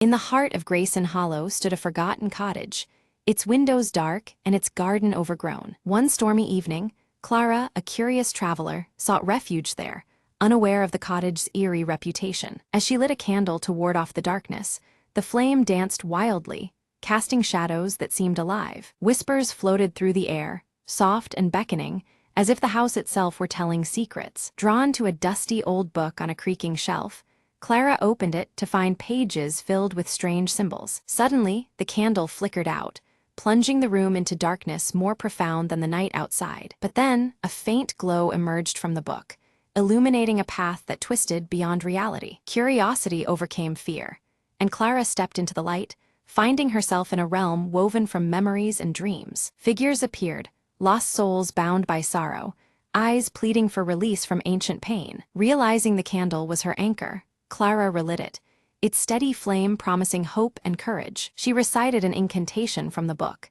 each word unraveling the chains of the trapped spirits. One by one, the phantoms faded, their murmurs turning into grateful sighs as they passed into peace. The cottage brightened, the oppressive weight lifting, replaced by a gentle warmth. Outside, the storm ceased, stars glittering like tiny lanterns guiding her way. Clara stepped back through the shimmer, candle in hand, the boundary between worlds softly sealing behind her. Morning light poured through the now clean windows, revealing a garden revived and vibrant. She smiled, knowing the cottage's tale had changed, from a place of sorrow to one of healing. As she walked away, the candle's flame flickered once, then steadied, a silent guardian's promise. "Every darkness holds a light," the narrator mused, "and every lost soul a path home." Clara disappeared down the road, leaving behind a cottage that would no longer be forgotten or feared.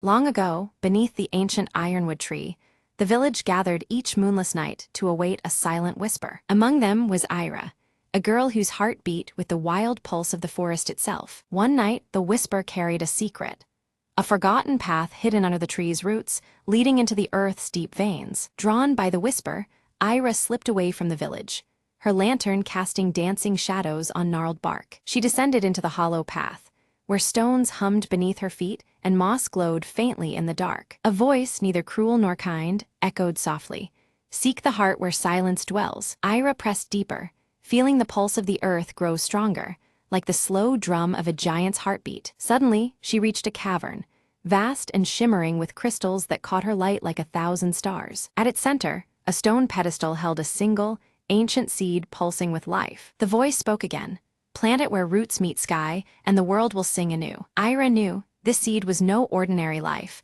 but the pulse of the forest itself, waiting to be reborn. She grasped the seed gently, feeling warmth spread through her fingers, a promise of renewal. Climbing back through the winding roots, the forest seemed to watch silently, its breath held in hope. Outside, the sky was just breaking into dawn, the first light touching the ironwood's sweeping branches. Ira planted the seed at the tree's base, whispering a wish into the waking breeze. The earth trembled softly, roots unwound, leaves shimmered, and a new bud sprouted instantly at the tree's crown. From the newly blossomed leaf, a serene light spread across the village, filling hearts with peace and wonder. Ira smiled, knowing the forest's whisper had become a song, one of life, deep magic, and endless beginnings. As the villagers awakened, they felt the change beneath their feet and the sky above, a world renewed in silent harmony. And the ironwood tree stood taller, its leaves forever holding the whispered secret of the earth's endless heartbeat.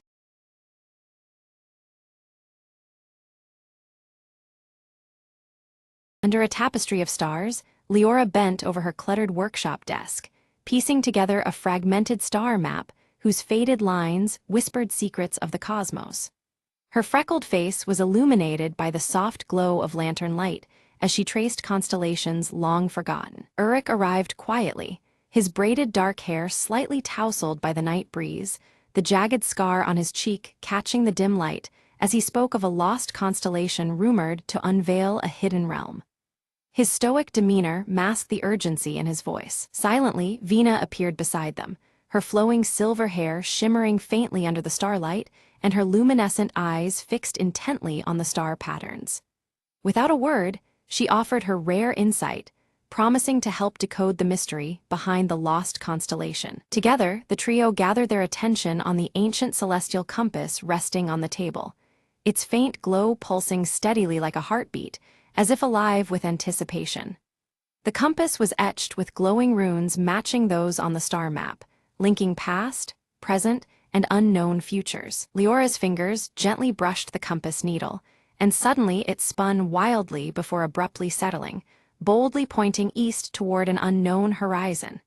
The unexpected movement unsettled them, as if signaling the beginning of something neither fully understood. They hastily gathered supplies, packing under the watchful eyes of the night, and set sail toward the horizon where soft luminescence hinted at a hidden destination. The air was thick with excitement and unease as the boat cut through the dark waters. As they ventured farther, fierce waves crashed against their vessel, and a brewing storm loomed overhead, making the compass flicker erratically, casting anxious shadows across their faces. The unpredictable weather foreshadowed the obstacles ahead. That night, beneath a canopy of roiling clouds, Leora dreamt of a silver staircase ascending endlessly through the stars, bathed in ethereal light. The vision felt strangely familiar, as if calling her toward a realm beyond mortal reach. At dawn, Vina shared an ancient legend she had deciphered, revealing that the silver staircase was said to bridge the mortal world and the hidden realm marked by the lost constellation. Her eyes glowed softly, embodying the mystery woven into the tale. Uruk voiced his doubts aloud, questioning the legends and their perilous journey, yet as he spoke the compass needle steadied unwaveringly, reaffirming their path and strengthening their resolve despite growing uncertainties. Morning mists parted to reveal a strange island shrouded in dense fog, its shadowy outline bearing uncanny resemblance to a marking on their star map.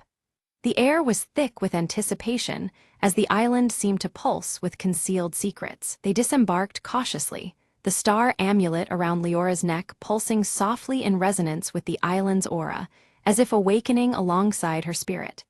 Their footsteps stirred the ancient ground, the journey deepening in mystery. Navigating through dense undergrowth, they discovered ancient ruins etched with glowing runes that aligned perfectly with the star map, drawing connections between celestial patterns and earthly remnants. Each symbol seemed alive, humming with dormant energy. As they ventured deeper, fleeting shadows flickered just beyond the tree line, unseen but palpably sinister, evoking a sense of unseen watchers lurking in the periphery of their vision. Unease crept steadily among them. Suddenly, with a resonant crack, the celestial compass shattered in Leora's hands, scattering fragments that mirrored the broken trust in their surety. Panic surged as they realized the delicate thread guiding them home was severed. Lost and vulnerable under gathering twilight, tensions flared. Whispered fears and unspoken doubts threatened to unravel their unity as the unknown pressed in from all sides. Night's arrival carried a heavy weight of isolation and dread. Vina stepped forward, her luminescent eyes glowing with quiet authority as she led them deeper into the ruins, asserting that the star amulet around Leora's neck would now serve as their beacon. Hope flickered anew amidst the growing shadows. Within the heart of the ruins, they uncovered a carved wooden box nestled beneath ancient stones, its surface worn but holding fragments of an ancient star chart that might mend their fractured map. The discovery rekindled purpose and curiosity alike. Leora carefully assembled the fragmented star chart, the edges aligning slowly to reveal a new constellation and a hidden pathway through the cosmic expanse. The chart's revelations suggested a route filled with both peril and promise. A sudden rustle shattered the stillness, drawing their attention to ghostly figures emerging silently from the swirling mist, eyes fixed and movements deliberate yet cautious. The Watcher's presence introduced a chilling uncertainty. Uruk instinctively stepped forward, shield raised as a barrier against the unseen threat, his voice firm but tempered in the thickening tension, only to find the enigmatic Watchers vanish as swiftly as they appeared, leaving only eerie silence behind. Resolved to press onward, the group followed the new star chart's alignments etched faintly on the ground, each step guided by celestial clues that shimmered under the fading light. The path ahead was narrow and fraught with mystery. They reached a shimmering river mirroring the constellations perfectly above, the water's surface acting as a celestial mirror that blurred the lines between sky and earth. Crossing, it felt like traversing the boundary between worlds. Veena revealed that her luminescent eyes reacted uniquely to the starlight, granting her an uncanny ability to interpret the subtle shifts in the cosmic glow, effectively guiding their careful steps through the uncertain terrain. Her presence became both lantern and lifeline. As they ascended a hill crowned with ancient stone pillars, the ground beneath them seemed to shift subtly, the very air vibrating with unseen energy, signaling that they were drawing ever closer to the heart of the hidden realm's mysteries. Anticipation and dread intertwined with each breath. At the hilltop, Leora and her companions discover a sundial intricately carved to mirror the celestial compass's design. The sun casts long shadows that seem to dance precisely around its edges, hinting at a secret message encoded in the light. Leora carefully aligns the sundial's shadow with the star chart, noticing how the shadows intersect with marked constellations. As the last alignment clicks into place, a hidden path quietly reveals itself among the surrounding foliage. Suddenly, a deep rumbling shakes the hill beneath their feet as the earth splits open, revealing a narrow stairway spiraling downwards. The atmosphere thickens with anticipation as they prepare to descend into the unknown. The stairway leads into a vast cavern, shimmering with a breathtaking spectacle. Swirling patterns of living stars suspended above their heads, illuminating the darkness with a cosmic glow. Every movement feels weighted with reverence under this celestial dome. A subtle vibration fills the air, and the star amulet around Leora's neck bursts into radiant light, casting an ethereal glow to guide their steps deeper into the cavern's mysteries. The glowing runes on the walls pulse in harmony with the amulet's light. Within the cavern's depths, illusions emerge, crafting vivid visions that tug at their hearts and minds, images of home, whispered fears, and unspoken doubts. The trio steadies themselves, aware these spectral trials seek to unnerve their resolve. Uruk faces a haunting vision of failure, his jagged scar seeming to burn colder as self-doubt tempts him. Yet, his loyalty to the quest and companions steels his spirit, pressing onward beyond the mirage's grasp. Leora's voice cuts through the haze with quiet confidence, assuring the group they are nearing their goal. She traces the celestial compass's pieces with hopeful fingers, trusting deeply in their combined power to guide them through. They emerge into a vast chamber where a giant star map pulses alive on the ceiling, constellations shifting and glowing softly overhead. The cosmic chart fills the space with an otherworldly light, revealing patterns both familiar and arcane. Veena steps forward, her luminescent eyes reflecting the map as she interprets its symbols. Her voice weaves the tale of a forgotten celestial gateway, a portal beyond time that connects realms unseen. As they ready themselves to cross, the ethereal Watchers reappear, no longer fierce but bearing peaceful intent.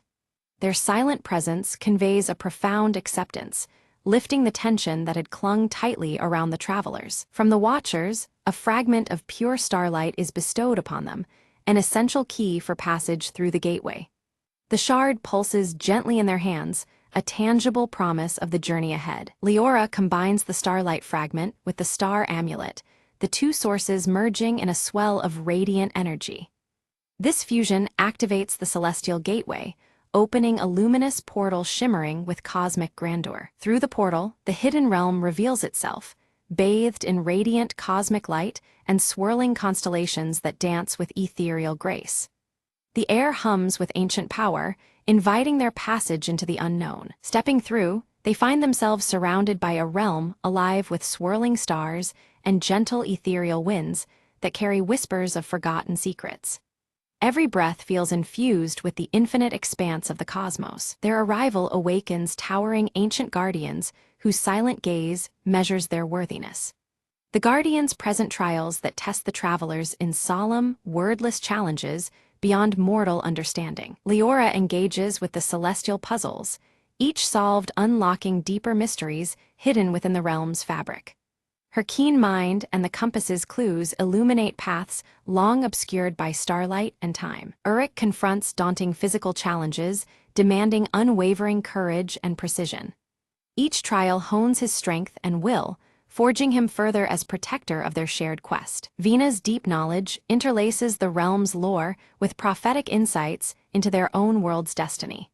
She guides the group by weaving connections between cosmic truths and earthly pathways. Having proved their worth, the guardians grant them passage to the hidden realm's very heart. The air shimmers with heightened energy as they move closer to the source of the celestial mysteries. Within this sanctuary, a luminous tree stands tall, its roots intertwining seamlessly with twinkling stars above. The tree radiates ancient power, bridging the expanse between earth and sky. Leora gently places the carved wooden box at the tree's base, activating a flow of celestial knowledge emanating from the stars. The tree responds, its energy awakening long-dormant secrets woven into the cosmos. The tree's radiant energy flows into the shattered compass, which begins to glow anew with vibrant, restored power.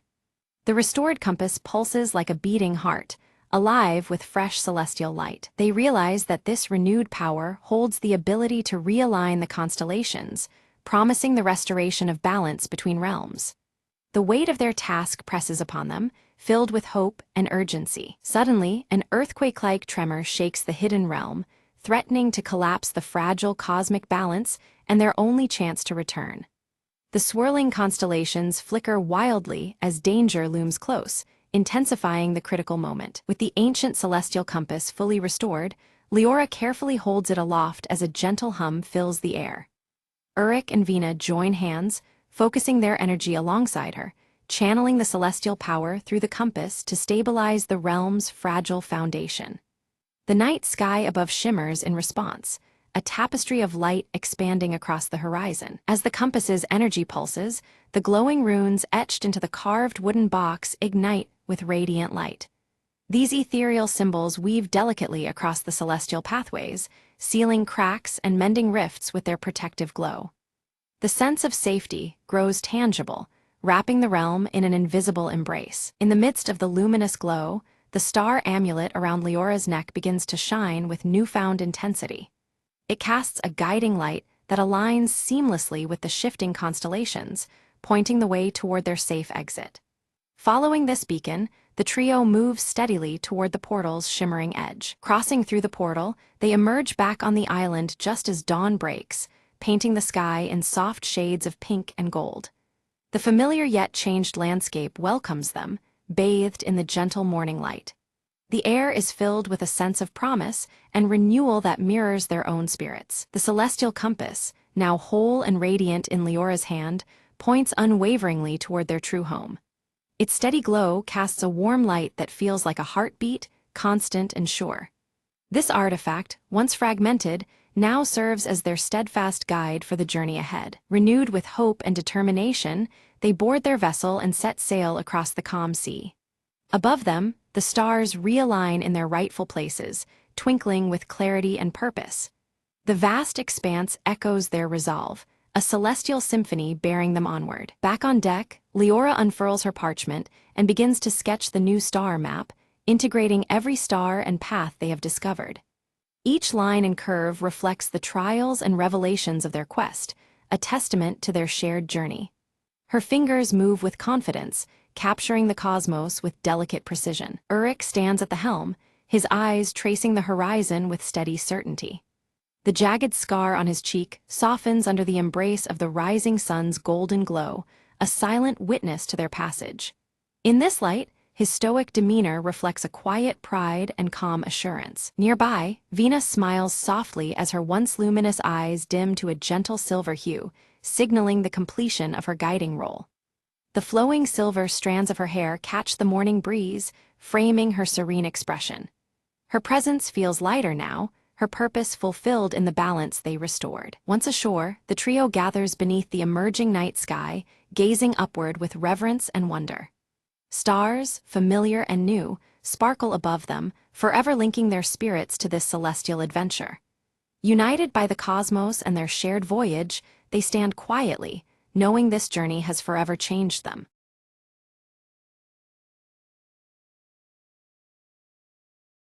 Dave decided today was the day he'd finally win the office chair race. It was an unofficial but fiercely competitive event held every Friday at 4:59 p.m. Rules were simple.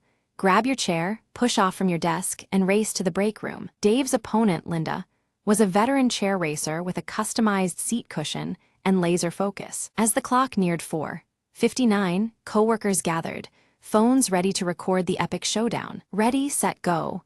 The manager shouted, barely hiding his excitement. Dave launched forward, wheels squeaking loudly, but Linda zoomed ahead, her chair almost gliding. Suddenly, Dave's chair hit a rogue paperclip, spinning him around like a top. "Whoa!" he exclaimed, narrowly missing a stack of reports and an alarmed intern. Linda took the lead, but looked back with a grin as Dave struggled to regain control. Determined, Dave gave his chair a mighty shove and caught up to her by the water cooler. They were neck and neck, laughter bubbling up amid wheeling chaos. In a final burst, Dave aimed for the finish line, but his chair's wheel caught on a carpet edge. Time seemed to slow as he tipped backward, landing softly in a pile of empty coffee cups. The office erupted in laughter. Linda declared the victor, but everyone cheered Dave's spectacular effort. Next week, Dave promised, brushing coffee off his shirt, "I'm bringing training wheels." The manager handed Dave a consolation prize, a golden paperclip, and a Best Perseverance ribbon. As the office returned to normal, the chairs awaited their next race, eagerly and quietly spinning. Dave couldn't wait to get back on his chair and spin his way to glory, carefully this time. And so, the great office chair caper became legendary, reminding everyone that sometimes, falling is just part of the fun.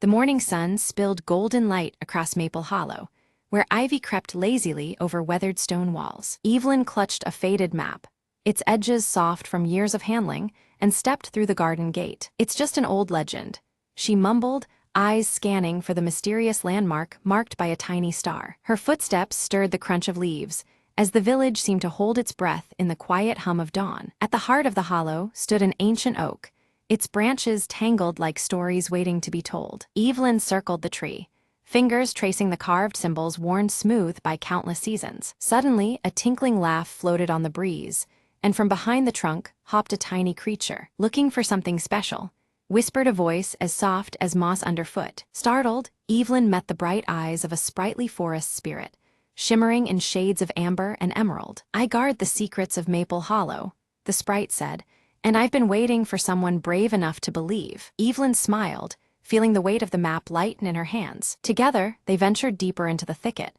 where sunlight danced through leaves like scattered coins. There, beneath a carpet of ferns, bloomed a hidden garden of tiny lanterns, glowing with gentle light. "This is the sanctuary of hope," the sprite explained, "kept alive by those who carry kindness in their hearts." Evelyn knelt and touched a fragile blossom, feeling warmth seep into her very soul. "Will you help protect it?" the sprite asked, eyes wide with trust. With a determined nod, Evelyn promised she'd keep Maple Hollow's secrets safe, nurturing its magic every day. As she rose, the garden's glow seemed to ripple outward, painting the hollow in hues of soft gold and green. "Remember," the sprite called as they parted, "sometimes the smallest light can brighten the darkest place." Evelyn walked back home, the map now glowing faintly in her pocket, her heart full of newfound magic and hope.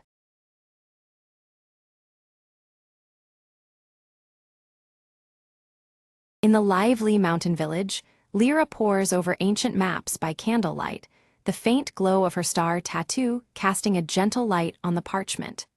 Her emerald eyes trace symbols, searching for clues hidden in the worn pages. Brahm arrives quietly, placing a small glowing crystal shard into Lyra's hand, urging her with a grave tone to seek the lost celestial compass before it falls into the wrong hands. The shard's blue glow pulses softly, mirroring the ancient star on her wrist. Tico, the silver-furred fox-like creature, playfully paws at the shard, the blue light reflecting vividly in his bright eyes. The wooden dagger at his side gleams faintly as he circles around excitedly. Lyra methodically packs essentials into a leather satchel embossed with the celestial compass symbol, fastening it securely. Her tattoo pulses subtly, as though anticipating the journey ahead. Whispers ripple through the village. The Shadow Order, hidden behind their unyielding silver masks and dark cloaks, are rumored to be searching for the same artifact. The urgency grows, tangled with fear in the villagers' hushed voices. Under a canopy of rustling leaves, Lyra, Brahm, and Tico step into the dense forest, the earth crunching beneath their boots. The warm earth tones of the village fade as cool blues begin to tint the surrounding shadows. They stumble upon a carved stone marker, ancient and weathered, etched with the celestial compass emblem. The symbol seems to pulse faintly in resonance with the shard's glow. Night descends, and an eerie silence envelops the forest.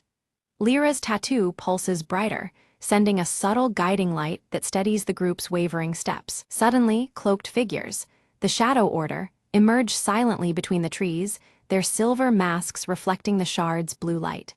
Their presence chills the air and tightens the group's resolve. Lyra narrowly avoids a sudden ambush. Her satchel is torn in the scuffle, but the crystal shard remains clutched tightly in her grasp. Heart pounding, she retreats into the shadows. Brahm quickly tends to a minor wound on Lyra's arm, his voice low and grave as he warns that the Order's desperation is growing dangerously close. The tension weighs heavily on them all. Tico's sharp nose twitches, detecting faint magical traces lingering in the thick forest air. He follows the scent confidently, sensing a trail that leads deeper into the unknown. They cross a rickety bridge spanning a misty ravine, shadows lurking just beneath the damp planks. Each step echoes ominously, the cold blue hues deepening the foreboding atmosphere. The group discovers ancient ruins covered in star motifs, with the compass symbol boldly carved into a stone altar at the center. The shard's glow intensifies, resonating with the ancient stone. Lyra carefully places the crystal shard on the altar. The ground trembles beneath them, and a hidden passageway yawns open, revealing a downward path shrouded in darkness. Descending cautiously, they find themselves inside a cavern alive with glowing crystals pulsating rhythmically like a heartbeat. The cool blue light bathes the chamber in an ethereal glow. Lyra feels a strange connection as her tattoo flares brightly. Drawn irresistibly, she reaches toward a central crystal sphere that seems to hum with ancient energy. Without warning, the Shadow Order blocks their exit, daggers drawn and gleaming menacingly in the flickering torchlight. Their masked faces reveal nothing but cold intent. Brahm steps forward to negotiate, offering his knowledge in exchange for the compass's power. The Order's silence and refusal make clear they will accept nothing less than total control. Taking advantage of the moment, Tico slips agilely between the masked figure's legs, sowing confusion and allowing the trio to slip away amidst the chaos. They flee deeper into the twisting cave, chased by shadows and the echo of relentless footsteps. The air grows colder, and their breath hangs in the silvery light. The path forks, and Lyra hesitates, her tattoo's subtle glow pulling her toward the left tunnel. Trusting the ancient star's guidance, she leads the way with cautious hope. The group uncovers an ancient library carved into solid rock walls, filled with star charts and celestial texts that shimmer faintly under Lyra's touch. The compass symbol recurs on many scrolls and carvings. Lyra deciphers a prophecy foretelling the compass's power to align entire worlds, heightening the stakes of their quest. The ancient star on her wrist pulses urgently as she absorbs the weight of destiny. Suddenly, a cave-in blocks the path behind them, forcing the group forward into the unknown depths of the cavern. The cool blue shadows deepen, and the adventure grows more perilous with every step. Brahm traces his fingers over ancient inscriptions carved into the cavern walls, reading warnings about a guardian bound to protect the resting place of the celestial compass. The glyphs shimmer faintly under the torchlight, hinting at formidable trials ahead. Lyra's confident strides falter as she glances down at the ancient star tattoo on her wrist, which dims softly. The fleeting uncertainty unsettles her, a rare crack in her otherwise fierce determination. Before them looms a massive stone door, its surface alive with moving celestial patterns that shift and reconfigure like constellations. The colors transition from warm earth tones to cool blues, reflecting the deepening mystery. Tico scampers around the door's base, sniffing and pawing at scattered gravel. His keen eyes catch a nearly invisible pressure plate concealed beneath the stones, a subtle but crucial mechanism. With a deliberate press of the plate, the colossal door rumbles open, revealing a chamber bathed in ethereal blue light that pulses like a heartbeat. At the chamber's center floats the celestial compass, a radiant star-shaped artifact encased within a translucent crystal shell that pulses softly with an inner glow. As Lyra reaches out, a surge of energy courses through her veins, and visions of converging worlds flash before her eyes, leaving her breathless and awed. Suddenly, the silence shatters as the Shadow Order bursts into the chamber, their silver masks catching the light, and shimmering blades raised in tense standoff. Brahm raises his voice, calling for parley, proposing they share the compass's power to avert the looming disaster threatened by their conflict. An Order leader steps forward, briefly removing their mask to reveal a youthful face marked by fervent zeal, eyes burning with dangerous conviction. Lyra pleads with them, invoking their shared sense of duty and warning that greed will only lead to ruin for all involved. Without warning, the chamber trembles violently. From the stardust above, a colossal celestial lion materializes, its body shimmering with cosmic energy as the Guardian awakens. The lion's mighty roar reverberates through the astrological ceiling, forcing the Shadow Order to scatter defensively amidst falling star fragments. Quickly, Lyra leads Brahm and Tico in dodging the Guardian's astral claws and swirling beams of starlight, their movements synchronized and desperate. Recognizing the compass's power harmonizes with the Guardian's essence, Lyra extends her hand, the ancient star on her wrist now glowing fiercely in response. The celestial lion pauses, then slowly lowers its majestic head, accepting Lyra's genuine intent and calming the chamber's chaos. The Shadow Order retreats, their respect for the Guardian's judgment clear though their vow to continue their pursuit remains unshaken. With reverence, Lyra claims the compass. Its crystal core pulses rhythmically, now perfectly in sync with the steady glow of her tattoo. Suddenly, the chamber groans and the walls begin to collapse, forcing the trio to make a swift escape through a corridor illuminated by cascading stars. Outside, dawn breaks over the forest canopy, the celestial compass's radiant light blending seamlessly with the soft glow of the rising sun. Back in the village, Lyra studies the compass carefully, Brahm by her side, guiding her through its enigmatic secrets and ancient inscriptions. Meanwhile, Tico scouts the surrounding woods, his sharp eyes spotting fresh tracks and signs of the Shadow Order's renewed pursuit. Lyra feels a powerful throb beneath her skin as the ancient star tattoo pulses with newfound strength, hinting at deeper, untapped abilities awaiting discovery. A mysterious scholar visits the village, sharing hushed tales of past wielders of the compass and the hidden dangers intertwined with its immense power. Resolved and determined, Lyra vows to protect the celestial compass, knowing full well that her journey and the challenges it holds have only just begun. Suddenly, the celestial compass pulses with radiant energy, casting a bright blue light that unveils a hidden map floating midair. The glowing symbols and lines shimmer as the map details points scattered across the heavens, previously invisible to Lyra's eyes. The mysterious map reveals locations of powerful celestial convergence points, each demanding urgent attention and intervention. Lyra senses that these sites are critical to balancing the cosmic forces and preventing looming chaos. Determined, Lyra seeks out allies who bear marks resembling her ancient star tattoo, discovering others chosen by fate. Their shared insignias hint at a larger destiny intertwined with the celestial compass and the mysteries they are about to face. With camaraderie forged, the group readies themselves for a voyage beyond their known world, guided steadfastly by the compass's radiant glow. Their preparations balance anticipation and solemn resolve as they brace for the unknown. Brahm offers his final counsel, urging Lyra to place trust not only in the celestial compass, but also in her own instincts and heart. His seasoned wisdom imbues her with confidence to face the challenges ahead. As the sun sets, Lyra and her newfound companions embark under a night sky adorned with shimmering star patterns.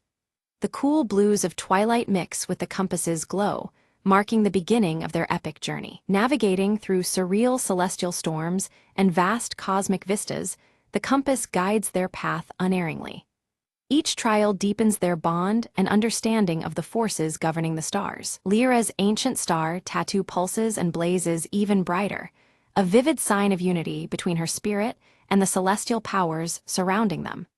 This luminous connection emboldens the group as they approach their quest's most critical juncture. Emerging on the horizon lies a new realm, its mysterious beauty promising adventure, revelations, and daunting challenges. The blue tones of the landscape echo the compass's light, inviting exploration and discovery. Resolute and unwavering, Lyra stands clutching the celestial compass, ready to shape a fate intricately woven among the stars. Her journey culminates here, poised to influence the cosmic balance forever.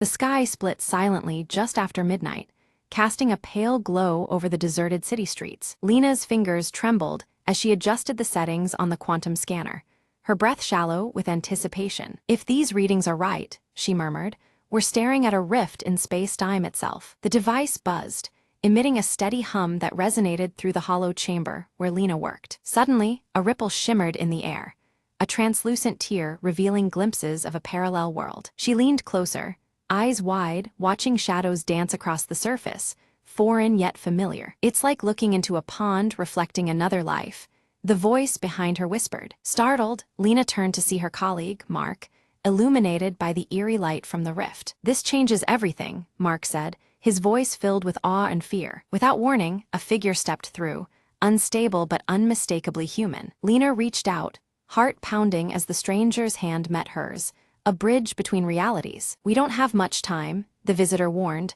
The rift is tearing us apart. Together, they raced against the clock, calibrating the scanner to stabilize the breach. Alarms blared as devices overloaded, and the rift pulsed with increasing intensity. Lena whispered a desperate plea, hold on just a little longer. With a final surge, the rift blinked, its chaos settling into a steady glow. The stranger smiled faintly.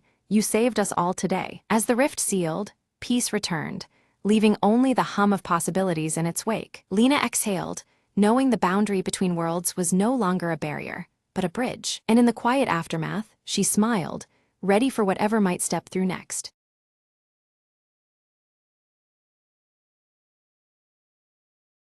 Anna's morning began with the familiar scent of freshly baked bread wafting through her kitchen. She glanced out the window and noticed a golden maple leaf fluttering gently to the ground. Deciding to seize the calm, she slipped on her shoes and stepped outside, the crisp air filling her lungs. The park nearby was her sanctuary, especially under the sprawling branches of the ancient maple tree. She sat down on the worn wooden bench, watching children play and dogs chase after frisbees. An elderly man approached, carrying a small sketchbook and a kind smile. Mind if I join you?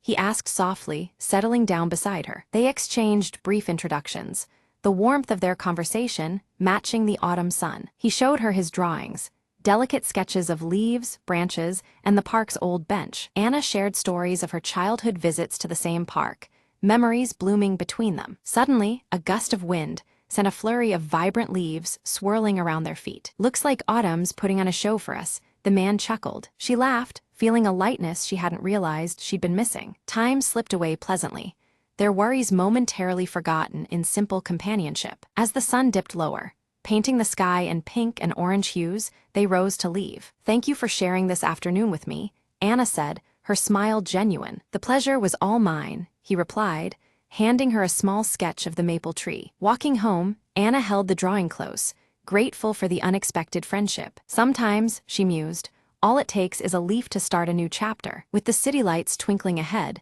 she felt ready for whatever tomorrow might bring.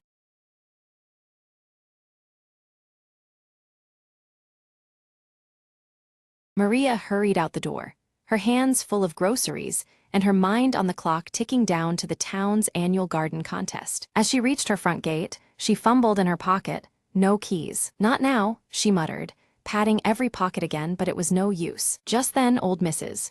Fleming from next door appeared, her eyes twinkling behind her glasses. "Locked out, dear? Happens to the best of us," she said kindly, pulling a small, ornate key from her knitting basket. Curious, Maria accepted the key and tried it on her gate.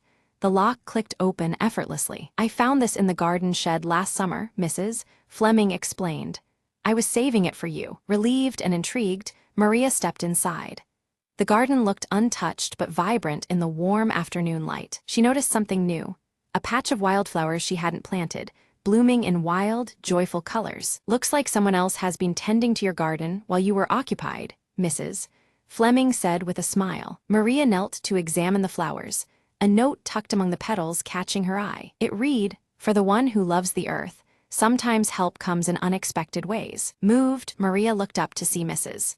Fleming waving, already heading to her own porch to knit nearer the window. With the key still warm in her palm, Maria tended the wildflowers, feeling a sudden, gentle connection to her neighbor and the earth. Together, though apart, they had tended the garden with love and hope. By the evening, Maria had prepared a small bouquet from the garden's new corners, wrapping it with care. She walked over to Mrs. Fleming's house and knocked gently, bouquet in hand. Mrs. Fleming opened the door, her face lighting up brighter than any flower Maria could pick. "Thank you," Maria said softly, "for the key, the flowers, and the kindness." Mrs. Fleming nodded. "And thank you for keeping our garden growing. Sometimes, it's the little things that bloom into the most beautiful stories."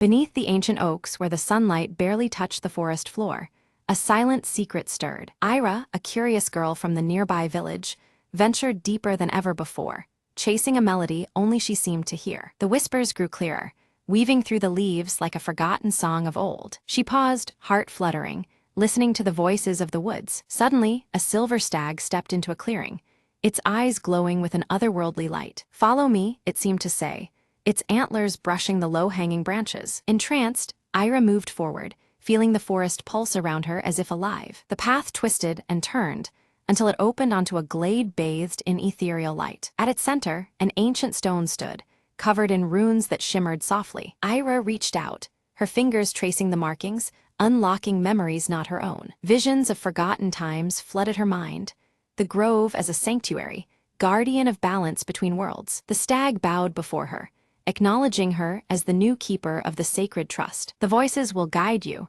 the whispering wind seemed to say, "for the forest speaks to those who listen." Ira understood her purpose, to protect the harmony between the village and the wilds beyond. With the dawn's first light, the stag faded back into the shadows, leaving Ira alone but empowered. Returning home, she carried the grove's blessing deep within her spirit. Sometimes, she told herself, the greatest adventures begin with a whisper. Her village thrived as harmony returned, forests flourishing under new care and respect. And whenever the wind rustled the leaves, Ira heard the grove's gentle song, a promise kept. In the heart of the ancient woods, the whispering continued, undying and eternal.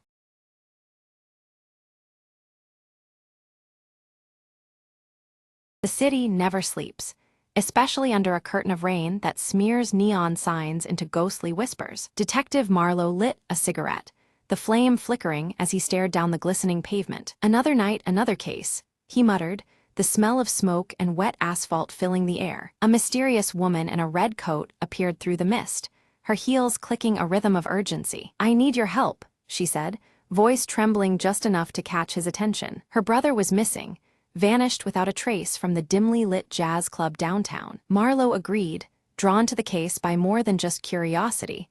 There was something off in her eyes. The club was a smoky haze of secrets and muted saxophones, shadows flickering in every corner. He questioned the bartender, who spoke in riddles and glanced nervously over his shoulder. A matchbook dropped on the floor caught Marlowe's eye, an address scrawled hastily inside. At the location, a rundown warehouse pulsed with danger lurking just beyond the cracked door. Inside, Marlowe found a stash of stolen paintings and a note that chilled his blood. The note warned of betrayal, signed by someone who once called the city home. Footsteps echoed.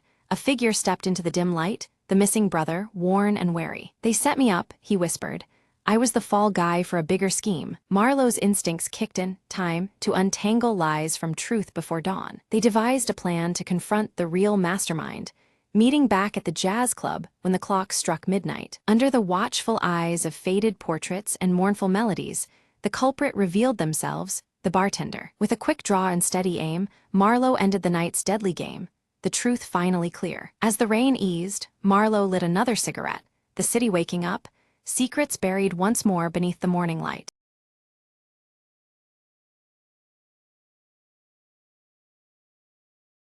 Lena raced against the clock, the Monday morning sun sneaking through her cluttered studio window. Her sketchbook, filled with ideas for the art show tonight, was nowhere to be found. "Where did I put it?"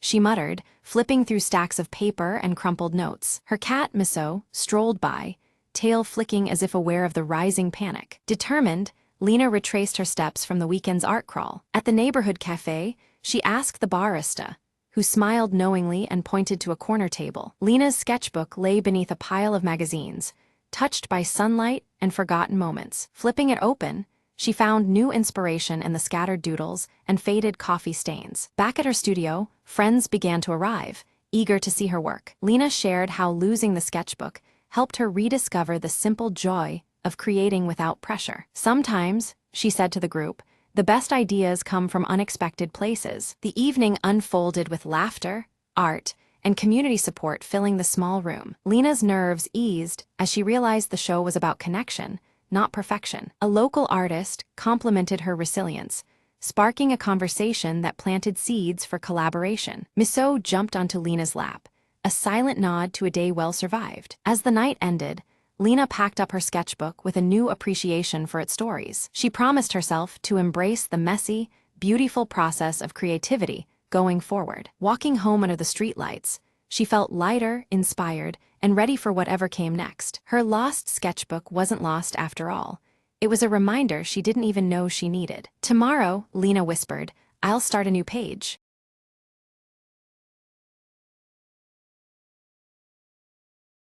It was past midnight when Sarah finally found the courage to open the old door in the attic, a door she'd never noticed before. The air that spilled out smelled of dust, and something colder, darker, breathing beneath the floorboards. Sarah stepped inside, her flashlight barely cutting through the thick shadows cloaking the room. Whispers curled around her ears, unintelligible but insistent, drawing her deeper into the darkness. Her hand brushed something soft on the floor, a diary, old and leather-bound, trembling in her grip. Opening it, she found faded letters scribbled hastily, telling of a family trapped inside this very house, years ago, never leaving. Suddenly, the door slammed shut behind her, sealing off any hope of escape. The whispers grew louder, transforming into voices, pleading, angry, lost. Sarah's heart pounded as a cold breath brushed her neck, and the room seemed to shrink around her. She remembered the last phrase from the diary, "Only the truth will free us." Clutching the diary, she spoke aloud, "Tell me what happened. I want to help." The voices overlapped, forming a story of betrayal, silence, and a secret hidden beneath the floorboards. With shaking hands, Sarah knelt and pried at the worn wooden planks, revealing a small, locked box. Using a hairpin, she managed to open it.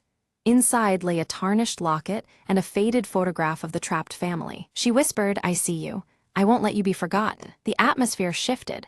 The room breathed easier, the voices softening into grateful sighs. Suddenly, the attic door creaked open, sunlight flooding in for the first time in decades. Sarah stepped out with the locket in hand, feeling the weight of the past lift from the old house. As she descended the stairs, the whispers faded, replaced by a serene silence. Looking back once more, Sarah smiled softly, "Rest now, you're free."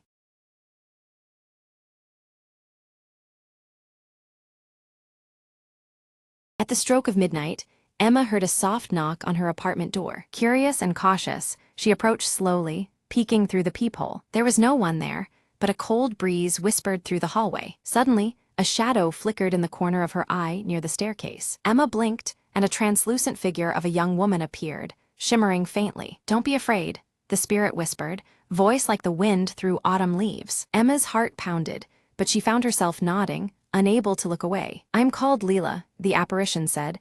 "I need your help to find peace." Leela explained she was trapped between worlds, bound by a forgotten promise. Emma felt an unexpected warmth, despite the ghostly chill around her. "What promise?" Emma asked, determined to uncover the truth. Leela told her about a lost locket buried beneath the old oak tree in the park nearby. Without hesitation, Emma grabbed her coat and followed the spirit into the night. Under the silver moonlight, they reached the gnarled tree, roots tangled like secrets. Emma dug through the cool earth, fingers brushing against metal, a delicate locket. As she lifted it, Leela's form brightened, the sorrow in her eyes starting to fade. "Thank you," Leela said softly. "Now I can finally rest." With a gentle smile, the ghostly figure dissolved into a shower of twinkling lights. Emma stood alone, heart full, the cold night now feeling warm and inviting. From that night onward, her apartment door never echoed with mystery, just peace.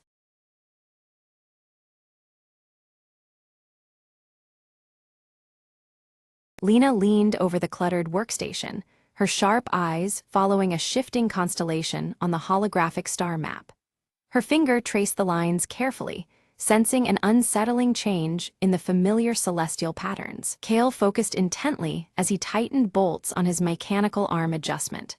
Sparks briefly flickered, illuminating the faint scar above his left eyebrow, his stoic expression unwavering despite the growing urgency. Dr. Myerk stepped into the dimly lit lab, his gaze fixed on a machine pulsating with ethereal energy. The glow bathed his high-collared lab coat, his round spectacles reflecting the mysterious light. Suddenly, the ancient compass device strapped to Lena's wrist began to pulse erratically. Its shifting shadows cast an eerie glow on her weathered leather jacket as the light intensified and dimmed unpredictably. Outside the observatory, the sky distorted as a temporal anomaly twisted the stars into shimmering, unnatural patterns. The familiar nightscape warped, sending a chill through the crew within. Lena and Cale exchanged uneasy glances as a bright star blinked out on the star map in real time. Their synchronized watches ticked irregularly, echoing the growing instability. Myerk nervously examined fluctuating data on a holographic screen, illustrating rapid shifts in time and space stability. Lines of code and star charts flickered, mirroring their rising concern. Clutching the glowing compass, Lena watched as it projected fragmented images of unfamiliar locations. The device's erratic glow hinted at mysteries beyond their understanding. In the cramped quarters, the team debated heatedly, tension mounting as the anomalies corrupted their instruments.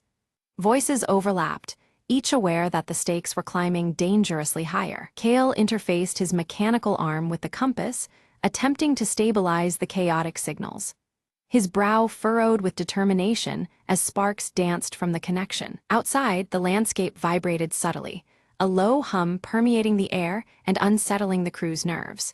Even the walls seemed to pulse in rhythm with the unseen disturbance. Without warning, a power surge caused the lab's lights to flicker wildly. Fleeting shadows moved unnaturally within the bursts of light, leaving an eerie impression on all present. Lena received a cryptic message on her wrist device, coordinates that shifted unpredictably, defying logic.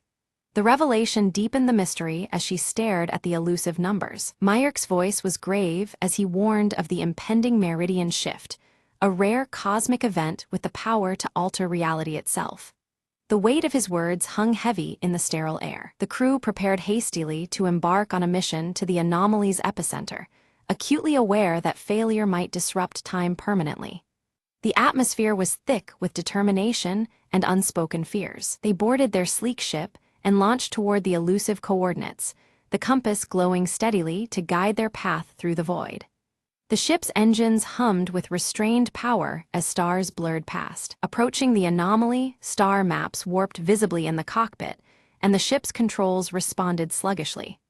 Lena's fingers danced over worn instruments as Cale kept steady despite the strain. Erratic spatial readings flickered on Lena's monitor, while Cale recalibrated the propulsion system under intense stress. The pressure of their task was evident in every precise movement. Suddenly, a blast wave from the anomaly rocked the ship violently, throwing the crew off balance. Equipment clattered and warning lights flashed, demanding immediate control adjustments. Myerk consulted the ancient compass, now glowing intensely and projecting complex star patterns swirling midair. The cryptic display hinted at turbulence far beyond their expectations. Through the ship's viewfinder appeared a visual loop of a distant celestial event, endlessly repeating with unsettling clarity. The scene blurred the line between present and past, deepening the crew's unease. Communication systems began failing intermittently, isolating the crew within the ship. Static and dead air replaced meaningful signals, raising tensions across the confined space. Lena spotted a flicker on the star map resembling a past event, possibly a memory or a warning. The team debated its cryptic meaning, uncertainty knitting furrowed brows. Ignoring warnings of space-time distortion, Kale attempted a risky maneuver to stabilize the ship's trajectory. His mechanical arm moved with precise urgency as the ship groaned under stress. The ship passed through a shimmering veil, and for a brief moment, the crew glimpsed alternate versions of themselves. The fleeting visions left them questioning reality as their synchronized watches ticked wildly out of sync. Dr. Meyerk's voice cut through the ship's low hum with a dire warning. Crossing the meridian threshold risked trapping them in a temporal feedback loop from which there was no escape. He emphasized that the ancient compass they relied upon might be their only safeguard. Lena exchanged a determined glance with Kale, knowing the stakes had just risen immensely. Suddenly, the holographic compass emitted a sharp, high-pitched tone that resonated through the ship's decks. The shifting star maps aligned perfectly for a brief moment, revealing a concealed path hidden within the cosmic tapestry. The corridor through time and space shimmered like an invitation and a perilous gamble. Lena gripped the controls tightly, steering the vessel through the unveiled course. Each moment brought surges of gravitational distortion, the ship straining against invisible pressures that threatened to tear them apart. Her eyes never left the glowing compass, its light flickering as the anomalies intensified. Without warning, alarms blared, systems began to fail one after another. Kale sprang into action, his mechanical arm whirring as he improvised repairs on the erratic conduits amid the fluctuating time streams. Shifts in gravity and time warped his perception, but he worked with relentless precision. The environment around them began to flicker wildly, alternating between the ship's current state and fleeting glimpses of past moments aboard the vessel. Lena caught ghostly images of their distant origin world, fragmented and ephemeral, like echoes trapped in a loop. This temporal dissonance unsettled them all, reminding them of the fragile boundary they now crossed. Meyerk studied the ancient compass intently, uncovering new data hidden within its quantum readings. He theorized it was resonating with quantum echoes left by explorers who had ventured here before, their temporal footprints embedded in the device's core. This revelation changed their understanding of the anomaly's depths. The crew gathered to debate their next move, torn between risking a temporal jump out of the anomaly's heart and the terrifying possibility of being erased entirely. Fear mingled with resolve.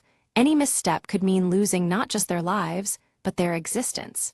The dilemma weighed heavily on every mind and soul aboard. As tension thickened, Lena's compass suddenly displayed an unfamiliar symbol, radiating a cool blue luminescence.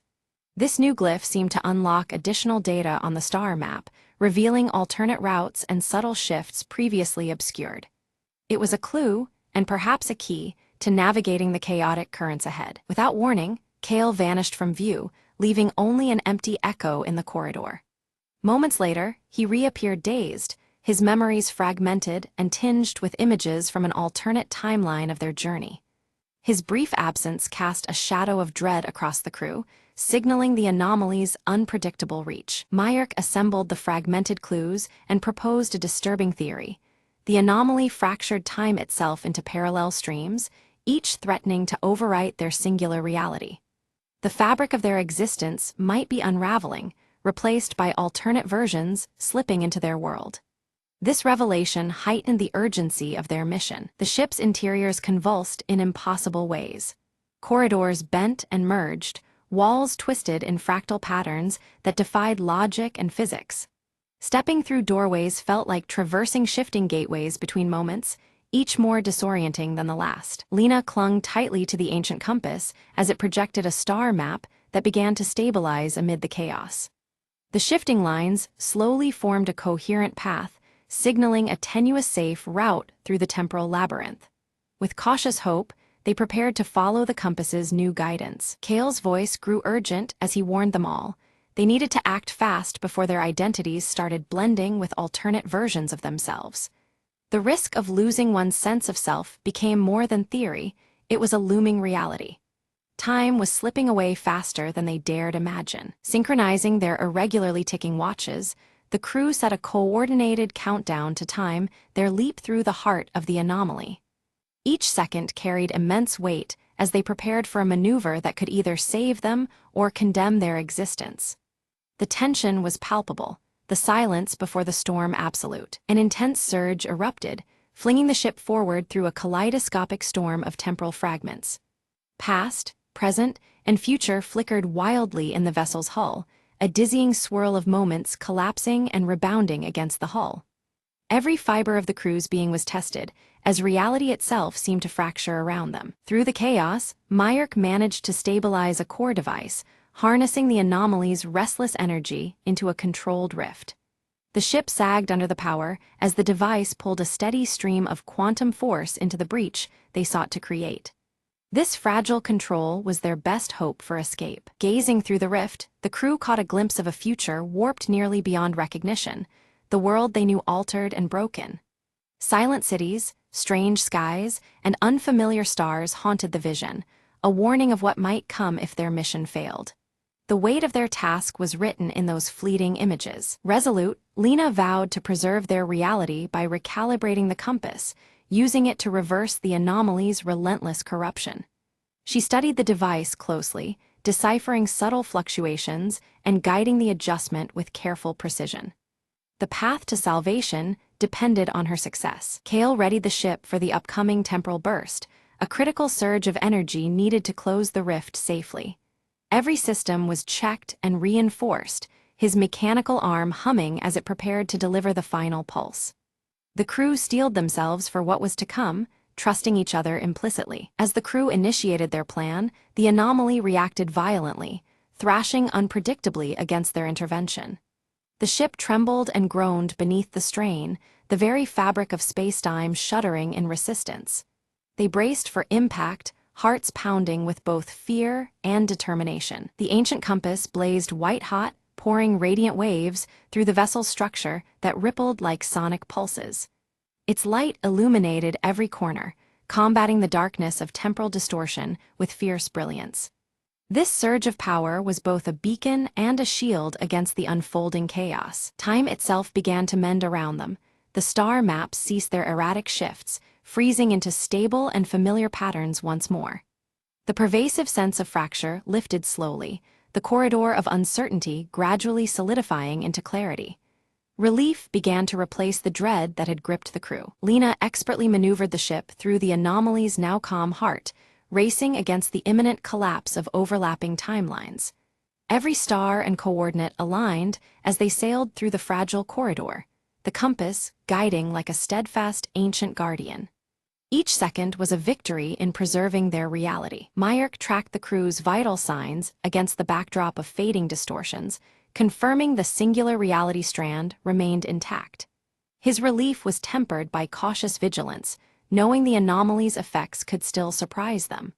The crew's unity and endurance had preserved more than just their lives, they had preserved existence itself. Kale activated the final pulse from his mechanical arm, a surge of energy designed to seal the rift once and for all. The ship vibrated as the breach closed, the infinite fracturing of time snapping back into a singular flow. Their ordeal was ending, though shadowed by mysteries yet unrevealed. The anomaly finally collapsed in on itself, disappearing like a fading shadow. Outside the observatory's viewport, the stars shimmered steadily, undisturbed for the first time in weeks. Lena's gaze fixed on the holographic compass resting on the table as its glow softened to a gentle pulse. The device's dim light signified that the chaotic flux of time had balanced once more. Kale and Dr. Myrick exchanged relieved glances, their synchronized watches clicking with steady, even ticks after the previous irregularities. The certainty of normal time flow reassured them both. Back inside the observatory, the star map displayed a stable cosmic skyline, familiar constellations locked in their usual positions. The shifting patterns had ceased, confirming the universe's calm return. The crew methodically logged their experiences in the ship's records, emphasizing the compass's crucial role as a temporal anchor throughout the ordeal. Its importance was undeniable for navigating time's fragile currents. Quietly and with care, Lena slid the compass into her jacket pocket, mindful of its power and the responsibility to protect it. The weight of guarding such a device settled on her shoulders. Meanwhile, Myerk studied a subtle residual temporal anomaly detected in his lab.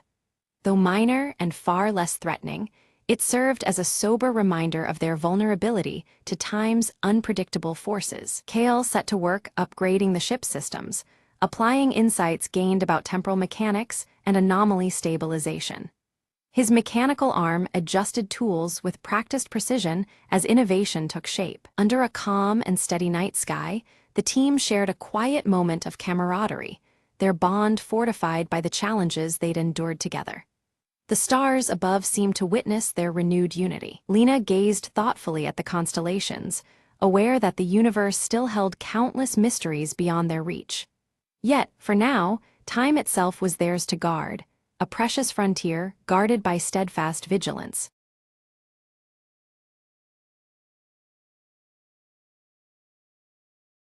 The wind hummed through the ancient maple grove, as Alara stepped cautiously beneath the vibrant canopy. Her fingers brushed the rough bark, feeling the pulse of something far older than time itself. They say the trees whisper secrets to those who listen. A voice murmured behind her. Turning, Alara saw an old man with eyes like molten gold, his smile both kind and mysterious. "Are the whispers real?" she asked, her curiosity outweighing her fear. He nodded, gesturing deeper into the grove.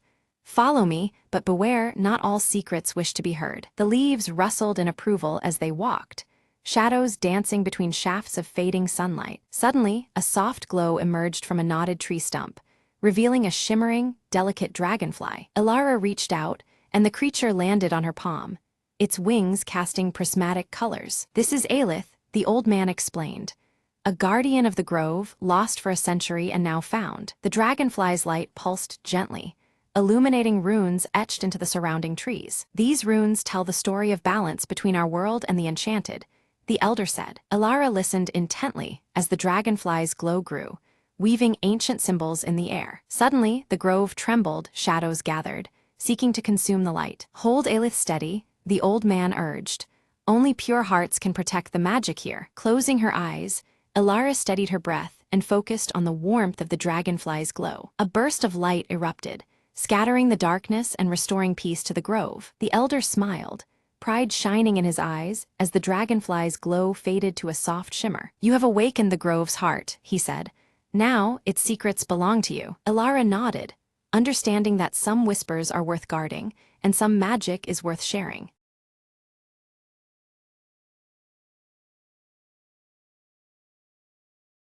As dawn breaks over the city, the silhouette of the old clock tower casts long shadows. Mara walks the quiet streets, her mind clouded with memories as the tower's chimes echo in the stillness. Stepping into a cramped workshop crowded with ticking clocks, Mara's fingers brush over a familiar broken pocket watch resting on a cluttered table.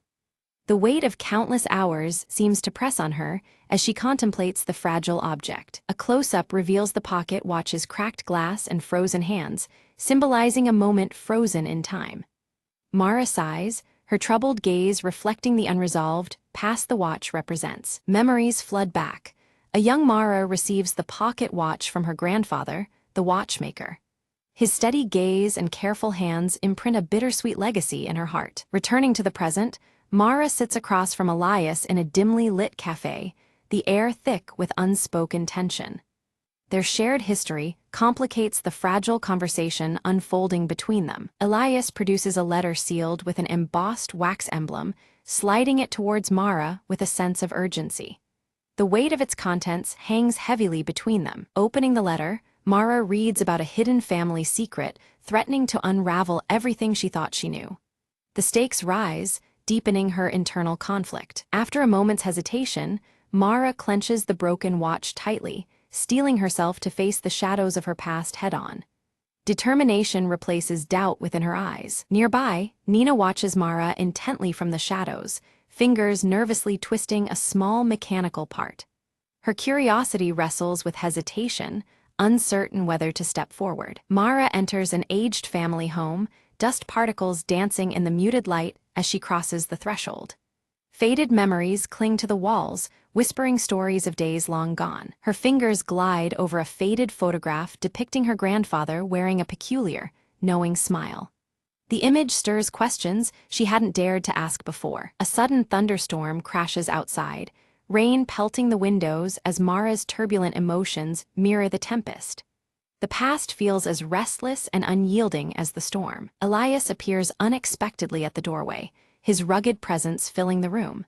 He warns Mara of the dangers tied to unearthing buried family truths. Despite Elias's caution, Mara insists on moving forward, fueled by a desperate need for closure.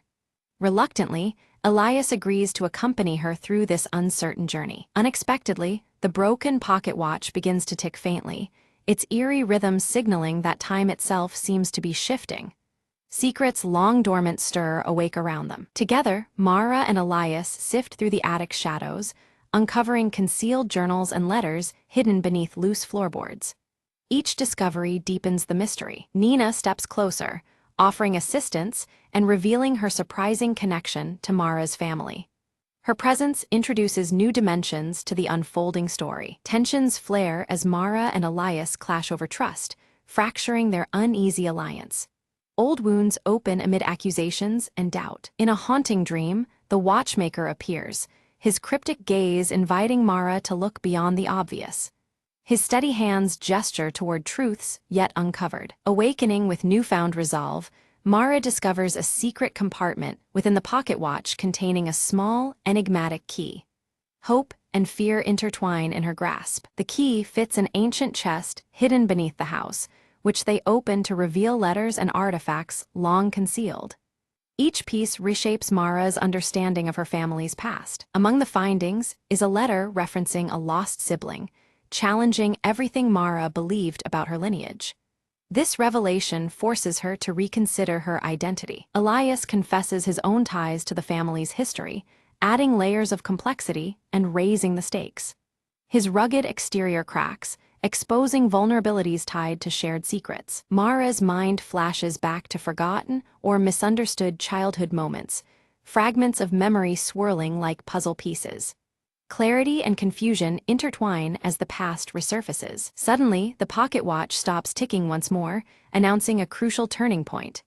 Time's fragile thread seems to hold its breath, awaiting what comes next. Nina sat cross-legged on the floor, delicately examining the intricate pieces of the broken pocket watch. As she adjusted a tiny gear, her fingers brushed against a faint engraving hidden deep inside the casing. Leaning closer, she realized it was a message, carefully etched in an elegant script that had gone unnoticed until now. The message spoke of a meeting place tied to Mara's grandfather, hinting at old alliances and betrayals long buried. The words suggested that answers lay buried within forgotten walls, places where time seemed to stand still, yet memories whispered endlessly. Mara's mind raced as the past began to entwine more tightly with their present quest. Under the cloak of night, Mara, Elias clad in his worn leather jacket, and curious Nina ventured toward an abandoned train station. The cold air was thick with anticipation, and the shadows cast by the flickering lantern grew longer with each step. Guided by the secret message, their footsteps echoed into the darkness of a place forgotten by time. Unseen eyes seemed to watch their every movement as vague silhouettes moved beyond the station's broken windows. The atmosphere thickened with unease, signaling that danger was closer than they realized. Each glance shared was met with silence, warning them that they were not alone in this pursuit of truth. Tension surfaced between Elias and Mara, their voices low but edged with frustration over past decisions and recent risks. Bitter words hinted at cracks forming in their once solid partnership, revealing fears and doubts beneath their steely exteriors. Sensing the growing divide, Nina quickly intervened, her youthful voice urging calm and unity among them. Their search uncovered a hidden trapdoor beneath loose wooden planks, leading down into a secret room. Inside, the walls were adorned with cryptic symbols, and countless clocks of various designs ticked in unison, creating a haunting symphony of time. The air was thick with mystery, each element hinting at layers of concealed history awaiting discovery. Mara's fingers traced the carvings on the wall, triggering a subtle mechanism embedded within the ancient wood. A panel slid open silently, revealing a secret document covered in faded ink that detailed the true loyalties of her family. The revelation was profound, challenging everything she believed about her lineage and legacy. Elias eyed the fragile parchment warily, his rugged features tightening with concern. He questioned whether unveiling such truths was worth the chaos that might follow, fearing the fractures it could cause in their fragile community. His hesitation cast a shadow over the group's resolve as the gravity of their discovery sank in. Mara met his doubts with steely determination, her silver-streaked hair catching the dim light as she vowed to see the truth brought into the open. She believed that only by confronting the past could they hope to heal their fractured bonds. Her resolve ignited a flicker of hope amidst the tension, solidifying her role as their leader. Suddenly, the fragile trust that had held them together shattered when an unexpected betrayal surfaced from within their own group. A subtle, almost imperceptible act revealed hidden motives, throwing suspicion in every direction. The betrayal threatened to unravel all they had worked towards, demanding reckoning and clarity. In a surprising moment, Nina confessed her true motives, linking her actions to a solemn promise made to the watchmaker years before. Her fidgeting hands betrayed the weight of her secret, yet her eyes remained resolute. This revelation added a new layer of complexity, binding their fates even tighter with threads woven long ago. The watchmaker's voice seemed to echo through the shadows, guiding them with a riddle that wove together themes of time and memory. His meticulous hands, though unseen, felt present in the silence as they pondered the cryptic words. This counsel offered a path forward, shaping the next chapter of their intertwined journey. With renewed purpose, Mara reached out to Elias, bridging the gulf that had formed between them. Their reconciliation was quiet but firm, a mutual acknowledgement of the dangers they faced and the strength needed to overcome them. Together with Nina, they formed a united front against the threats closing in. They raced through rain-slicked streets, desperate to retrieve a final piece of evidence before it could be snatched away by darker forces. Every moment felt borrowed, the clocks ticking a stark reminder of time slipping through their fingers. Their combined skills and determination fueled the pursuit, driven by nerves and hope alike. A fierce storm raged outside, rain beating against the windows as the antique clocks within the safe room began to chime in perfect unison. The symphony of ticking hands grew louder, signaling the climax of their quest was near. Inside, tension and anticipation mingled, as moments stretched beyond themselves in the storm's heart. Hidden within an old ledger, they uncovered a detailed account of familial tragedies, betrayals concealed, and truths covered up for generations. The pages revealed the causes and consequences of past actions, painting a sorrowful picture of sacrifice and deceit. This knowledge brought clarity, but at a heavy emotional cost for all involved. Suddenly, the shadows coalesced into figures intent on silencing their discoveries forever.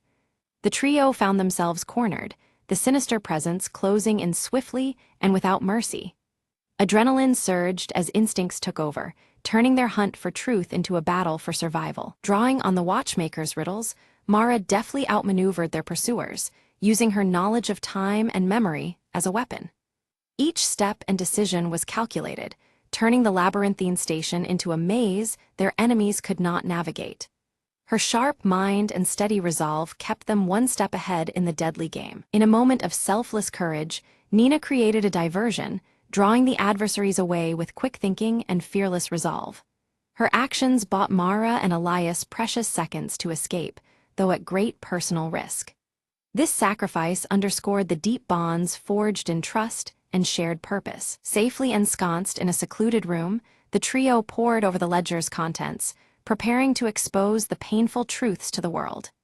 Each detail was matched with mounting urgency, their words poised to unite or divide their community. The weight of their responsibility settled heavy as they planned the inevitable reveal. Mara hesitated, her silver hair catching the flickering candlelight as she wrestled with the cost of unveiling the truth. She knew that once revealed, the community's fragile peace could shatter, igniting conflict and old wounds anew. Her inner turmoil reflected the difficult balance between transparency and protection. Flashbacks unfolded, revealing the watchmaker's past efforts to shield the family from ruin through careful silence and guarded secrets. His meticulous hands had crafted more than just clocks, they held time's fragile story within, preserving legacies through subtle measures. These memories cast a new light on his guidance and sacrifices. With renewed clarity, Mara reconciled her protective instinct with her commitment to honesty.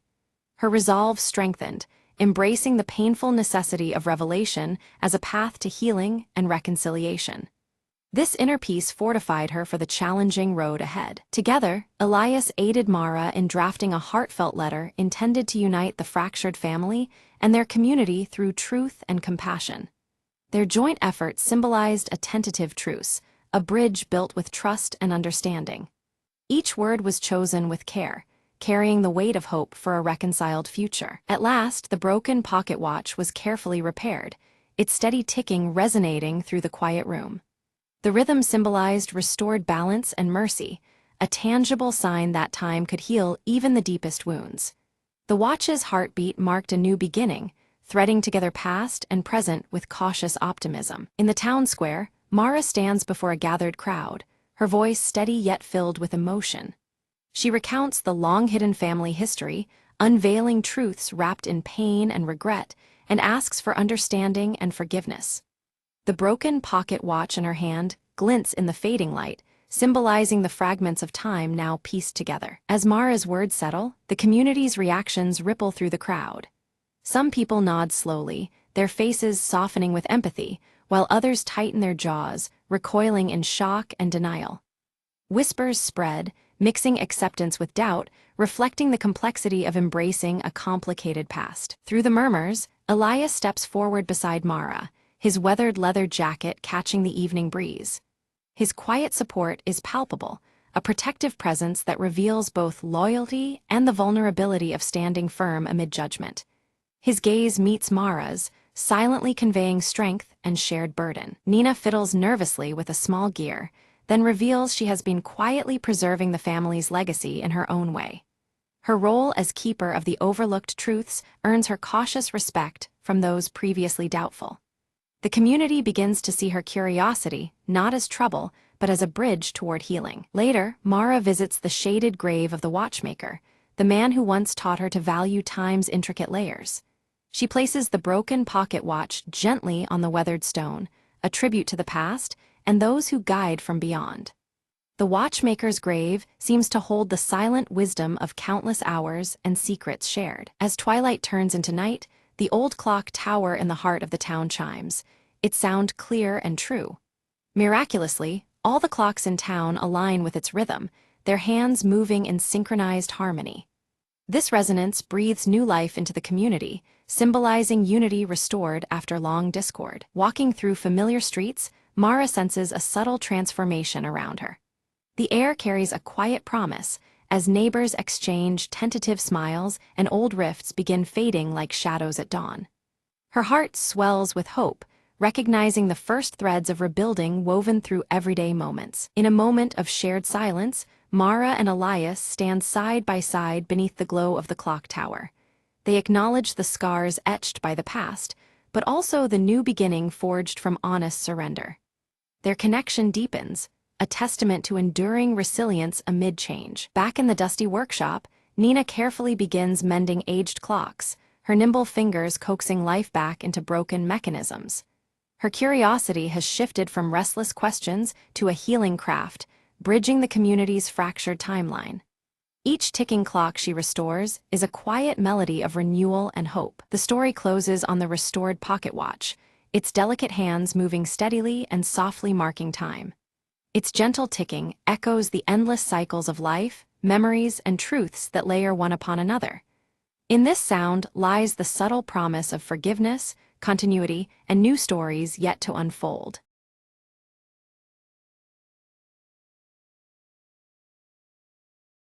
In the heart of a forgotten village stood an old mansion wrapped in ivy and shadow. Alina, curious and fearless, had always been drawn to the mansion despite the villagers' warnings. One evening, armed with only a lantern, she slipped through the creaking gates and into the dim hallway. The air was thick with dust and silence, until a faint whisper drifted from the wall at the end of the corridor. There, hanging crookedly, was a portrait of a woman whose eyes seemed almost alive, gleaming in the lantern light. Alina stepped closer, feeling a chill as a soft voice echoed, "Help me." Startled but intrigued, she reached out, tracing the woman's delicate features with trembling fingers. Suddenly, the room spun, and Alina found herself in a sunlit garden, centuries past, standing before the very woman from the portrait. The woman introduced herself as Isolde, trapped between worlds by a jealous curse. Alina realized the whispers were cries for freedom, her only chance to break the spell and release Isolde's soul. To succeed, she had to solve a riddle hidden somewhere in the mansion,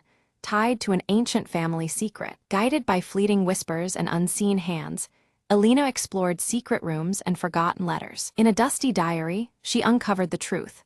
Isolde's love was betrayed, and jealousy bound her spirit to the painting. With a steady voice, Alina recited a passage from the diary, invoking the words of forgiveness and release. Light flooded the room as the portrait shimmered, Isolde's form slowly stepping out, free at last. "Thank you," Isolde whispered, her smile warm as she dissolved into a cascade of petals. The mansion sighed, the weight of centuries lifting in an instant. Alina stepped back into the present, the portrait now a simple painting of a serene garden. Outside, the villagers noticed the mansion's gloom had lifted, its mystery gently unraveled. Alina smiled, knowing some whispers carry the power to heal and set free.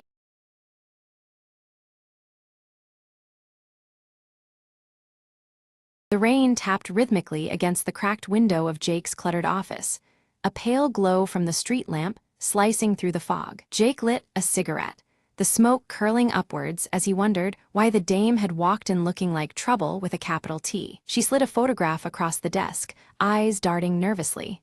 "Find him," she whispered, voice trembling more than her hands. Jake examined the photo, a man with a crooked smile, standing in an alleyway Jake knew too well. No questions asked, no promises made, but the cash in her hand decided the rest. The trail led to neon-lit bars and shadowed backstreets, whispers of the crooked smiles, misdeeds crawling through the city's underbelly. A bartender with tired eyes passed a coded note between gritted teeth.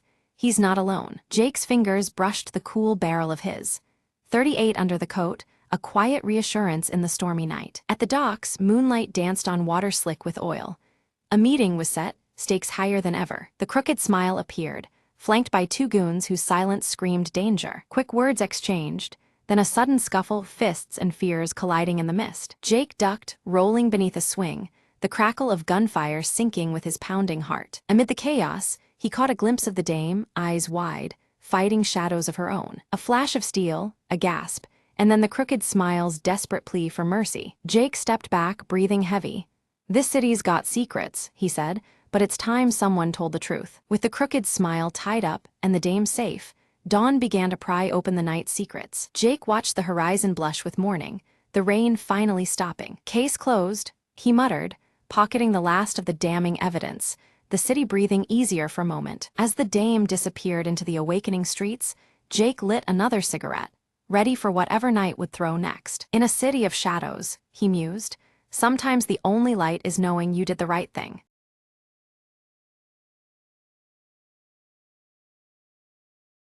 At dawn, Arius moved with focused grace near the ancient stone circle. His silver hair caught the first sunlight, shimmering as he swung his crescent-etched sword in practice.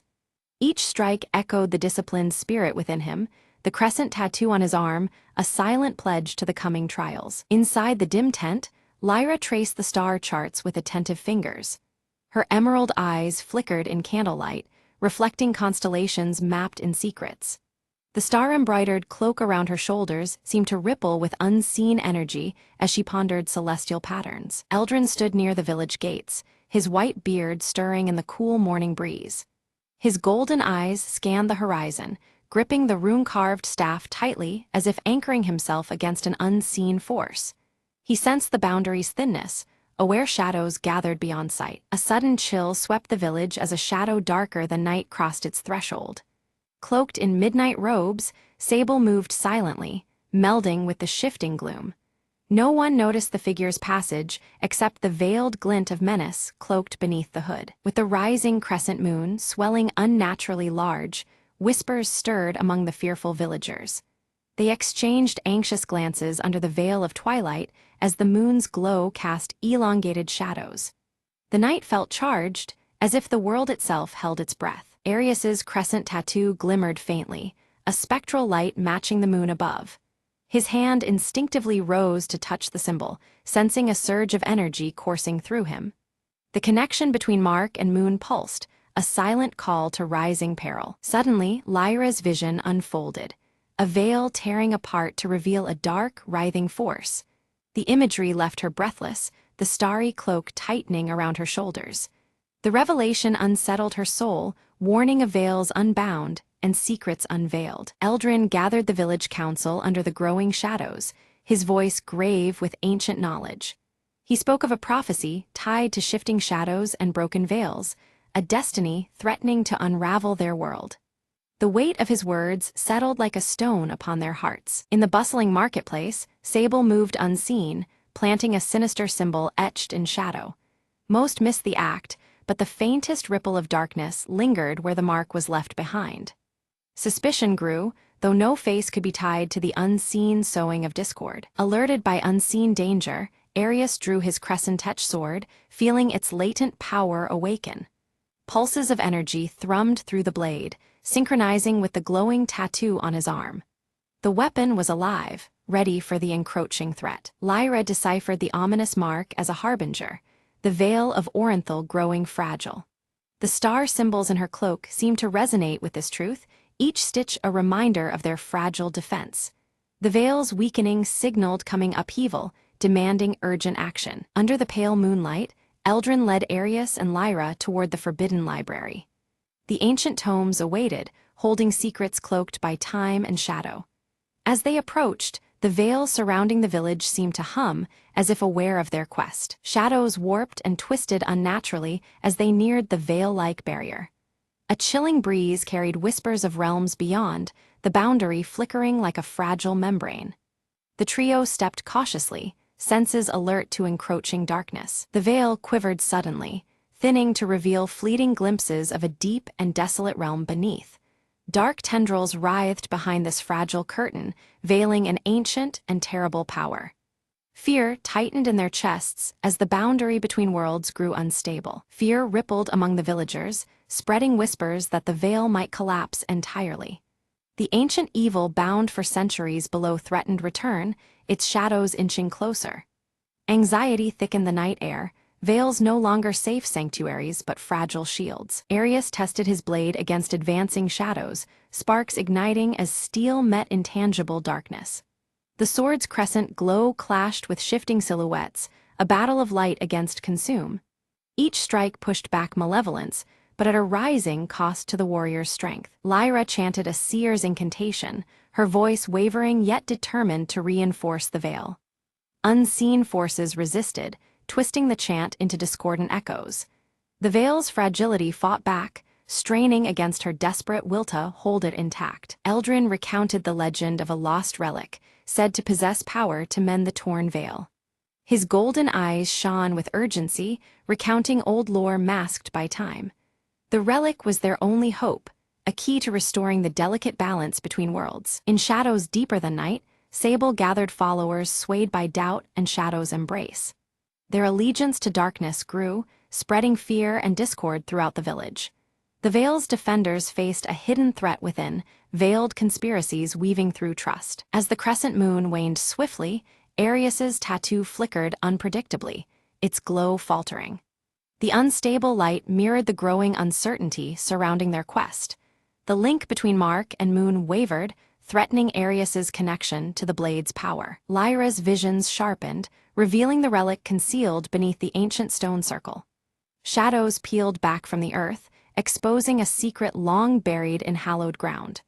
The path to salvation lay hidden under their feet, waiting to be uncovered. Eldrin warned that retrieving the relic required crossing the Veil's dangerous breaches. The realm beyond pulsed with hostile shadows, ready to consume the unprepared. Their journey promised peril demanding courage and unbreakable resolve. Without hesitation, Arius volunteered to seek the relic, guided by Lyra's visions and Eldrin's wisdom. His silver hair caught moonlight as he prepared to step into unknown darkness. The burden of hope rested heavy but resolute upon him. Shadows clawed from every corner as the trio neared the Veil's thinning edge. The air swirled with shifting darkness, veiling secret dangers just beyond sight.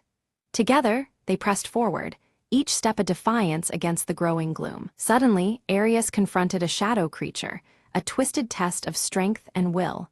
The dark form lunged, seeking to extinguish the light within him.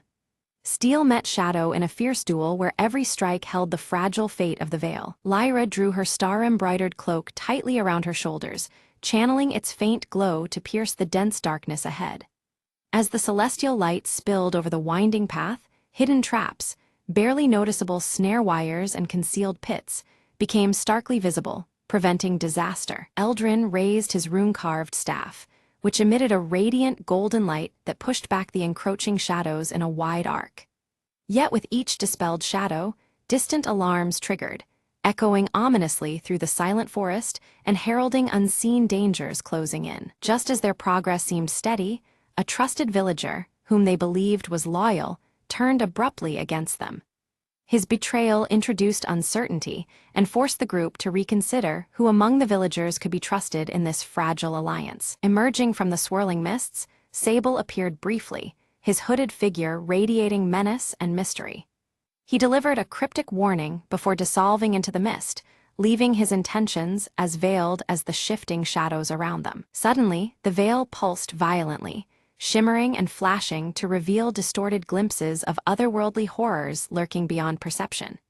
These fleeting visions unsettled the group, reinforcing the veil's tenuous nature as a boundary between worlds. During the chaos, Arius sustained a deep wound that caused the crescent tattoo on his forearm to burn fiercely and unpredictably.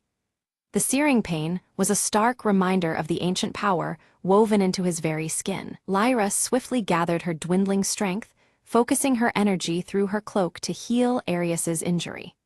The effort drained her vitality noticeably, her emerald eyes dimming with the exertion, but her resolve remained strong. Eldrin examined the strange markings etched nearby and deciphered their meaning. The relic they sought lay hidden beneath the largest stone at the circle's center.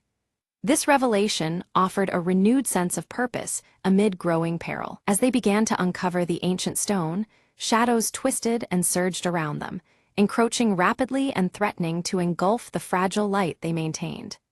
Doubt mingled with hope, as each shadow represented unforeseen danger. Before they could secure the relic, a group of Sable's followers emerged from the darkness, surrounding them and demanding surrender.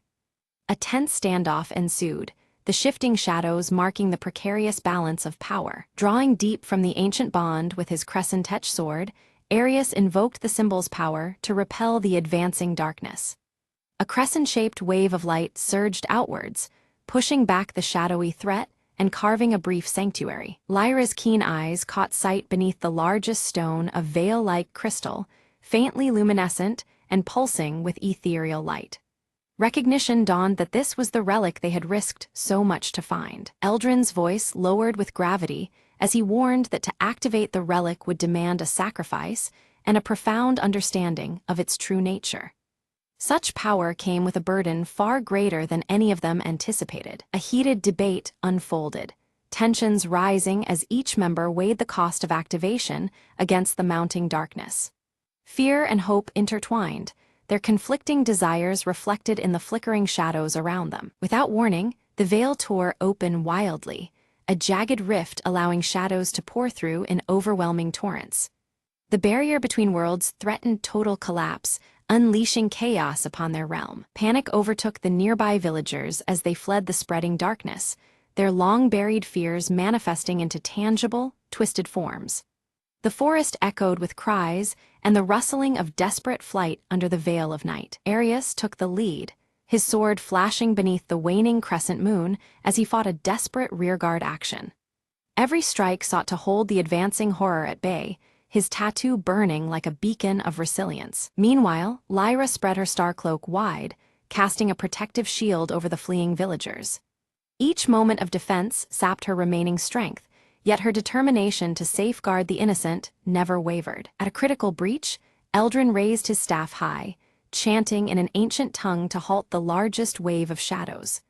Golden runes appeared on the staff, creating a barrier that held long enough to stem the tide of darkness momentarily. The veil's instability worsened, its edges fraying ominously and threatening complete collapse unless swiftly repaired. Time pressed heavily upon the group, the fate of their world hanging in precarious balance. Despite uncertainty, Arius gripped the pulsing veil-like crystal firmly, resolving to activate it and face consequences unknown. His crescent tattoo flared fiercely, signaling the merging of his life force with the relic's ancient power. The crystal blazed with intense light, weaving brilliant threads of radiance and shadow in a delicate dance of balance. This luminous interplay seemed to pulse with the heartbeat of the worlds themselves, suspended between revelation and concealment. As the crystal's power surged, Arius felt his crescent tattoo ignite, binding his essence to the relic in a profound union. Pain mingled with strength, and the boundaries between self and artifact blurred in the swirling energy. Calling upon the stars for guidance one last time, Lyra's weakened form bolstered their fragile hope. Her unwavering gaze fixed on the heavens, searching for answers as her cloak dimmed, but her spirit held fast. With Eldrin's final ancient incantation echoing through the night, the veil's torn edges began to stabilize. The radiant light spread slowly, weaving a fragile harmony that held the dark at bay, setting the stage for the truth to emerge. The veil begins to reform, shifting in layers to reveal a realm where shadows and light coexist in a delicate harmony. Faint outlines of hidden figures flicker between the interplay of darkness and illumination, hinting at a world both mysterious and alive. Sable emerges once more, her midnight robes less menacing, now flowing with a softer light. Her voice carries a new purpose, revealing that her allegiance lies not with destruction, but with maintaining the fragile balance between realms. Arius approaches cautiously, his crescent-etched sword lowered in trust as he seeks to understand Sable's change. Through their exchange, he uncovers the origins of the shadows, ancient protectors rather than mere threats, woven into the fabric of their world's natural order. Lyra's emerald eyes widen as a stirring prophecy unfolds within her vision. The shadows and light must coexist to sustain the world's vitality, not one to erase the other. Her star-embroidered cloak seems to shimmer with renewed significance, marking a turning point in their path ahead. Eldrin, gripping his rune-carved staff firmly, nods gravely in acceptance. The ancient guardian realizes that their role must shift from imprisonment of shadows to vigilant guardianship, ensuring neither light nor darkness dominates unjustly. The villagers, once fearful, gradually embrace the presence of shadows as essential to their world's cycle. Families gather beneath crescent moons and shifting veils, learning to live with the twilight dances rather than resist them. Together, Arius, Lyra, and Eldrin form a new order, dedicated to preserving the delicate equilibrium. Their symbols, crescent, star, and rune, blend into an emblem of unity, standing as sentinel against imbalance and chaos. The crescent moon hangs calm and steady in the night sky as the veil settles into a harmonious shimmer. Shadows no longer lurk as threats, but flow gently alongside light, creating a serene tapestry across the horizon. The ancient stone circle, once dim and broken, is restored to radiant life. Its carved symbols pulse softly with magical energy, a beacon symbolizing the renewed covenant between the worlds of light and shadow. Standing at the edge of dawn, Arius gazes toward the horizon where first light pierces the balanced veil. Hope glimmers in his deep blue eyes as the new day promises a future shaped by unity and acceptance.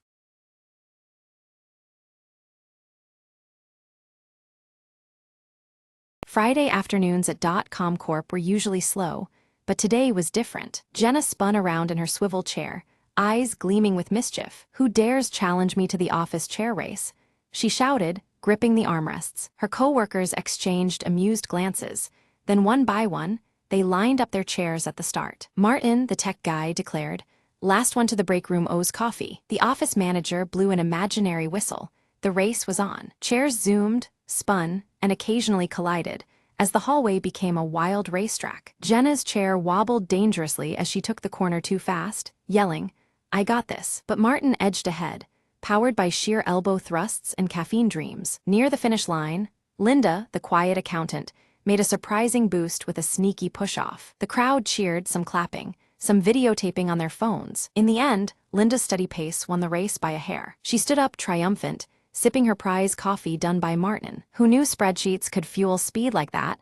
She joked with a grin. Jenna nudged her, Next time I'm bringing my helmet. The office buzzed with laughter as everyone returned to their desks, energized by the silly competition. Even the grumpiest manager cracked a smile, shaking his head in disbelief. Maybe next Friday, he said, we'll try a stapler toss. As the sun set, the chairs sat still, but the team's spirit soared high, and somewhere in the back, a quiet challenge was already brewing for next week's shenanigans.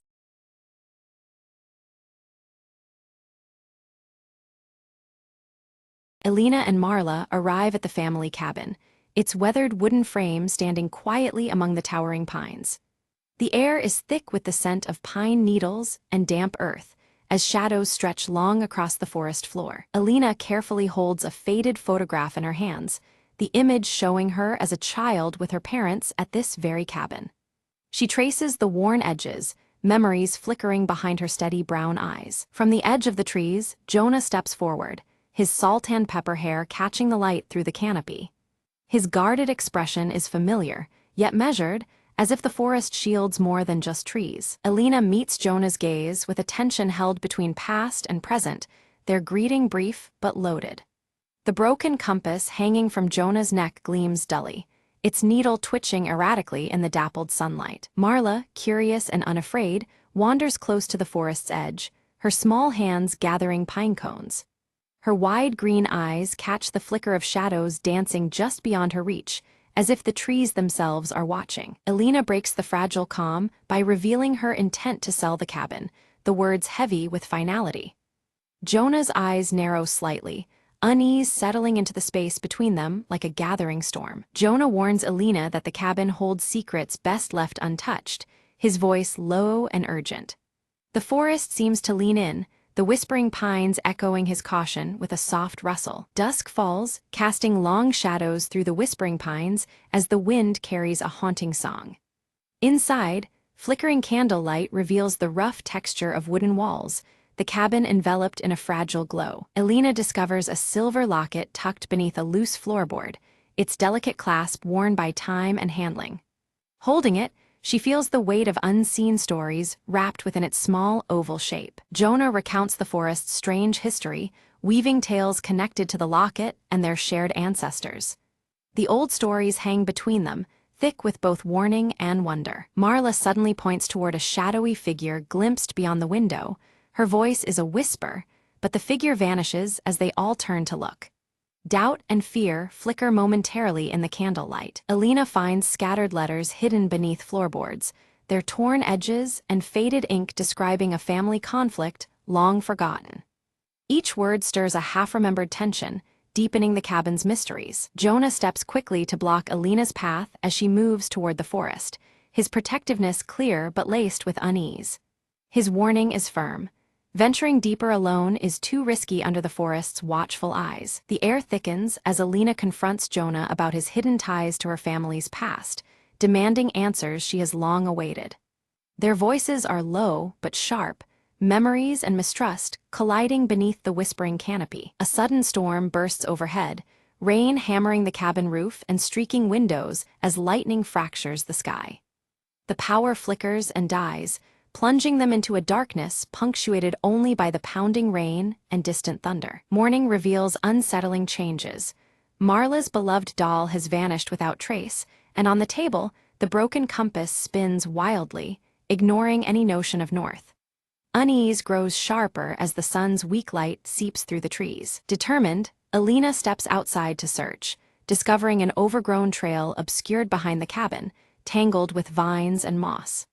The forest beyond seems both inviting and forbidding, its secrets buried beneath layers of time. Jonah follows reluctantly, his voice low with caution as he warns of hidden dangers ahead. His knowledge of the forest's unseen threats adds weight to every step they take deeper beneath the whispering pines. The woods close in around them, shadows shifting unnaturally with each footfall. The familiar path begins to warp, the forest taking on a strange, surreal quality that unsettles even Jonah's steady demeanor. Elena spots a carved symbol etched deep into the bark of a tree, identical to one seen faintly in the old photograph.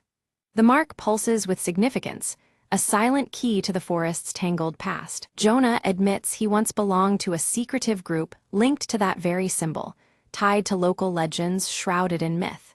His confession carries both regret and a warning, deepening the mystery that binds them. Suddenly, distant footsteps echo through the trees, too deliberate to be natural.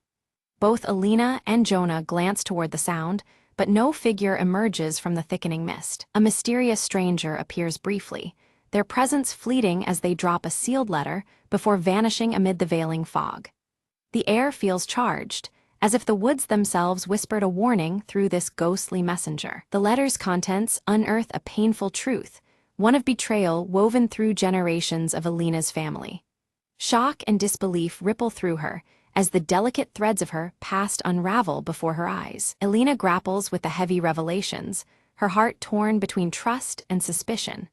Jonah urges restraint and patience, reminding her that some truths unfold only when the time is right. Back inside the cabin, Marla's sharp eyes catch a glimpse of something beneath a loose floorboard.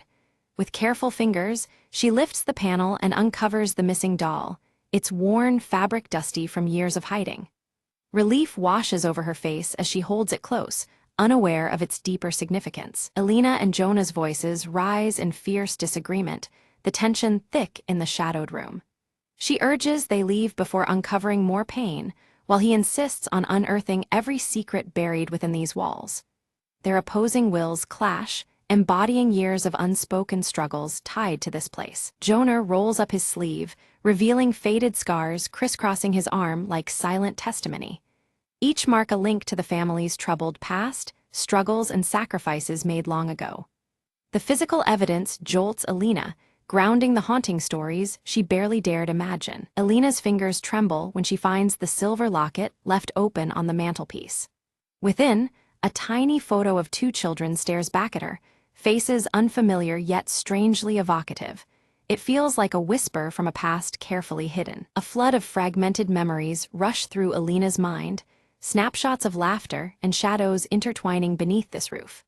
Moments forgotten and distorted press inward, as if the cabin itself breathes their story alongside the whispering pines. Suddenly, the broken compass shifts in her hand, now unwavering and pointing steadily in a strange new direction. The change intrigues them, yet an undercurrent of unease follows, as if the device knows more than it reveals. They follow the compass's lead and discover a concealed door beneath a dusty rug, an ancient cellar hidden beneath the cabin's floor. The air around it hums with forgotten secrets, beckoning them closer with cautious anticipation. Inside the cellar, time seems suspended as they find relics and yellowed journals describing a secret pact sealed decades ago. The words speak of promises and burdens, weaving a tale intertwined with their own bloodline. Jonah's voice falters as he admits his family's oath to guard these secrets, a duty that demanded heavy cost. His revelation weighs on Alina, adding layers of complexity to the truth they both seek. Despite the sting of betrayal, Alina's resolve hardens. She must unravel the full story, no matter how painful. The strands of mystery bind her to Jonah and the cabin, pushing past doubt and fear. Outside, the forest thickens in twilight, the pines whispering warnings carried by rustling leaves. The boundary between safety and the unknown feels narrower with every passing moment. Near the cellar entrance, Marla lingers, eyes wide as if sensing a presence unseen. Her small figure is still, caught between curiosity and the intangible gaze that seems to watch her every move. Without warning, the earth trembles and a collapse seals Alina and Jonah inside the cellar.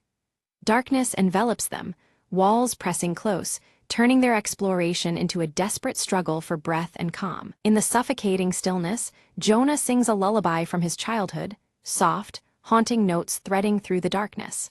The familiar melody steadies Alina's racing heart, bridging the gap between fear and hope. As the earth settles, they find a narrow path to freedom, emerging into fading daylight. Their shared ordeal deepens a silent bond, forging a cautious trust amid the shadows of their pasts. Back upstairs, Alina studies the journals with fresh eyes, piecing together the true nature of the family pact. It was not just about secrets. It guarded a treasure hidden from the world's gaze. Jonah reveals that the treasure is no gold or jewels, but a secret with power to alter their family's destiny. The weight of this truth presses on them, promising upheaval alongside understanding. A final letter, yellowed and creased, warns that unveiling this secret demands a personal sacrifice. The cost of truth is laid bare, chilling yet undeniable in its gravity. Determined, Alina and Jonah prepare to face whatever awaits beyond fear and hesitation. United in resolve, they step forward together to confront the unfolding mystery. Marla appears with the compass clutched tightly in her small hands, the needle steady and true. Its quiet certainty offers a fragile thread of hope amidst the growing darkness. Guided by the compass, the family moves deeper into the forest where shafts of light pierce the dense canopy. The eerie beauty of the woods surrounds them, mingling danger and promise in every breath. They reach a clearing dominated by an ancient oak tree, its bark carved with the same symbol appearing throughout their journey. The tree stands as sentinel to secrets long held in the whispering pines. At the base of the oak, moss and roots part to reveal a weathered box buried beneath the earth. The discovery feels like a culmination, a portal to truths hidden just out of reach. Inside the box lie personal keepsakes and a letter addressed directly to Alina from her grandmother. The words pulse with honesty and hope, bridging generations with unexpected tenderness. The letter speaks of forgiveness and legacy, urging Alina to carry the family's future with strength and compassion. It offers a fragile light amidst shadows, planting seeds for what lies ahead. As Alina gazed at the broken compass and the scattered letters, a deep understanding settled within her. The true treasure was not gold or jewels, but the shared history and bonds that had been frayed and were now being woven anew. In that quiet moment, surrounded by whispering pines, she felt the strength of family reignite. Jonah stepped closer, his weathered face earnest as he spoke of past mistakes and regrets. Alina listened, her steady brown eyes reflecting forgiveness and hope. Together, they made a silent vow to protect the legacy of the old family cabin, promising to face the future united. With careful hands, they restored the delicate compass, its needle finally steady and true. They placed the silver locket inside the worn wooden box, securing it as a symbol of their commitment. This act was more than preservation. It was reclaiming their shared past and safeguarding their future. Marla's inquisitive green eyes brightened with a gentle smile, sensing the tension in the forest lift. The once ominous presence among the towering pines seemed to wane, replaced by a peaceful calm that enveloped the cabin. Her laughter echoed softly, bringing life back to the quiet woods. Inside the cabin, the windows glowed warmly against the dusky twilight, casting golden light onto the surrounding trees. This welcoming glow was a testament to renewed life and resilience, standing firm amidst the forest's eerie beauty. It marked a fresh beginning for the family and their heritage. Alina stood before the familiar walls, feeling a renewed determination swell within her chest. She decided to keep the cabin, honoring the legacy of her ancestors while embracing the endless possibilities of the future. The forest was no longer just a backdrop, but a cherished part of their story. Under Jonah's guidance, Marla carefully hung delicate wind chimes outside the cabin. Their soft, melodious tones caught the breeze, mingling with the whispering pines in a welcoming symphony. It was a tangible sign that peace and warmth had returned to the place they called home. Alina reached up to pin the faded photograph back on the wall, its edges now whole and its meaning clear. The image connected past generations with the present, grounding their family's story within these walls. It symbolized healing and the continuity of love through time. Together, Alina, Jonah, and Marla stood outside as the sun dipped behind the pines, casting long shadows over the forest floor. United and hopeful, they faced the coming days with strength forged from understanding and forgiveness. Their bond, like the cabin, was steadfast and enduring. A final glance toward the forest revealed a serene stillness, the secrets nestled deep within, safely guarded by time and trust. The whispering pines swayed gently, as if sharing silent approval of the family's journey. In that peaceful moment, the mysteries of the woods seemed to rest, embraced by the light of a new chapter.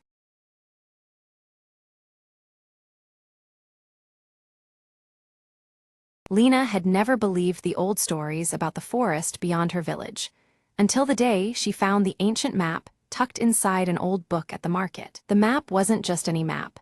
It shimmered faintly, as if alive, guiding her eyes to a hidden spot marked with a curious symbol, a twisted tree with roots like fingers. Without hesitation, Lena set off into the dense woods, her heart pounding with a mix of fear and excitement. The forest was alive with sounds and shadows, as if watching her every step.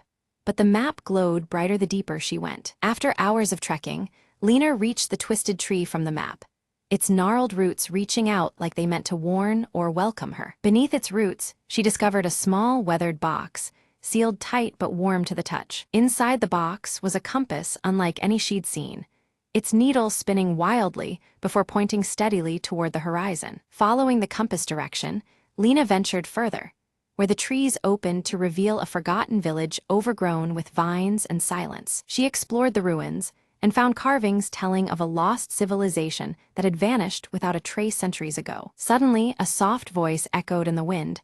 The path chosen, the secrets revealed, the past awakens with courage. Lena realized the map and compass were keys to uncovering stories buried by time, inviting her to be the new keeper of their memory. Determined, she took notes, sketches, and memories, preparing to share these wonders with her village. On her return journey, the compass's glow dimmed, resting now in harmony with her steady steps. Back home, the village gathered around as Lena unveiled tales of bravery, magic, and history hidden within the forest's heart. Eyebrows lifted and faces lit with wonder, Lena's stories rekindled a spark of adventure in every listener. From that day forward, the forest was no longer a place of fear, but a doorway to discovery, all thanks to Lena's courage. And the shimmering map?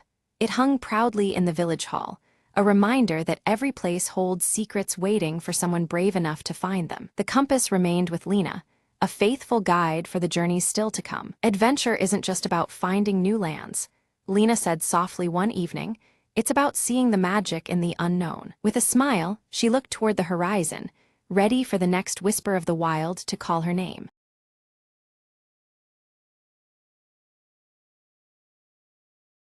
In the village of Eldenbrook, a strange glow flickered one cold evening from the heart of the ancient forest. Leora, a curious young girl with eyes like dawn, couldn't resist following the mysterious light that danced between the trees. As she stepped beneath the gnarled branches, the light pulsed brighter, revealing a lantern suspended by a whisper-thin thread. "Who lingers here at twilight?"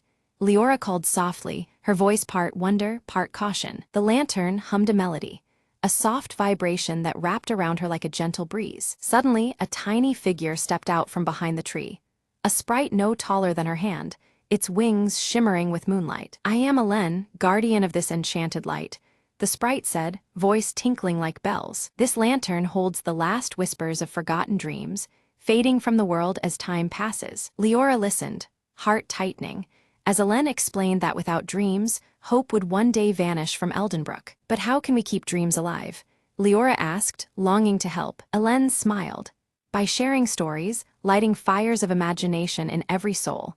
The lantern feeds on the spark of belief." Determined, Leora gathered the villagers, urging them to tell tales and remember hopes, bright and bold. Night after night, the village square filled with laughter and stories, the lantern glowing ever stronger. The ancient forest seemed to breathe again, its shadows less ominous, its secrets weaving into the fabric of their lives. One evening, Elen whispered, "The light is growing, your stories have rekindled the world's magic." Leora nodded, her own heart alight with the ember of every dream shared. As dawn painted the sky, the lantern lifted from the thread, soaring above the treetops like a tiny sun. "Farewell, dear friend," Leora said, tears glistening. "Carry our dreams wherever you go." Elen winked and disappeared into the morning haze, the glow fading gently, but never gone. And from that day onward, Eldenbrook kept a lantern burning in every window, a beacon for dreams, whispered and cherished forevermore.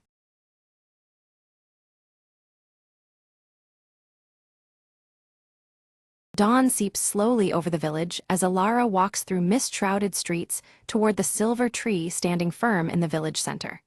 Its glowing leaves shimmer faintly, casting soft light on the earth-toned homes. The air holds a chill hinting at coming winter, and the village bell sounds a muted call to begin the day. Alara places her hand against the silver tree's sturdy trunk, sensing a subtle ebb in its hidden pulse. Around her, villagers start their daily tasks. Bakeries hum with fire's warmth, and children cluster by the edge of the market. Despite the routine, an unease tugs at the air, mirrored in the dimming glow of the tree's leaves. Tomas arrives quietly, clutching his worn leather-bound journal, his weathered face creased with concern. He speaks in low tones to Alara about the tree's fading light, noting its cadence has slowed and urging caution. Their shared worry sets a heavy weight between them beneath the soft silver radiance. Mira bursts forth, curls bouncing as she races toward Alara, breathless with news. The village bell failed to ring properly last night, its usual resonant peal broken and faint. Her freckled face reveals a spark of fear mixed with urgency, shaking the calm. Elder Harin gathers the villagers beneath the spreading branches of the silver tree, his voice steady though tinged with warning. He recounts an ancient prophecy foretelling danger when the tree's light fades, a sign of trials to come. The villagers listen closely, shadows deepening under the autumn light. Alara fingers the carved necklace hanging close to her heart, feeling a faint pulse that seems to echo the silver tree's flickering glow. The rhythmic beat is weak but distinct, as if the necklace and tree share a silent connection. This newfound link sharpens her resolve amidst growing uncertainty. Anxious whispers ripple through the gathered villagers as the silver tree's light dims further despite the rising sun. Leaves glisten less brightly, their familiar luminescence threatened by unseen forces. The village's collective worry deepens, faces turned upward in troubled hope. Tomas hunches over his journal, meticulously recording the changing patterns of the silver leaves and the flickering light. His thoughtful gaze notes subtle shifts and irregularities that deepen the mystery. Every detail might hold the key to the tree's faltering life force. While examining near the silver tree's roots, Alara and Mira discover strange, weathered markings carved into the earth and bark. The symbols feel old and warning-laced, stirring unease about what might be approaching. This discovery hints at a danger lurking just beyond the village's peaceful borders. A sudden, biting chill sweeps through the village, yet the air holds stillness as the silver tree sheds leaves silently. Their descent is eerie, lacking the usual rustling breath of wind. This unnatural falling deepens the villagers' dread, as cold shadows lengthen across the ground. Elder Harin recounts tales of past hardships when the village faced darkness and how the silver tree's power once saved them. His voice carries weight from years lived under its branches, reminding all present of resilience and hope. The old wooden staff taps softly as he emphasizes the urgency of their plight. Alara stands firm, the carved necklace gleaming faintly as she vows to restore the tree's fading energy. Despite murmurs of doubt around her, her determination radiates support and strength. She refuses to let the village succumb to fear or despair. Tomas suggests they seek knowledge in the village's ancient library, hoping old texts might reveal a path to healing.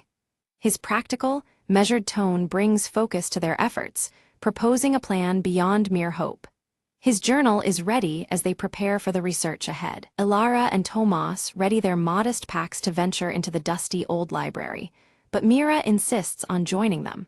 Though warned of dangers and the seriousness of their quest, her spirited nature refuses to be left behind.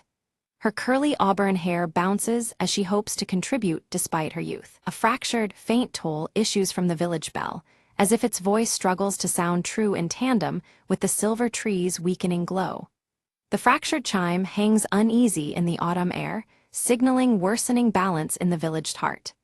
Shadows flicker beneath the tree, mirroring the bell's irregular rhythm. In the dimly lit library, Alara and Tomas discover an old, faded map suggesting the location of a hidden glade connected deeply to the tree's power.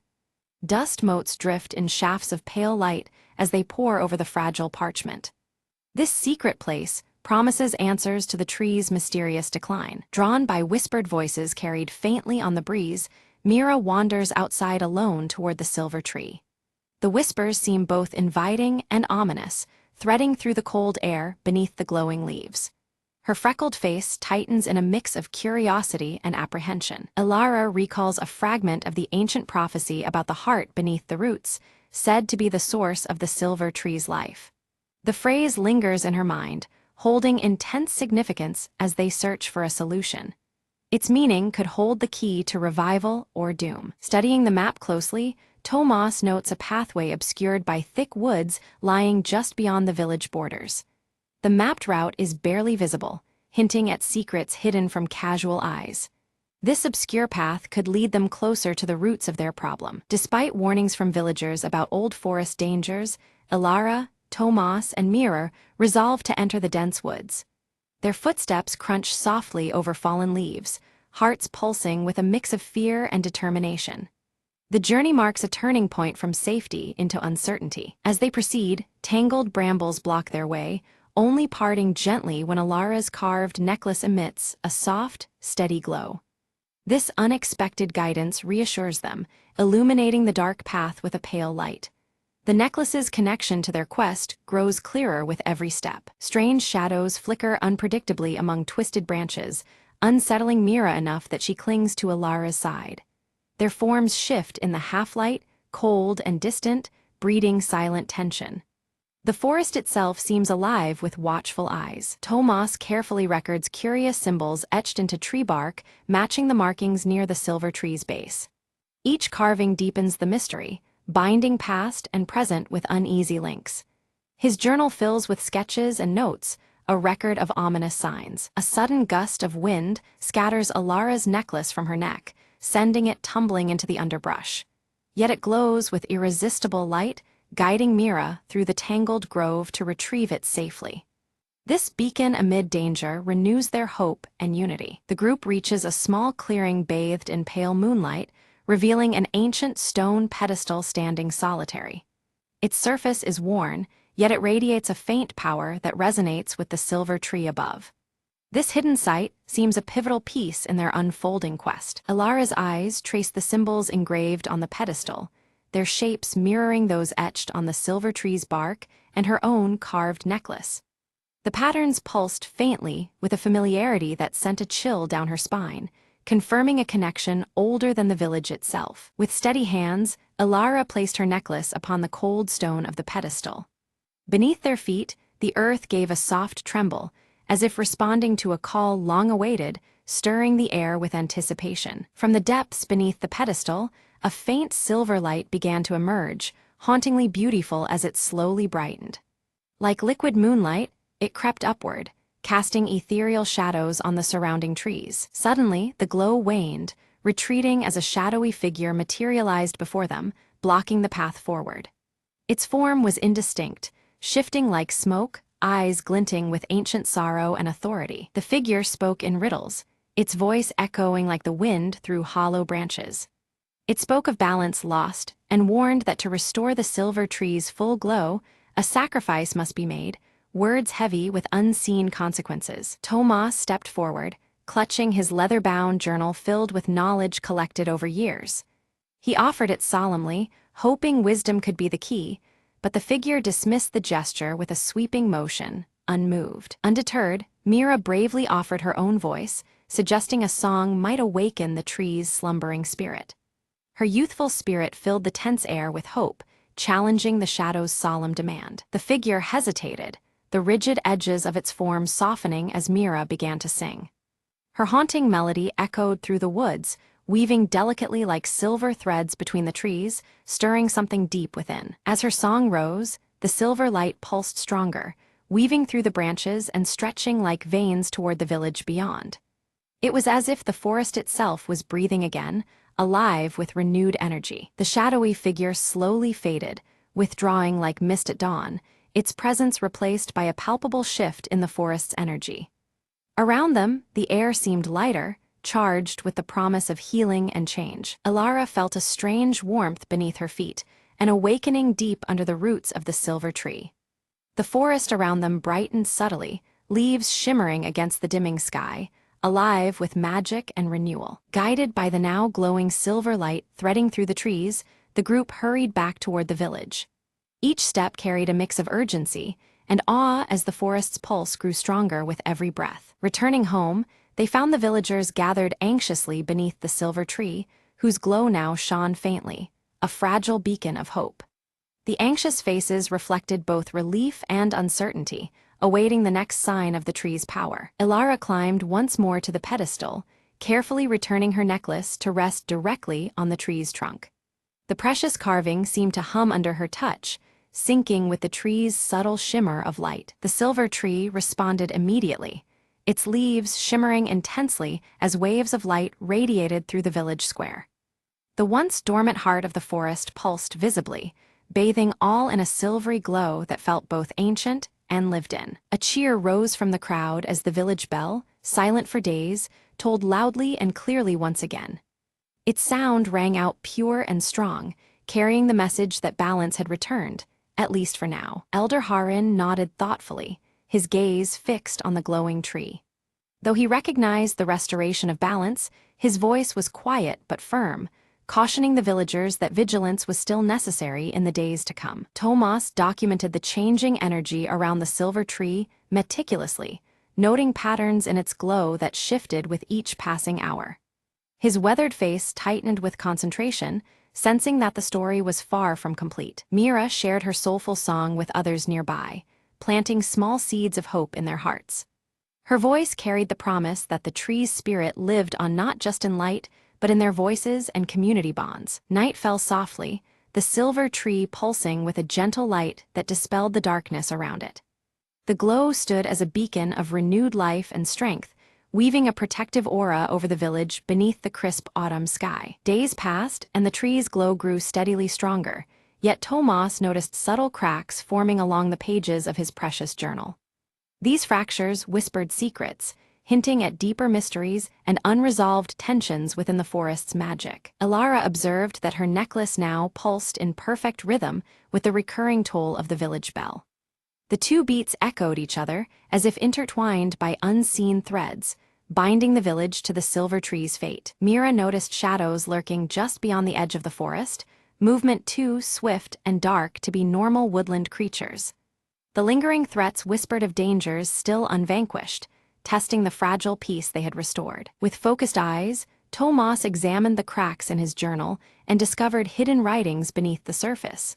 The faint script revealed a troubling secret, an unresolved debt owed to the forest's spirit, a pact left hanging by generations past. Determined to understand, Elara confronted Elder Harin beneath the dimming light of the silver tree. The elder's voice fell low as he revealed the truth. Their ancestors had made a fragile pact that required periodic renewal to maintain the balance they now barely sustained. Elara stood beneath the silver tree once more, the weight of their earlier mistake pressing on her. She knew their previous attempts had only postponed what was truly needed, the offering that would satisfy the ancient spirit within. With a steadying breath, she began arranging new offerings, calling upon the wisdom the village still held close. One by one, the villagers gathered around the tree, their hands full of carefully chosen gifts, woven herbs, polished stones, and fresh harvest fruits. Each offering was a token of their dedication, a symbol of the bond they shared with both the tree and the forest enclosing them.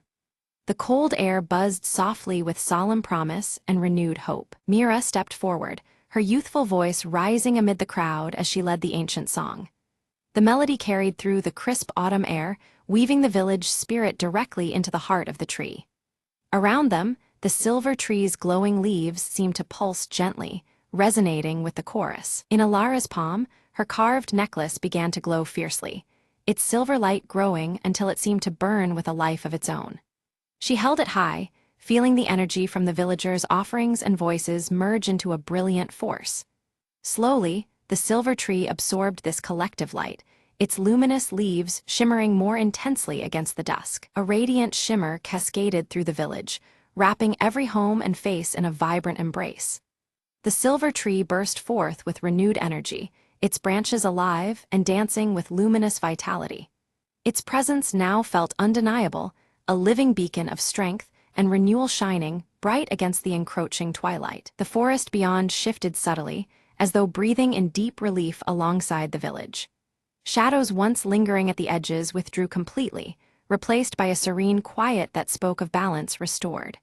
Under the silver tree's steadfast glow, the land itself seemed to pulse in harmonious unison. Elder Harin raised his staff, his voice clear despite his stooped frame. He praised their unity and collective respect, reminding all that stewardship was not a burden but a sacred trust. His words carried the timeless weight of tradition, anchoring the moment to the village's enduring legacy. Meanwhile, Tomas carefully penned the night's events and newfound knowledge into a fresh, leather-bound journal.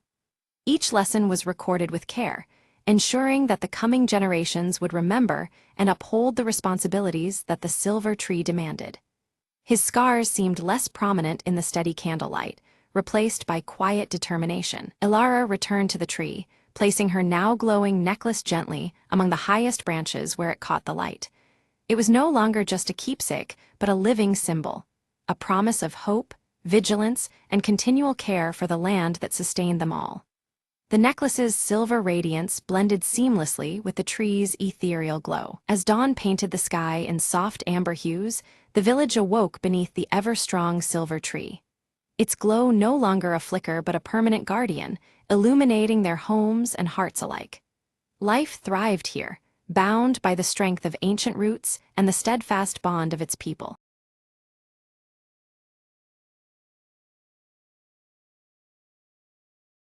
The sun struggles to pierce the thick ash clouds blanketing the barren cityscape, casting a muted glow over shattered rubble and twisted metal remnants of a once thriving world.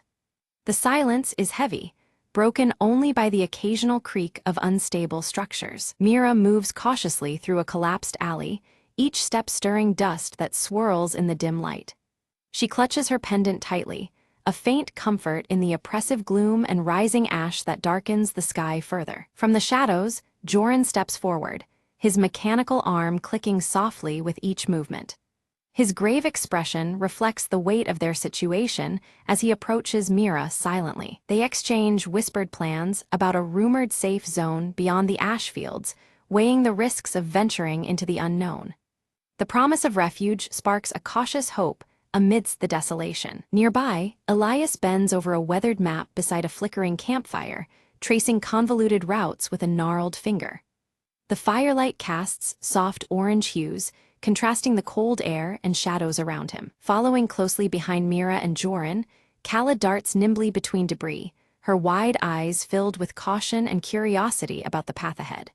Her small figure moves like a quick shadow among ruins. The group assembles around the makeshift campfire as Mira outlines the stakes, her voice steady despite the peril. The orange glow illuminates their determined faces, a fragile warmth against the cold shadows. Suddenly, the ground trembles beneath them, scattering ash and breaking the fragile calm of their hideout. The unexpected shake sends a shiver through the group, heightening alertness. Joran scans the horizon through the ash haze, his eyes catching faint flickers of movement, a hostile force drawing closer. The soft clicks of his deteriorating mechanical arm mirror the creeping tension. Mira tightens her grip on the pendant as fear mixes with determination. They steel themselves to depart at first light, knowing that hesitation could cost them dearly. Elias issues a solemn warning of a deadly trap set near the supposed safe zone by rival survivors. The weight of his caution deepens the group's understanding of the lurking dangers ahead. Meanwhile, Kala practices with a crude slingshot, her small hands gripping it with fierce resolve. Her determination shines as a fleeting spark against the bleak, ash-covered world. Night falls and shadows flicker under the crackling firelight. The group shares tense, silent glances, the air thick with unspoken fears and uncertain plans. A chilling howl pierces the night, prompting Mira to rise swiftly and scan the darkness beyond the firelight. The sound echoes ominously across the ruins, stirring unease among them. Deciding to move swiftly, they agree to embark before dawn, aware that delay might seal their fate. The fragile hope for safety drives them onward despite the gathering threats. At first light, the group proceeds cautiously through narrow passageways littered with unstable debris. Each step echoes softly beneath the muffling ashfall, tension coiling with every movement. Mira spots a faint glint of metal half-buried beneath the ash, a relic from a past world's technology. Its discovery evokes fleeting wonder amidst the desolation, hinting at lost knowledge. Joran attempts to activate an old generator nearby, but sparks fly uselessly as the device fails to respond. The malfunction deepens their frustration, a stark reminder of the decay surrounding them. Kala ventures ahead but returns quickly, her breath sharp as she warns of aggressive scavengers lurking nearby. The threat draws closer, narrowing their already limited options. The group slips into an abandoned building, hiding in the shadows as scavengers pass by outside. Their quiet watch heightens their sense of urgency and vulnerability in this hostile environment. Elias studies his map under the dying light, identifying a route that skirts the scavenger territory. This alternative path offers a fragile hope of avoiding conflict, but adds complexity to their journey. Tension escalates when Mira discovers signs of recent fires, evidence that the hostile group has been alarmingly close. The smoldering remains testify to a threat that relentlessly follows their trail. Suddenly, Joran's mechanical arm malfunctions, jerking unpredictably and restricting his movements. The group's risk increases significantly as his primary tool degrades without urgent maintenance. Mira quickly moves to assist, using scavenged tools to repair Joran's arm. Their teamwork in the firelight reveals a bond of trust amidst the peril, a small flame of solidarity in the cold shadows. Kala suddenly points out a small, resilient plant pushing through the ashen ground, a rare sign of life and renewal.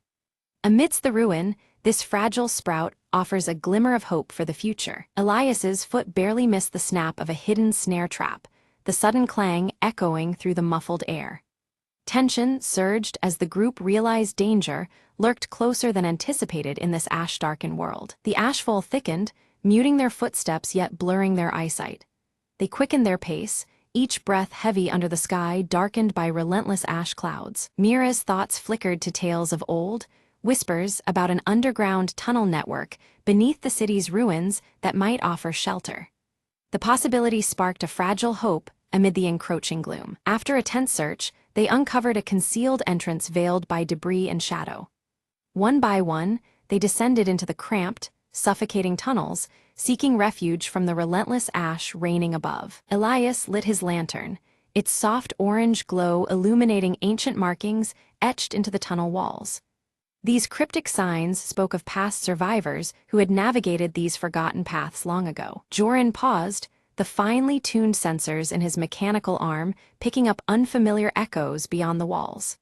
The tension tightened as the sounds whispered of lurking threats deep within the underground maze. Without warning, a sudden collapse sealed their retreat, chunks of rubble blocking the way back.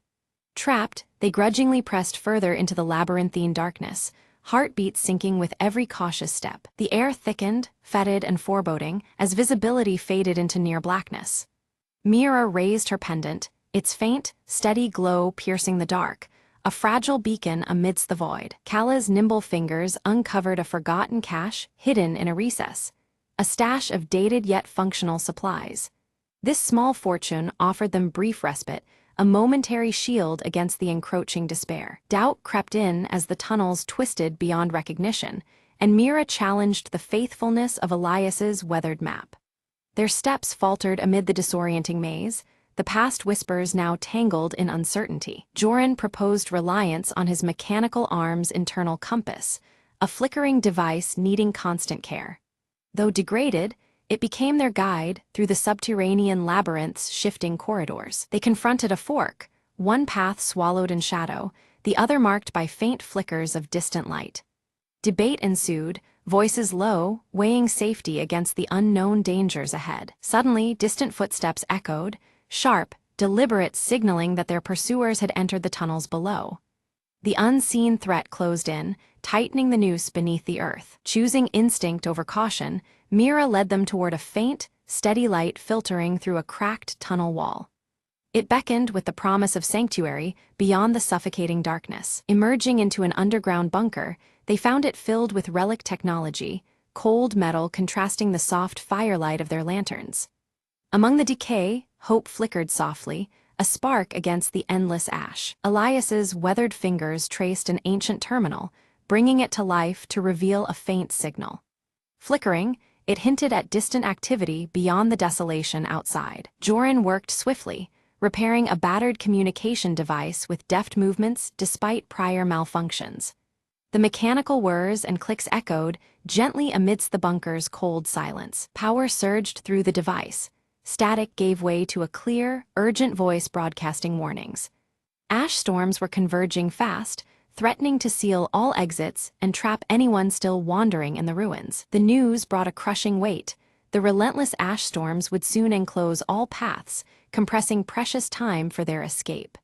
Shadows lengthened outside, embracing the horizon with grim inevitability. Suddenly, a breach tore open a bunker wall, spilling in hostile scavengers, their eyes gleaming with desperation.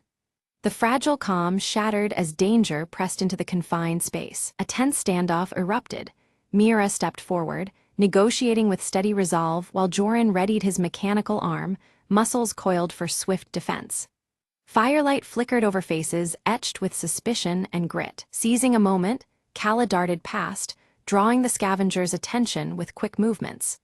Elias activated a hidden defense mechanism, ancient gears grinding and whirring within the bunker's walls. A blinding flash erupted, accompanied by choking smoke, engulfing the intruders and forcing them into a temporary retreat. The group used the chaos to regroup, hearts pounding beneath the shroud of orange firelight. Elias revealed a secret exit, long forgotten and barely concealed beneath rubble. They hurried through it, surfacing into a wasteland still smoldering under an ash-darkened sky, senses alert for what lay ahead. Mira's gaze lifted toward the horizon, where a faint brightening battled the oppressive ash clouds. It whispered of rumored safe zones, a fragile glimmer of hope in a broken world. The group stood before a crumbled wall, its stones worn and edges jagged. Amid the decay, a faded emblem matched the intricate design of Mira's pendant, confirming they had found the location they sought. The rising ash muted even their footsteps, and the flickering firelight cast soft orange hues across the scarred surface. Inside the safe zone, the survivors toiled under ashen skies, working tirelessly to rebuild amidst ruins. Their cautious glances met Mira's group, wariness tempered by the shared goal of survival. The cold shadows faded slightly in the communal firelight, where warmth brought brief respite to hardened faces. Gathered around a crackling fire, Mira lifted her pendant for all to see. She spoke softly of its meaning, a symbol of alliance and hope that once united scattered factions against the darkness. Her words stirred quiet determination, weaving a fragile thread of trust through the gathered survivors. Meanwhile, Joran knelt beside worn machinery, his mechanical arm clicking and whirring as he adjusted delicate gears. The device groaned back to life, its function vital to the community's survival in the ash-choked air. His steady hands and mechanical strength became a beacon of progress amidst decay. Elias, seated near the firelight with weathered map in hand, shared tales of past storms and lingering threats. His deep-set eyes held knowledge that helped the survivors prepare for what lay ahead. The stories stitched together history and warning, sparking cautious hope beneath the muffled silence of ashfall. Young Callum moved among the children with quick, nimble steps, teaching them survival skills she had learned on the journey. Her dirt-smudged face lit up with pride as she passed on hope alongside practical lessons. The safe zone, though fragile, began to feel like a place where new life could take root. As sunset crept across the horizon, Mira found herself atop a ridge overlooking the ash-covered land. The flickering firelight from below contrasted with the dimming sky, the cold shadows giving way to subtle signs of change. The landscape shifted slowly, whispering of renewal after hardship. In her hand, the pendant glowed warmly, its soft light pulsing gently against the darkening sky. The ash began to clear, revealing a tentative blue above, a fragile new beginning. It was a moment filled with quiet promise, a signal that hope could still flourish amid ruin. From their vantage point, the group watched distant fires burn low, their orange flames swallowed gradually by emerging patches of green. The earth beneath the ash stirred with life, revealing signs of restoration amid the fading destruction. It was a delicate balance between past scars and future growth. With a steady breath, Mira turned back toward the settlement, her resolve firm beneath the warming sky. The path ahead was uncertain, but she was ready to rebuild, protect, and nurture the fragile horizons stretching before them. Together, they would face the